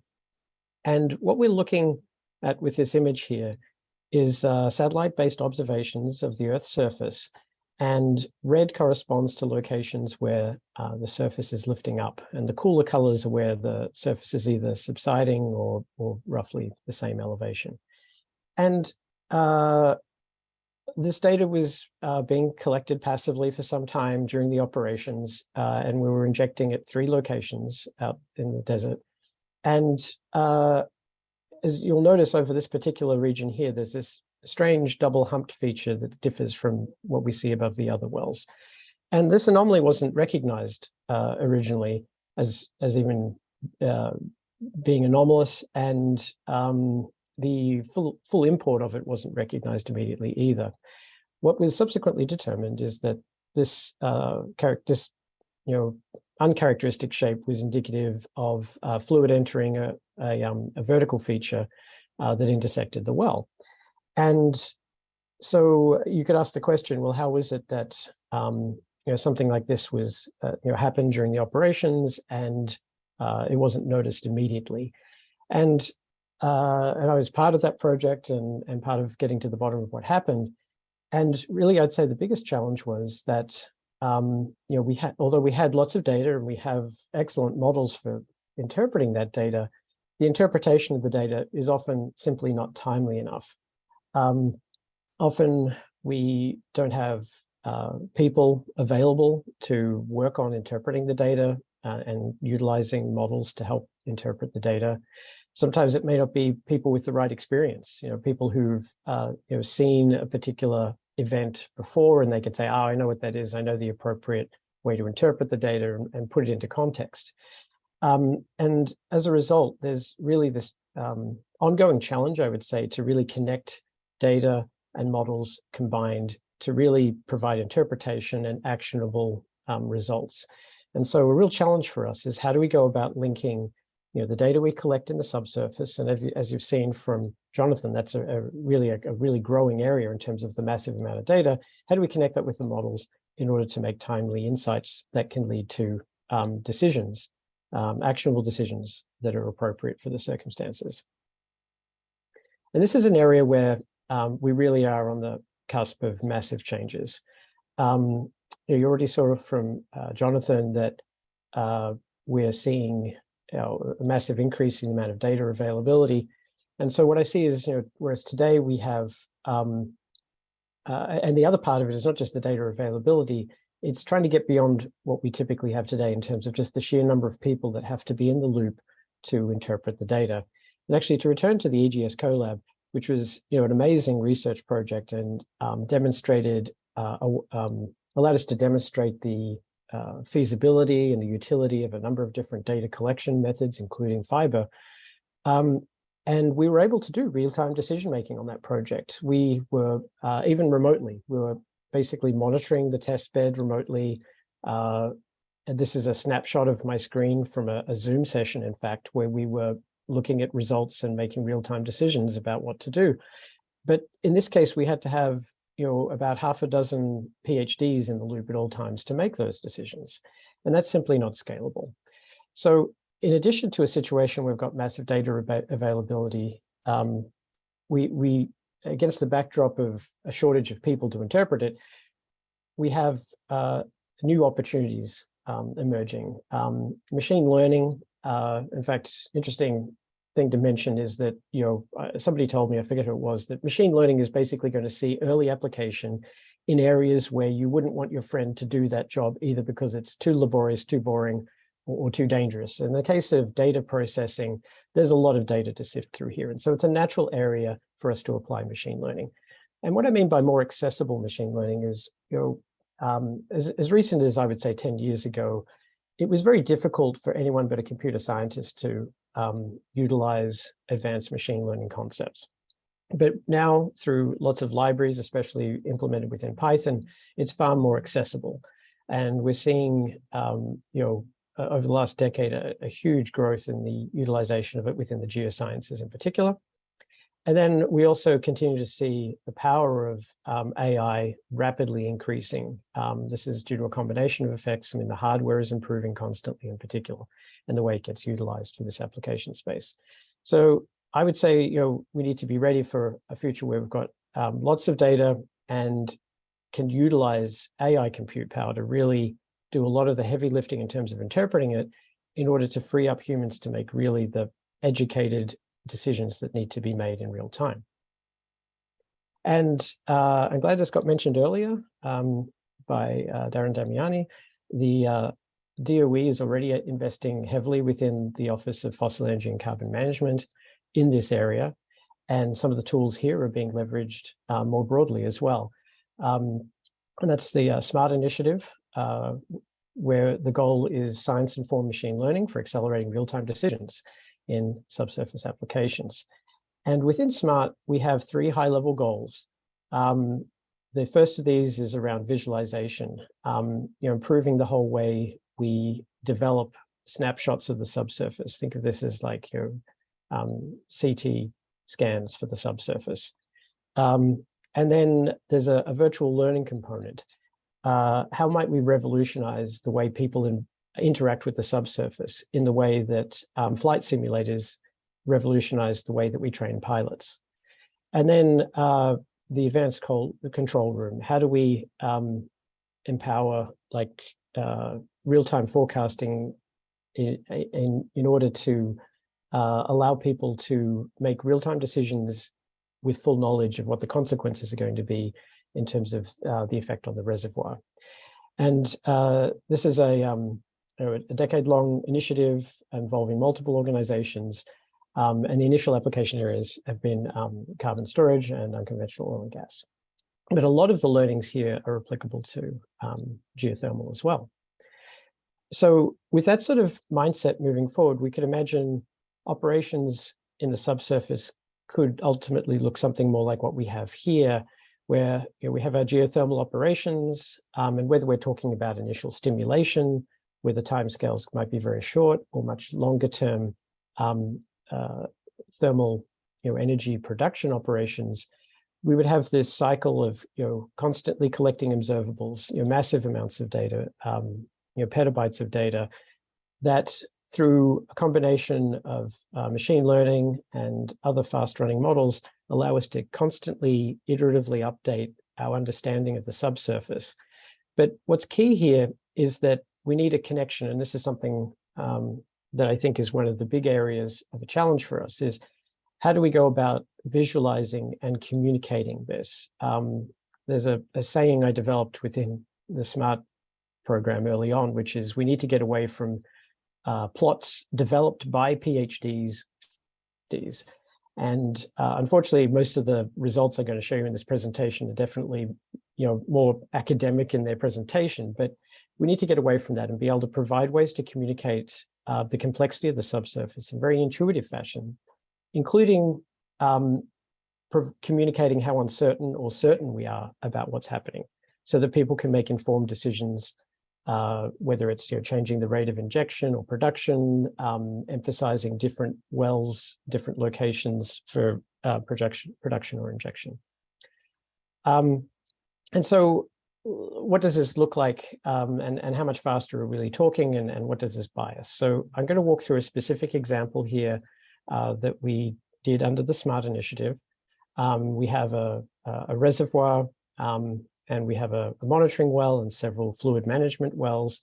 And what we're interested in doing here is seeing, how we can basically come up with a model of the subsurface that matches our available data. And what I'm showing you here is the way things have been done in the past, where what you would typically do is you've got some observation. This is like surface deformation, similar to that Insala example I showed earlier, where we're monitoring the surface for areas of uplift and subsidence. And we have some expensive 3D model that tells us how what's going on in the subsurface will influence the observables at the surface. And then we go through this cycle where we have an initial guess, and we have a way of generating guesses. It could be automated, but very often in the past, it would have been a person modifying the model by hand, in essence. And then we run our expensive 3D model, we see how it compares with data. Maybe it doesn't agree well, so we go back to the beginning. And the challenge here is we can't afford too many loops through this cycle with the models because they're so expensive. And even the process by which we select what we run next is laborious as well. And at the end of it, because we haven't run that many models, we can't say how representative and definitive our solutions are. So how might we really change this whole approach? And this is where machine learning really is going to make a huge difference and is already making a huge difference. So the specific example I'm going to show some results from here is one where we took an algorithm that was really developed first for medical imaging, the residual UNet model, and we retooled it to help us capture subsurface response. In this case, provide a mapping from our subsurface model over to what the surface deformation would be. And so with this revamped workflow, you see great opportunities for increase in performance, and allows us to really quantify the uncertainties and be able to say definitively, like, is the solution we have, how precise is it, and how well does it agree with the observations, and what other solutions are out there. So, we're actually using machine learning to even handle the automated generation of guesses at what's going on in the subsurface. We have an efficient machine learning based model that then converts these into surface deformation to compare against observations.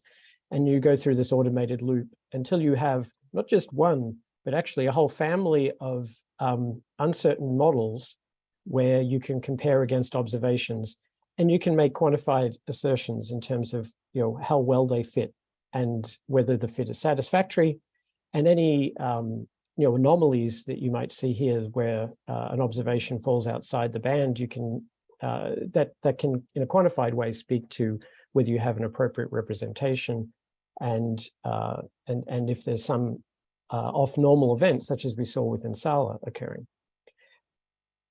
And so that was basically what I had today. I hope you've got a bit of a snapshot of what's possible in terms of physics-based modeling, as well as the very promising role that machine learning will play in the future in terms of dealing with the massive amounts of data that we'll be processing for these geothermal sites. Thanks very much. Great. Thank you for the presentation, Joe. That was outstanding. 1 second. So let me share my screen again as we introduce the next speaker. Hopefully everyone can see my screen. So now I'd like to introduce the next speaker. This is Dr. Sam Noyniert. Sam is an associate professor of practice in the Harold Vance Department of Petroleum Engineering at Texas A&M University. Sam's research is focused on drilling with an emphasis on practical solutions that improve drilling performance. So Sam has also made, I'd like to make a special note of this. Sam has also made significant and continues to make significant contributions to the drilling operations at the Frontier Observatory for Research in Geothermal Energy, or FORGE. Over to you, Sam. Okay, thank you very much, sir.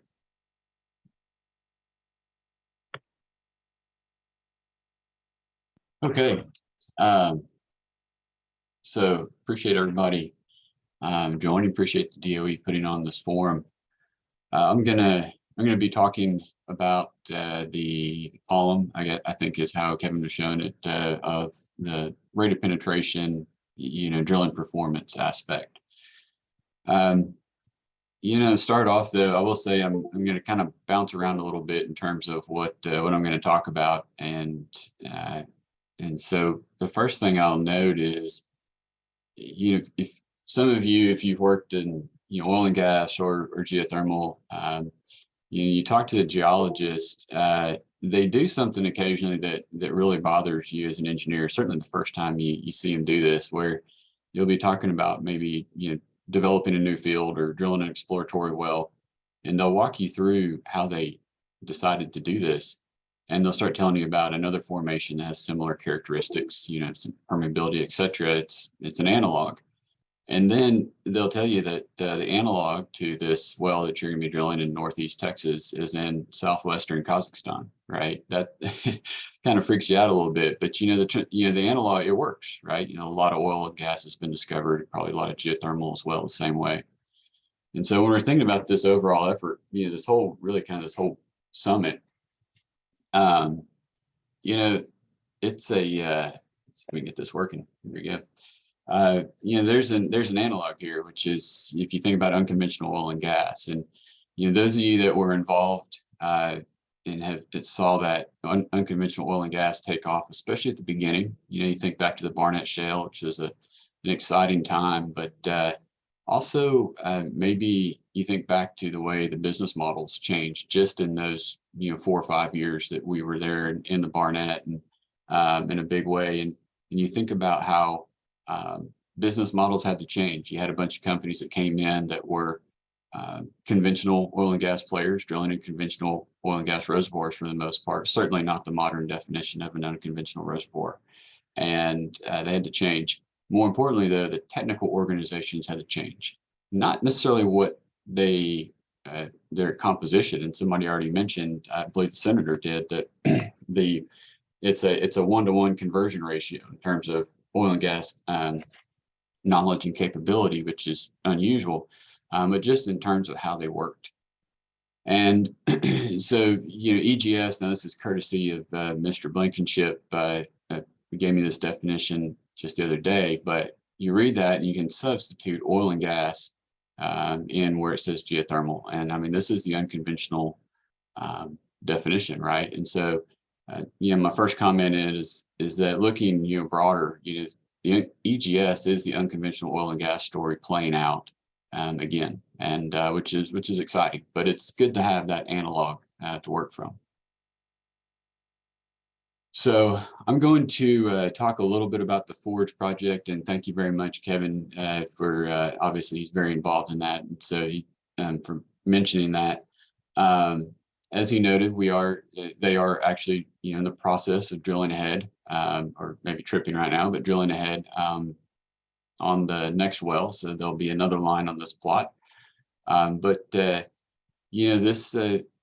This is being done without lasers, without plasma, without any anything that requires space technology. This is just knowledge and processes that's achieving these gains right now. Now, I don't want to, I'm sure there's somebody in the audience that's working on laser drilling. I'm not trying to discourage that or knock that at any point, but if we're talking about getting EGS up and going, we're talking about making an impact sooner than later. Unfortunately, we're not going to be able to do it with lasers.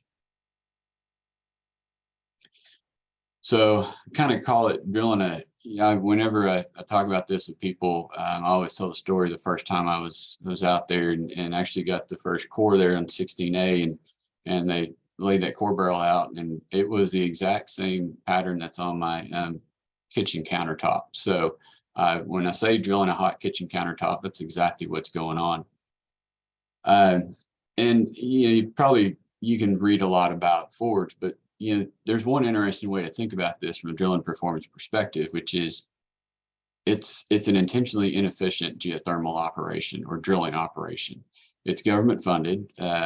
No offense to the DOE folks online. It's university administered, and being at a university, I can tell you that we're not the models of efficiency in most cases. It's relatively remote, at least relative to sources of equipment and tools. It's a 2-day minimum in most times, a 2-day time frame to get tools to location. Its intent is not necessarily getting things done quickly. It's advanced science projects. You've already heard Jonathan talking about what's going to be going on there, data collection, and they're not drilling these wells continuously. So every year or so, they drill another well, then they stop. The team disbands, and then they reboot with a pretty much all new team again. So overall, not what you would call a way to set yourself up for drilling performance success.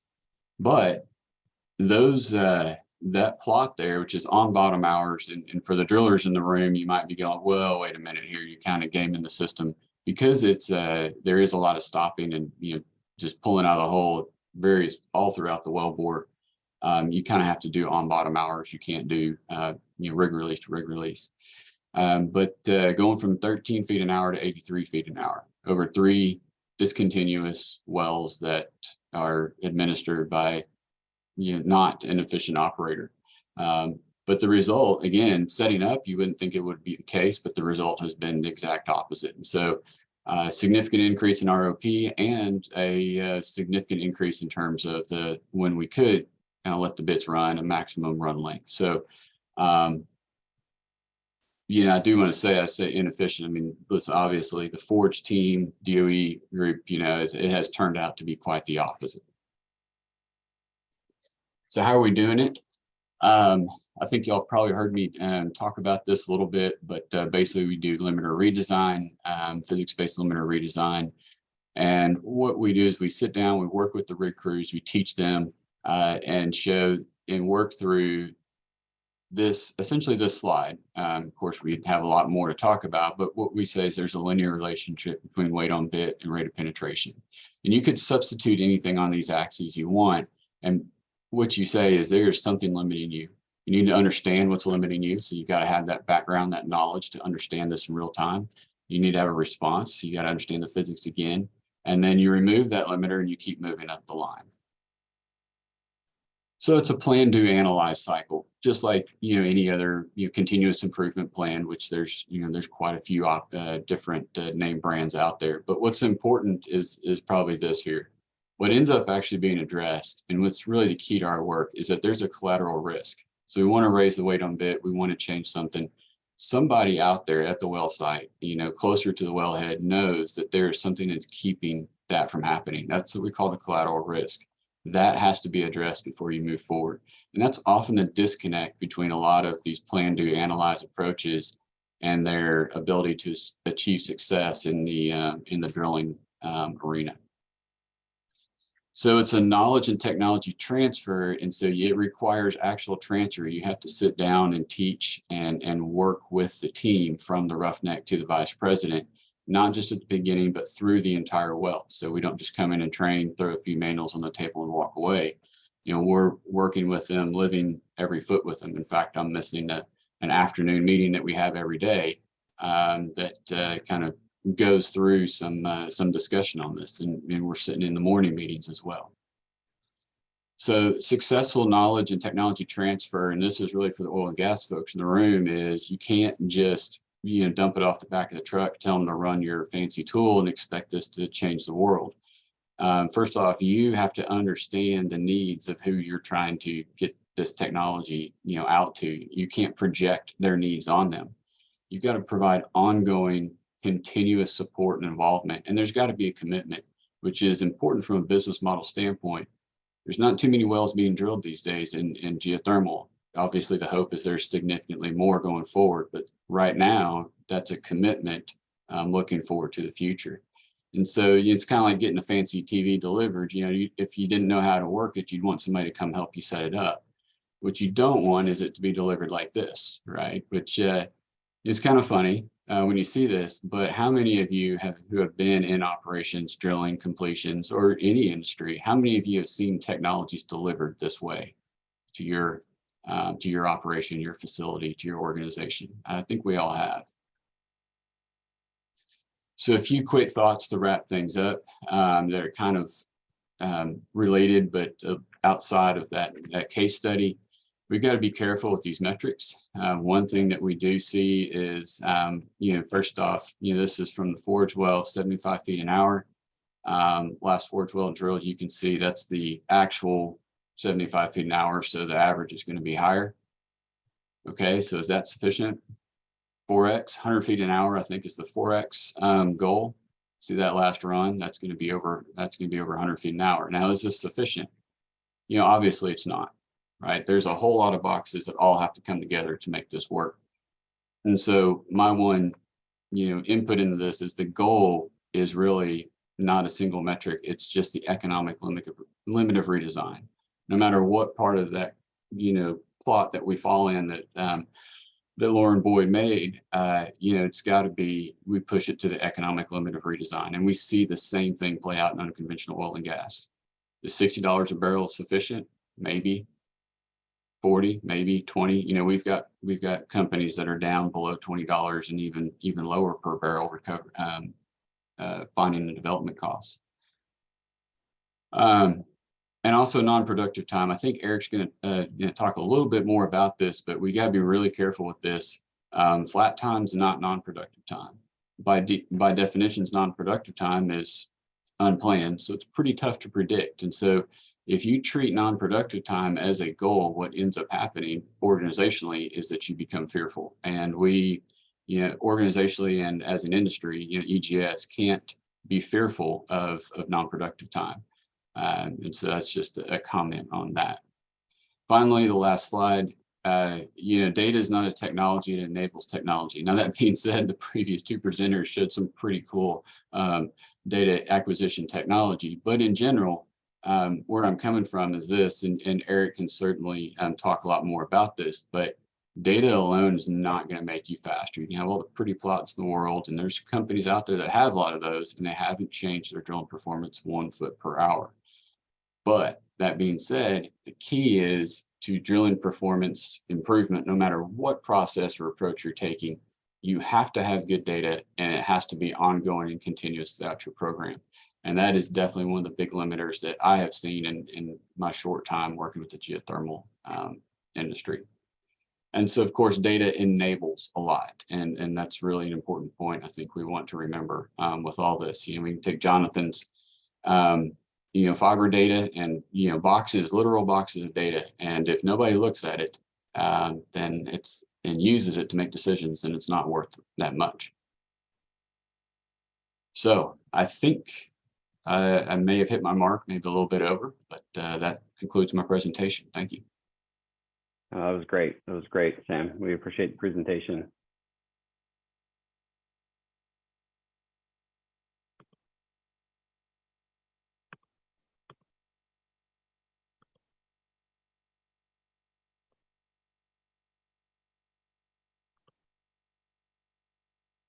Okay.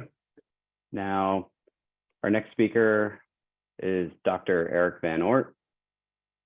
Eric is a professor in petroleum engineering and J.J. King Chair in the engineering at the University of Texas at Austin. Eric is also the director of the Rapid Industry Consortium at UT, with 20 industry members dedicated to drilling automation and optimization, sensor and technology associated data analytics using machine learning and artificial intelligence, modeling and digital twinning, robotics and sustainability. Eric also focuses on issues such as geothermal and carbon capture storage and utilization, well construction, well integrity, and well repurposing, zonal isolation, and permanent well P&A. It's a long list, and we probably won't get to all of it, but over to you, Eric. Okay, let me share my screen.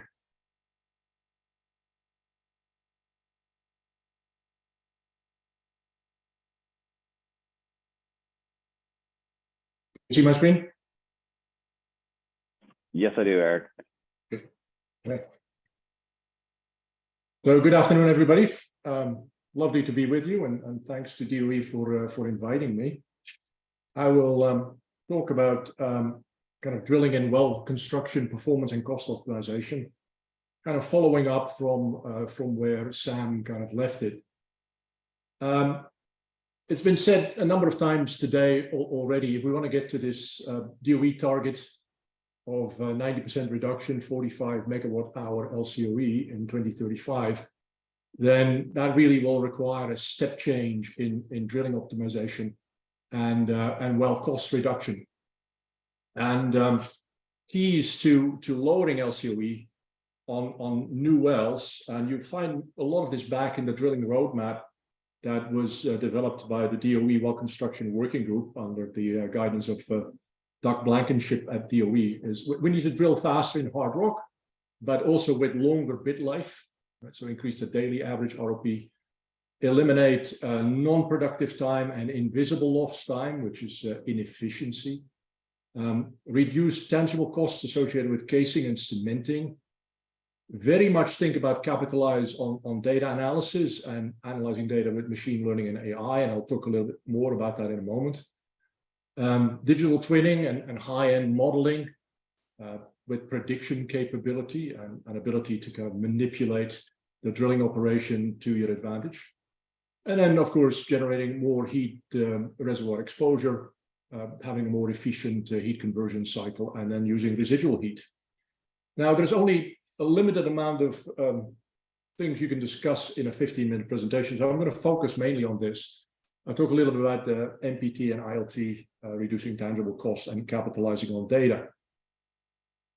I want to re-emphasize something that Sam said. Drilling engineers and drilling professors are excited about all the new developments with regard to new drilling techniques, drilling with plasma and lasers and millimeter waves and so on. I want to mention to you that they are not new. They've been around for 50, 60 years. We've got a book by a famous drilling engineer called Bill Maurer of 1968, which describes all of these. And we wish the developers of these technologies a good luck. But what I do want to say is that we don't need it in order to get to our goals. And that's a big statement, but that's what I believe. And the reason for that is that PDC bit technology, polycrystalline diamond compact bit technology, has become really good. And we continue to improve it with better diamond cutters, with shaped cutters, and so on. And then you can derive from that technology other technologies such as hybrid bits, and you see those here on the right. Those are really good at drilling interbedded soft hard formations. They marry rock bits with the PDC bits, and coming up with hybrids where we kind of couple PDC bits with particle impact drilling, which is also a very interesting way of drilling very hard rock. And this new concept by NOV, you could look at a paper by Tony Pink at the GRC transactions from last year's Geothermal Rising Conference. This bit has the potential to drill at a sustained ROP through granite at 100 to 200 feet an hour. So just to show you where our thinking is when it comes to kind of the drilling experts, and this is then also a wonderful piece of transferable learnings that we can bring from oil and gas. I really wanted to talk to you about lost circulation because there's some exciting things going on at UT with respect to lost circulation, but I'll tell you about that at a later date. I hope to have solved lost circulation in geothermal wells. But I've picked another example that is also very important. And this is kind of the red-headed stepchild of well construction, which is cementing. And cementing is extremely important to geothermal wells. And we still rely primarily on ordinary Portland cement or OPC, which we can make work at higher temperatures through certain admixtures. And Portland has a lot of going for it. You see the positives here on the left-hand side, but there are some negatives as well. And those include high CO2 emission while manufacturing. Cement manufacturing is the #2 emitter of CO2 in the world. It's easily contaminated. It shrinks when it sets, has low tensile strength, and it doesn't reheal when it's damaged. And especially in geothermal wells, if you thermally cycle the well, you will have the cement and the casing expand and contract at different rates. And what you'll get is debonding of the casing from the cement and cracking of the cement. And then this becomes a conduit for the migration maybe of corrosive brines, of CO2 and H2S, if your reservoirs contain that can corrode the casing and significantly deteriorate the cement. And that's a downside of Portland cement. We also really don't know how Portland's going to behave for the longer term in very hot wells. We've been working on alternative materials, and we're certainly not the only ones. For instance, Brookhaven National Labs has a long history on working alternative materials. But we've been working on these materials called geopolymers, and they're alkali activated aluminosilicates. And I want to show you two properties of these geopolymers that make them perfectly suited for geothermal wells, we think. First of all, on the left, you see bond strength. You see the low bond strength of the OPC, and then you see the bond strength of geopolymers, which is an order of magnitude higher than that of Portland. So this bonds a lot stronger to casing, and it does that at very high temperatures. By the way, geopolymers can be formulated to be stable at 800 degrees centigrade and beyond. And then secondly, you would probably say, well, I still have this problem of different thermal expansions of casing and cementing. How are you going to solve that? Well, these materials exhibit what is known as self-healing. And let me just briefly explain that to you. Here on the left, you see permeability curves from pressure transmission tests. If you measure the permeability of cement, it's about less than 10 microdarcies, typically 1 microdarcy. If we damage it, it goes up to 18 microdarcies. And then if we allow it to reheal in a beneficial downhole environment, actually the damage gets worse. Now we have 44 microdarcy, and we have a micro channel for sure. If we do this with geopolymers, we see a low permeability, and if we damage it, and then we allow it to reheal for 3 weeks, and then we recover the permeability. So these materials, we think, are going to be much better at providing long-term zonal isolation and protection against corrosion and deterioration in geothermal wells. And it's this kind of solutions that we will need for casing and cementing going forward. Sam already mentioned it. The shale revolution has really been buoyed and facilitated by data acquisition and data analysis. You can't do, for instance, what Sam told you, what he's doing at Forge, this technical limiter redesign, if you don't gather data and process it and use it to influence decisions in real time. Now, last year we were part of a DOE-sponsored group called the EDGE Group that was led by Oregon State University and had several operators as its members, including CERC, Alteroc, and Iceland's ISOR, to do some data analysis and to demonstrate that there is value in drilling data. Now, we didn't have much data, much in terms of downhole data, a lot of surface data, but we tried to do the best with what we had. And so here you see the data. It is rather sparse, kind of EDR, electronic data recorder data, some bit run information, some mud logs, but we still try to analyze that and extract meaningful information from that, by which we could demonstrate that we could facilitate drilling optimization. Now, most of you are probably now familiar with kind of the mechanical specific energy optimization that facilitates technical limited redesign that Sam talked about. We actually focused on tripping. And in the graph on the right, you see a time breakdown of rig events normalized on one. And you see that 10 to 20% of any drilling operation is spent tripping. So it's a big allocation in time. And what oftentimes happens in geothermal wells is that we either trip out too early and we pull a green bit, a largely undamaged bit, back to surface, or we drill on it too long and then the bit has been critically damaged, like the rock bit here on the left, or the wrung out bit here, the PDC bit on the right. And both are not advantageous. So is there a way through data analysis to optimize this? And there is, and we showed that with the limited data analysis that we did in the EDGE group. Now, what I'm showing you over here is some kind of real-time data analysis, kind of replaying the data from some wells.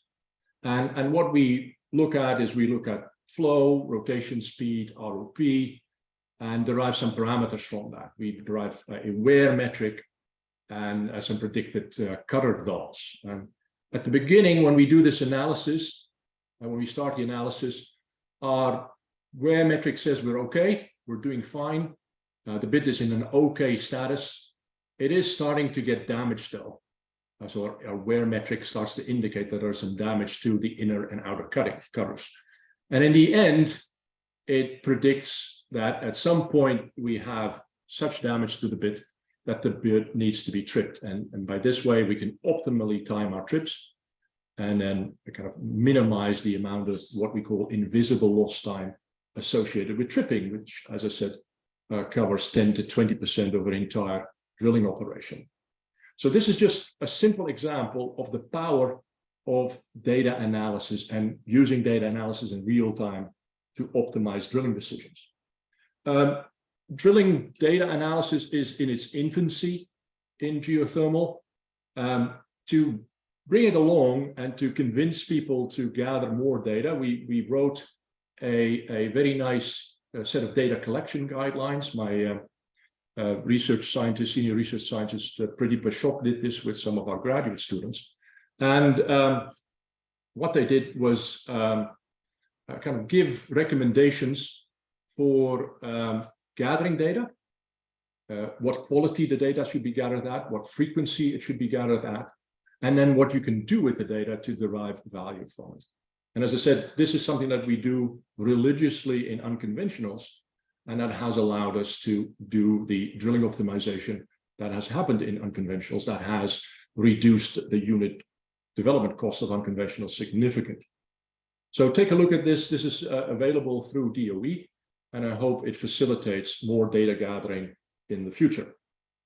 The last thing that I wanted to show you is something wild, hopefully something attractive, and it is potentially using dual gradient drilling in geothermal for a step change in performance. Now, if you're not familiar with dual gradient, it's basically drilling a well with more than one mud weight, with more than one mud pressure gradient. And you could think about this as drilling with heavy mud, and then at a certain depth in the well, diluting this heavy mud with light fluid, and then getting a mixed fluid of intermediate density. And now you have two densities in the well. Dual gradient drilling was introduced in the in the late 1990s and early 2000s as a step change for dual gradient drilling. But if we now look back 20 years on, it's kind of a Darwinian tree of survival and an extinction, with most systems actually having gone extinct. But let me show you the potential groundbreaking aspect for geothermal, and particularly geothermal anywhere. If you look at the graph on the left, this is a geopressured deep environment where green is the pore pressure, black is the frac gradient, and the blue lines show a typical well design where the horizontal lines are the depths at which we set casing. And so you see here 1, 2, 3, 4, 5, 6 casing strings are necessary to get to a deep depth, right? And this is 10 kilometers.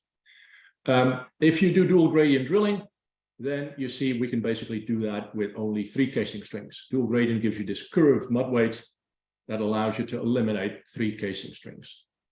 As a result, your well design changes from very complex to very simple, and you can also get a much larger hole size to much deeper depths. So you can drill larger production hole sizes at depth. This is the road to what is called the monobore wells, where you basically have 1 casing, 1 hole size all the way from surface to depth. Reduce the number of casing strings and cementing with associated time and cost savings. You get larger annuli that are better, easier to cement, and you get better well integrity from it. And you can use more beefier drill strings, kind of deep water drill strings that are much better at directing weight on bit and torque on bit, and mitigate vibration at depth. So that is kind of an exciting thing. It won't work in normally pressured environments, won't work if you're drilling hot, dry rock. But if you have to drill through geopressured reservoirs before you get to your geothermal reservoir, then this can significantly help you in reducing the number of casing strings. So let me wrap up and tell you that from where I'm sitting, a step change improvement in geothermal drilling and well construction performance and cost optimization is quite possible and is actually well underway already. And you see the tangible results that Sam presented out of Forge. And I showed you that if something like dual gradient drilling can be applied, then you can reduce time and cost straight off the bat by something like 50%. There's considerable opportunity for oil and gas stack transfer. ROP and bit life optimization is an excellent example. Do know that not everything will apply equally. For instance, we've developed wellbore strengthening technologies in oil and gas for loss circulation mitigation that work beautifully, and they will not work in geothermal when you're drilling granite and other igneous rocks. There's very high value, and I can't stress this enough, in drilling data gathering and analytics. And I hope I don't offend anybody by saying that right now this is immature in the geothermal domain. I'll say it again, data analysis has facilitated the time and cost improvement in unconventionals, and it can do the same for geothermal, but it will require a concerted effort of everybody involved. So we need to use every opportunity to get more drilling data on sparse geothermal wells. I also like to stress, and this is a little self-serving, I admit, is that there's still a great need for novel R&D and innovative technical solutions. The examples are novel loss circulation solutions, novel fluids and cement, effective downhole cooling strategies, new casing solutions, etc. Right now, I would say that geothermal drilling and well construction R&D is underfunded, and that's going to be a blocker going forward.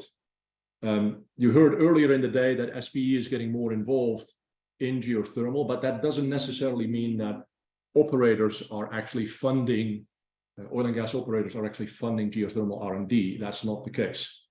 And I sat down with my senior research scientist yesterday saying, are we going to continue our work on geothermal drilling research or not? Because we have very few companies really interested in it. So this is a role for DOE going forward to help that along. And an exclusive focus on field demonstrations, which are very important, will not address this need. It will require kind of further research. That's it from my part. I hope you found this interesting, and I'll be happy to answer any questions later. Thank you very much, Eric. That was indeed a very interesting talk. Thank you so much.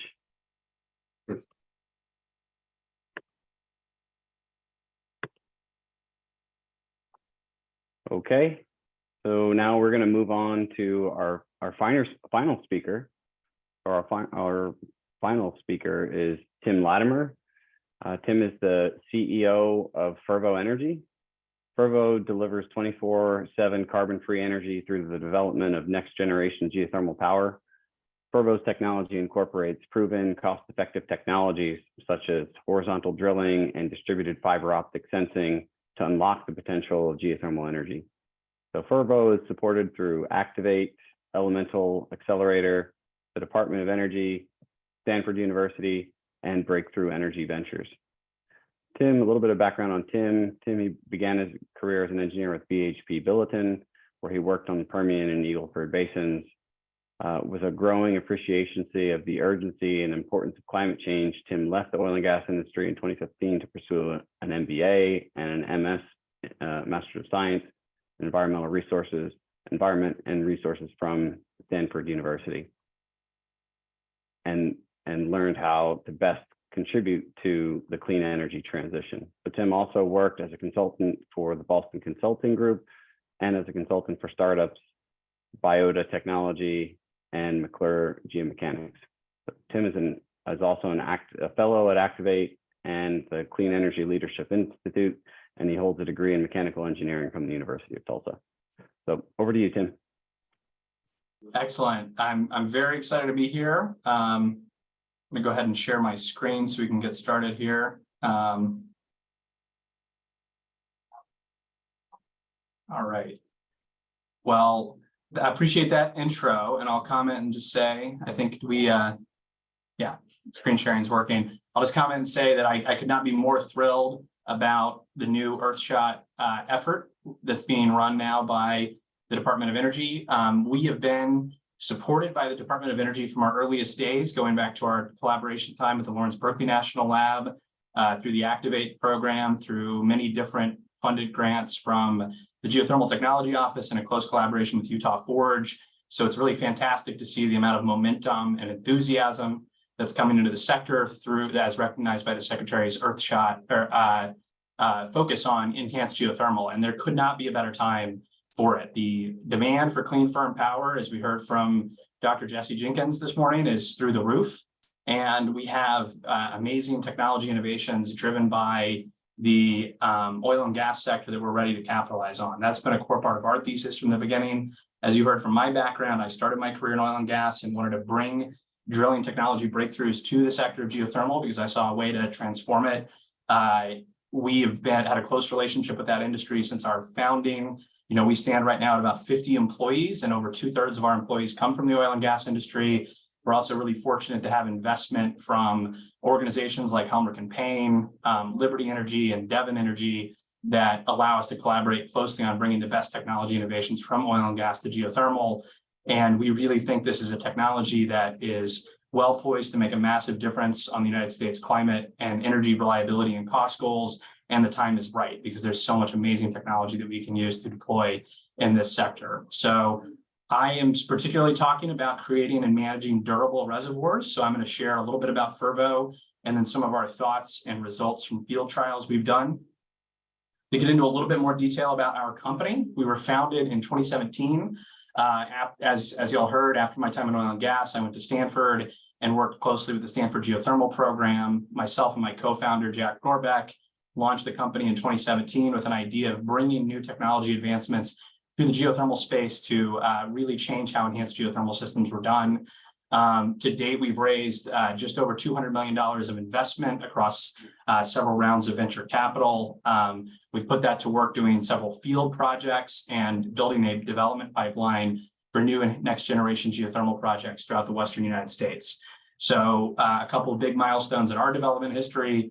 In 2021, we signed a development agreement with Google to power their data centers in Nevada with a new project for new geothermal energy, which we're quite excited about. The photo that we have here on the slide is actually from our drilling program of that project that was a collaboration with Google that we're quite excited about. And just with what we've publicly announced, we've got 93 megawatts of power purchase agreements that we've signed for power buyers throughout the Western United States as well. Jesse touched on this a little bit this morning, but there's growing recognition that we need something like geothermal in the energy mix to really make our reliability and decarbonization goals happen.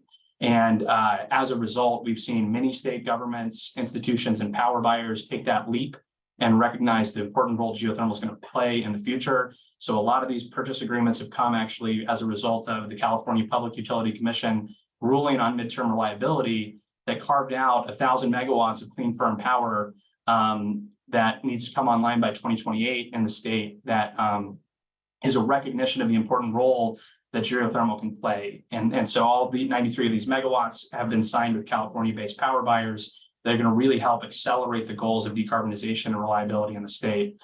We're very excited. I'm going to talk a little bit about some of our field results today. In 2022, one of our largest field programs to date, we drilled a 3-well drilling campaign at a project we call Project Red. And I'm going to get into those results in a little bit, but if you want to look at for a much more detailed review of this drilling program, our CTO, Jack Norbeck, presented the results at the 2023 Stanford Geothermal Workshop. And just this February, where we went into detail about the drilling that we did and the well completion work. And we're quite excited about the results of that project. And you can learn a lot more about that in the Stanford Geothermal Workshop publications. And in addition to that, we're ready to commence the drilling phase of the next set of projects that are going to help us meet that 93 megawatt procurement goal of the contracts we've signed. So earlier this year, we got our authorization from the Bureau of Land Management to begin a 29-well drilling campaign at a site in central Utah. And we're going to begin drilling this summer that set of wells to bring online the first set of greenfield geothermal power project using the technology innovations we brought to bear, including horizontal drilling. So the basic idea, and this is very similar to probably what we've heard from a lot of speakers today, is to bring a lot of the innovations that helped open up the unconventional oil and gas revolution to geothermal for the first time in a way that really shifts the economics and potential of the sector. So a few things we focused on in our project has been horizontal drilling. The ability to drill down deep and then drill horizontally allows you to access so much more reservoir per well that you drill than traditional vertical methods. And it's a way to actually dramatically improve the amount of power production you can get per well that you drill. Coupling that with multi-stage well completion. So using well stimulation techniques to drive fractures between pairs of injection and production wells, so that not only you're drilling horizontally, but you're getting even flow distribution throughout that whole horizontal section. So you're taking advantage of the full geothermal reservoir in a way that maximizes your flow rates and heat transfer. And that's going to be one of the topics we talk about as we dive in here to discuss actually creating that durable reservoir, is creating those fractures that go in between the injection and production wells in a way that lasts for a long-term and sustainable way while increasing the heat transfer potential. And there's been a lot of topic on the importance of data. And I am definitely humbled to be going after Jonathan Aho Franklin after a discussion on fiber optics, but we are a big believer in the future of fiber optics to really answer some of the fundamental technical questions about how geothermal reservoirs work.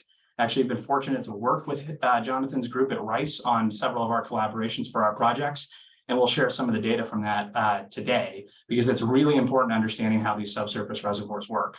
So this is sort of the theoretical idea, obviously a very cartoonish drawing of how the system would work with horizontal drilling. And I'm excited to share, just some of the things. And again, this is done in much more detail in our Stanford geothermal presentation. But just to talk a little bit about this pilot project, I want to show some of the results we have, focus on this creating durable reservoirs comment. So one of the things that we are bringing to the table for geothermal, of course, is horizontal drilling. So to help orient you, this isn't a theoretical drawing, this is a real drawing. What you're looking at here is the vertical monitoring well that we drilled and instrumented with fiber optics. So we'd be able to characterize a lot of the performance of this reservoir. The first horizontal injection well here, and a horizontal production well that's paired with it to get that right kind of cross flow. And so to give a concept of depth, all of these wells are drilled to roughly 8,000 feet deep.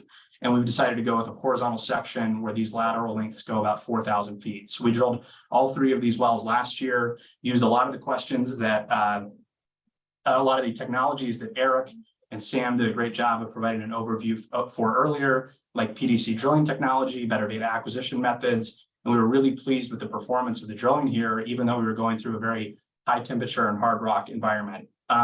Ultimately, what we're showing here is actually we use the fiber optics to do microseismic monitoring, where we actually were able to note the fracture propagation and flow pathways that came from the well stimulation effort. And it gave us a really good picture of where the actual reservoir was being created and where the flow was going. And in this project, we actually sequenced this so that we drilled our horizontal injection well first, did all the well stimulation activities in that injection well, used fiber optics to map where the fluid flow was going, and we ensured that whenever we drilled our horizontal production well, it intersected the greatest area of extent that we could map using this microseismic monitoring to figure out exactly where we place that well to maximize the opportunity for us to intersect with the flow pathways and fractures created from the injection well. And so we finished drilling that production well in November, and we placed that well, really try to maximize the overlap between these events and where that wellbore was going to be placed. So we're very excited about the drilling performance there and the ability to use tools like fiber optics to really locate these well placements.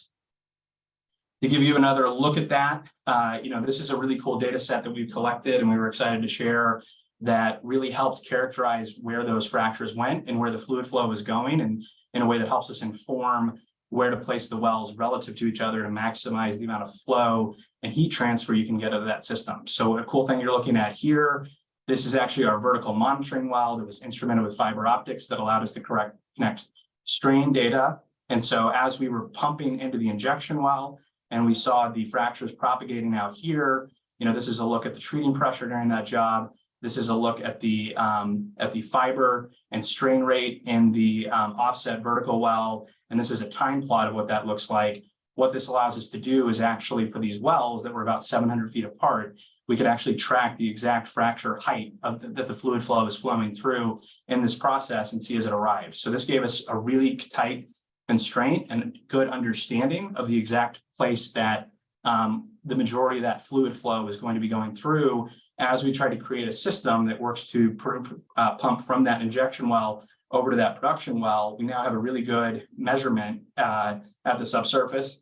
And again, you can see the depths here around 7,500 feet for this of where those fractures were actually occurring. So we can have a good way of maximizing the placement of the two wells to each other so we can meet these objectives of flow rate requirements, heat transfer, and get a good connection between the different wells.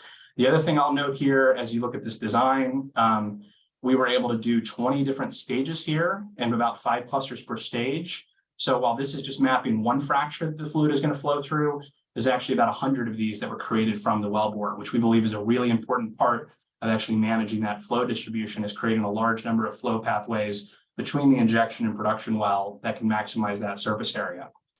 So a few things that we think are key technologies. Some of this is new, some of this is adapted from oil and gas. Some of this is stuff that groups like Utah Fork have really promoted over the years to make this work. To just talk about one of them, we think it's important, and we're able to do this in a cased hole environment, that limited entry perforation is actually one of the keys to ensuring good flow distribution in the reservoir. So in a limited entry perforation design, you actually end up with a cased and cemented wellbore that is sealed from the reservoir, and then you can selectively shoot perforation holes. And these are, again, charges that only go a few inches into the reservoir, but create an open port for fluid to flow out of the well itself and into the reservoir. And one of the keys here actually is you can undersize these ports that you open up into the reservoir such that it creates a flow restriction to high flow. And so one of the big challenges in enhanced geothermal systems is getting a good flow distribution between the injection well and the production well, and ensuring that you don't have thermal breakthrough. You don't have one zone that's taking too much flow. And so actually, by using limited entry perforation and undersizing those ports, you can actually ensure that no one zone gets too much fluid flow in a way that has a very strong self-correcting mechanism for creating very even distribution of flow throughout the entire reservoir. This is one of the things that has been a key in making unconventional oil and gas work, and we're adapting this technology to work for geothermal. One of the keys of us having fiber in our project that we did last year in 2022 was we were actually able to map what we call the cluster efficiency. As we pump into 5 clusters at once, we can see that we're actually getting very even flow distribution across all of those fractures. So one of the biggest tools we have in preventing thermal short circuiting and creating long-term and durable reservoirs is using limited entry perforation to ensure that you actually have this self-correcting mechanism to get very even flow distribution across that entire horizontal. So out of the 100 ports we have in the well to flow from the injector to the production well, we get really good even flow distribution there. So that's one key. Another thing that's really interesting about the cased hole environment and using that with these strategies for perforations, and this also would apply for using sliding sleeve technologies, is your ability to actuate and shut off zones. So one of the things we've looked at from a modeling standpoint is, as you imagine wells, in this case, you're looking at, for example, an injection well here with a bunch of these ports and fractures where fluid is flowing from the injection well to the hot production wells. And this color scheme here is actually the thermal fronts. So in this situation, we intentionally modeled something where there was a wide distribution of flow. So you can see certain zones are taking a lot more flow and cooling off a lot more quickly, whereas other zones are not taking any flow at all. Now, what's nice about a cased hole environment with perforations or a sliding sleeve environment is you have much more control over the wellbore in terms of where that fluid flow actually goes. And so in this case, one of the things we looked at is we began modeling the initial production here, and we gave ourselves the problem of, okay, look, the thermal decline is happening much faster than we'd like to see in an idealized scenario. Is that because certain zones are taking too much flow? And in this case, we ran the hypothetical of, okay, what if after year 3, you actually performed a low-cost intervention of doing a cement squeeze into those stages where you were getting thermal breakthrough just to shut them off? And what you can see is you can actually immediately restore a huge amount of the thermal breakthrough there, and you can do that process again later on in the life cycle to continue restoring that temperature profile back up to the reservoir. And so this is one of the really nice keys that you can look at. If you're doing a horizontal approach and you have hundreds of different flow pathways to choose from, shutting off 3 or 4 that are getting too much flow and creating thermal breakthrough, it's possible to recover your temperature without losing too much of the actual fluid flow capacity itself. So this is one of the things we're excited about, some lower cost tools. This is very helpful to have either fiber optic data or run production logs to have, but this is stuff that you can do with existing equipment off the shelf today. So this is just some ideas we have around this. And I think the exciting thing for us is that we've now done this in a full reservoir. I think we previewed this a little bit at the Stanford Geothermal Workshop. At this project, we've actually now completed the well test phase of this and got very promising results. I don't think we're quite ready to publish those in detail yet, but stay tuned because we've actually now taken this from just the well construction, which is the phase that we updated people on at the Stanford Geothermal Workshop earlier this year. And we've actually been able to verify this with really strong flow performance data, and we'll be publishing those results relatively soon. And I think it is something that truly leads to a step change in performance for how enhanced geothermal systems work. And it's one of the things that the results from our project and the flow capacity we've gotten and the thermal distribution and the flow profile gives us a ton of confidence that the goals laid out by the Secretary and the Earthshot for enhanced geothermal are very achievable. And in fact, we think probably achievable in a much faster time frame than most people believe. So I firmly believe that there's never been a better time to be in geothermal than there is today. We've got huge market demand as one of the only ways to get 24/7 clean power. We've got great customer demand. We've got a lot of tailwinds as people want to think about more reliable and clean electricity. And we have this wonderful technology story to tell where we've got this great opportunity between tech transfer from the oil and gas industry and key support from the Department of Energy on R&D objectives. They're going to bring this to market in a very fast way and have a massive impact in increasing the amount of carbon-free electricity on the grid. So really excited to be able to participate in the Earthshot discussion today. It's been a wonderful day full of learning. Well, great presentation, Tim. Thank you very much for being here.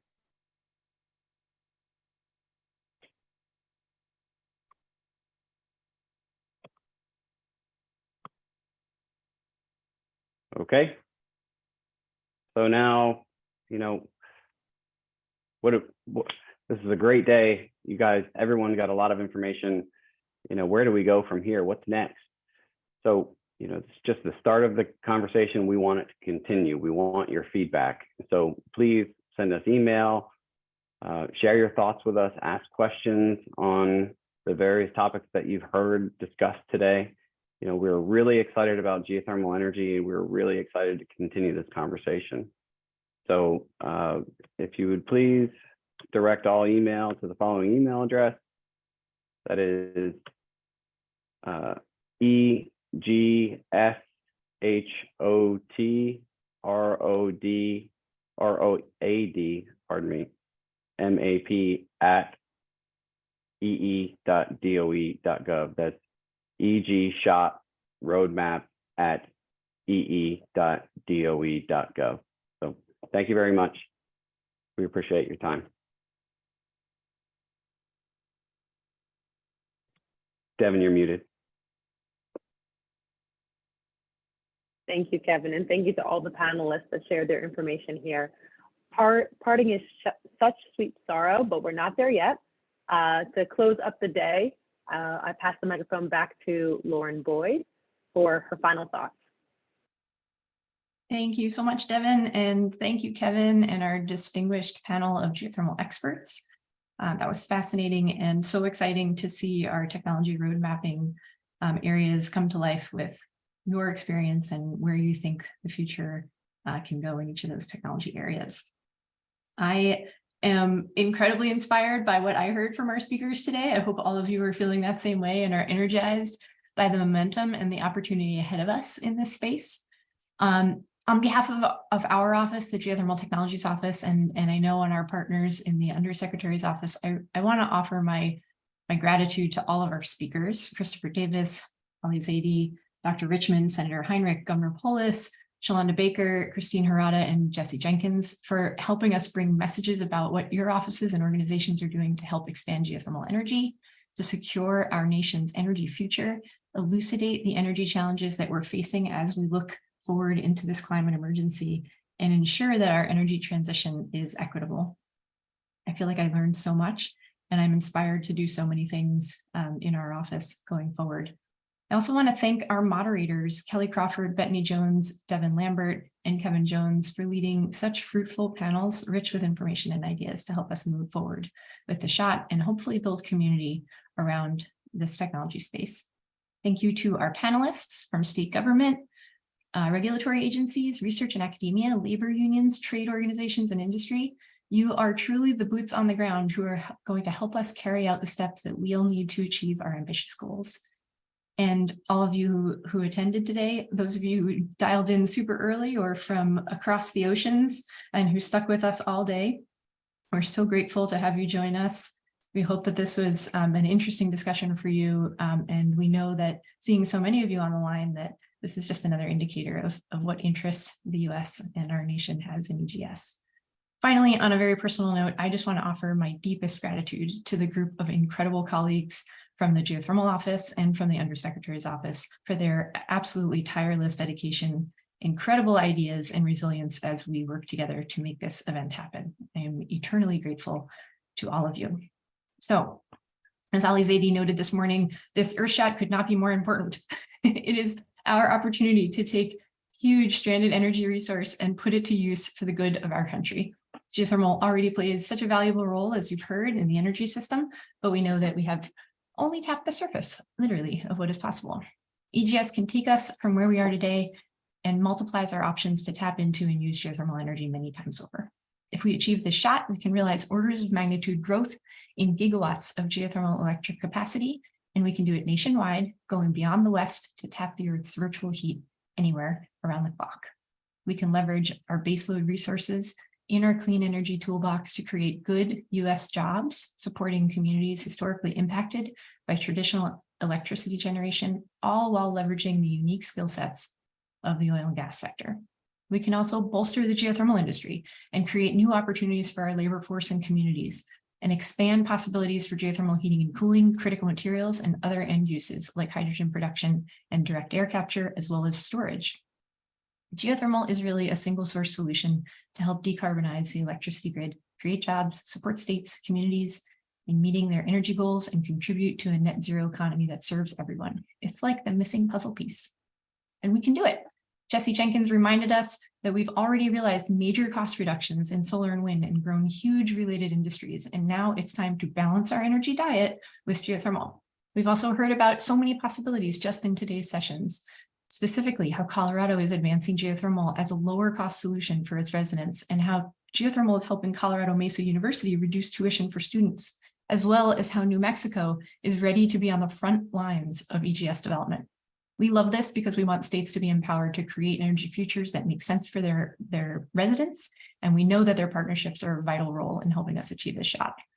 We also learned about the opportunities to support and engage with communities in expanding geothermal, as well as to train the US workforce for the geothermal jobs of the future. And so many great highlights from the day's conversations about jobs, environmental justice, and community engagement. As Chris Katis reminded us, we need to do this at the speed of the community. And Dr. Baker reminded us that open communication, deep consideration of community, and workforce needs and partnerships are just a few of the important steps we need to consider as we continue on the path to the EGS shot goals. We heard the calls from industry. Geothermal workers are needed now and in the future, and from unions and trade associations who are already training a diverse workforce for our energy future. And we heard about support for EGS at the highest levels of the federal government and the importance of geothermal in the administration and DOE's plans. But as Dr. Richmond and many of our speakers noted, partnerships are absolutely essential, and there's work ahead of us. It's going to take all of us working on solutions together to make that happen. For instance, Christine Herrera shared how the federal agencies are partnering on Fast 41 to improve the federal environmental review and authorization process for covered infrastructure projects. We know that there's both technical and non-technical work ahead, which we're already addressing at GTO and across DOE, like work in the Office of Science to develop geo-architected subsurface materials, and ARPA-E's work across the spectrum is relevant to EGS, but specifically on building sensors that are critical for subsurface data collection. Oscar's work in high-performance computing to advance our modeling and simulations to process the massive data sets that you've just heard our last speakers reference multiple times. We're also hard at work outlining how to flesh out and build the technology pathways that Kevin showed in the last session and our geothermal experts discussed.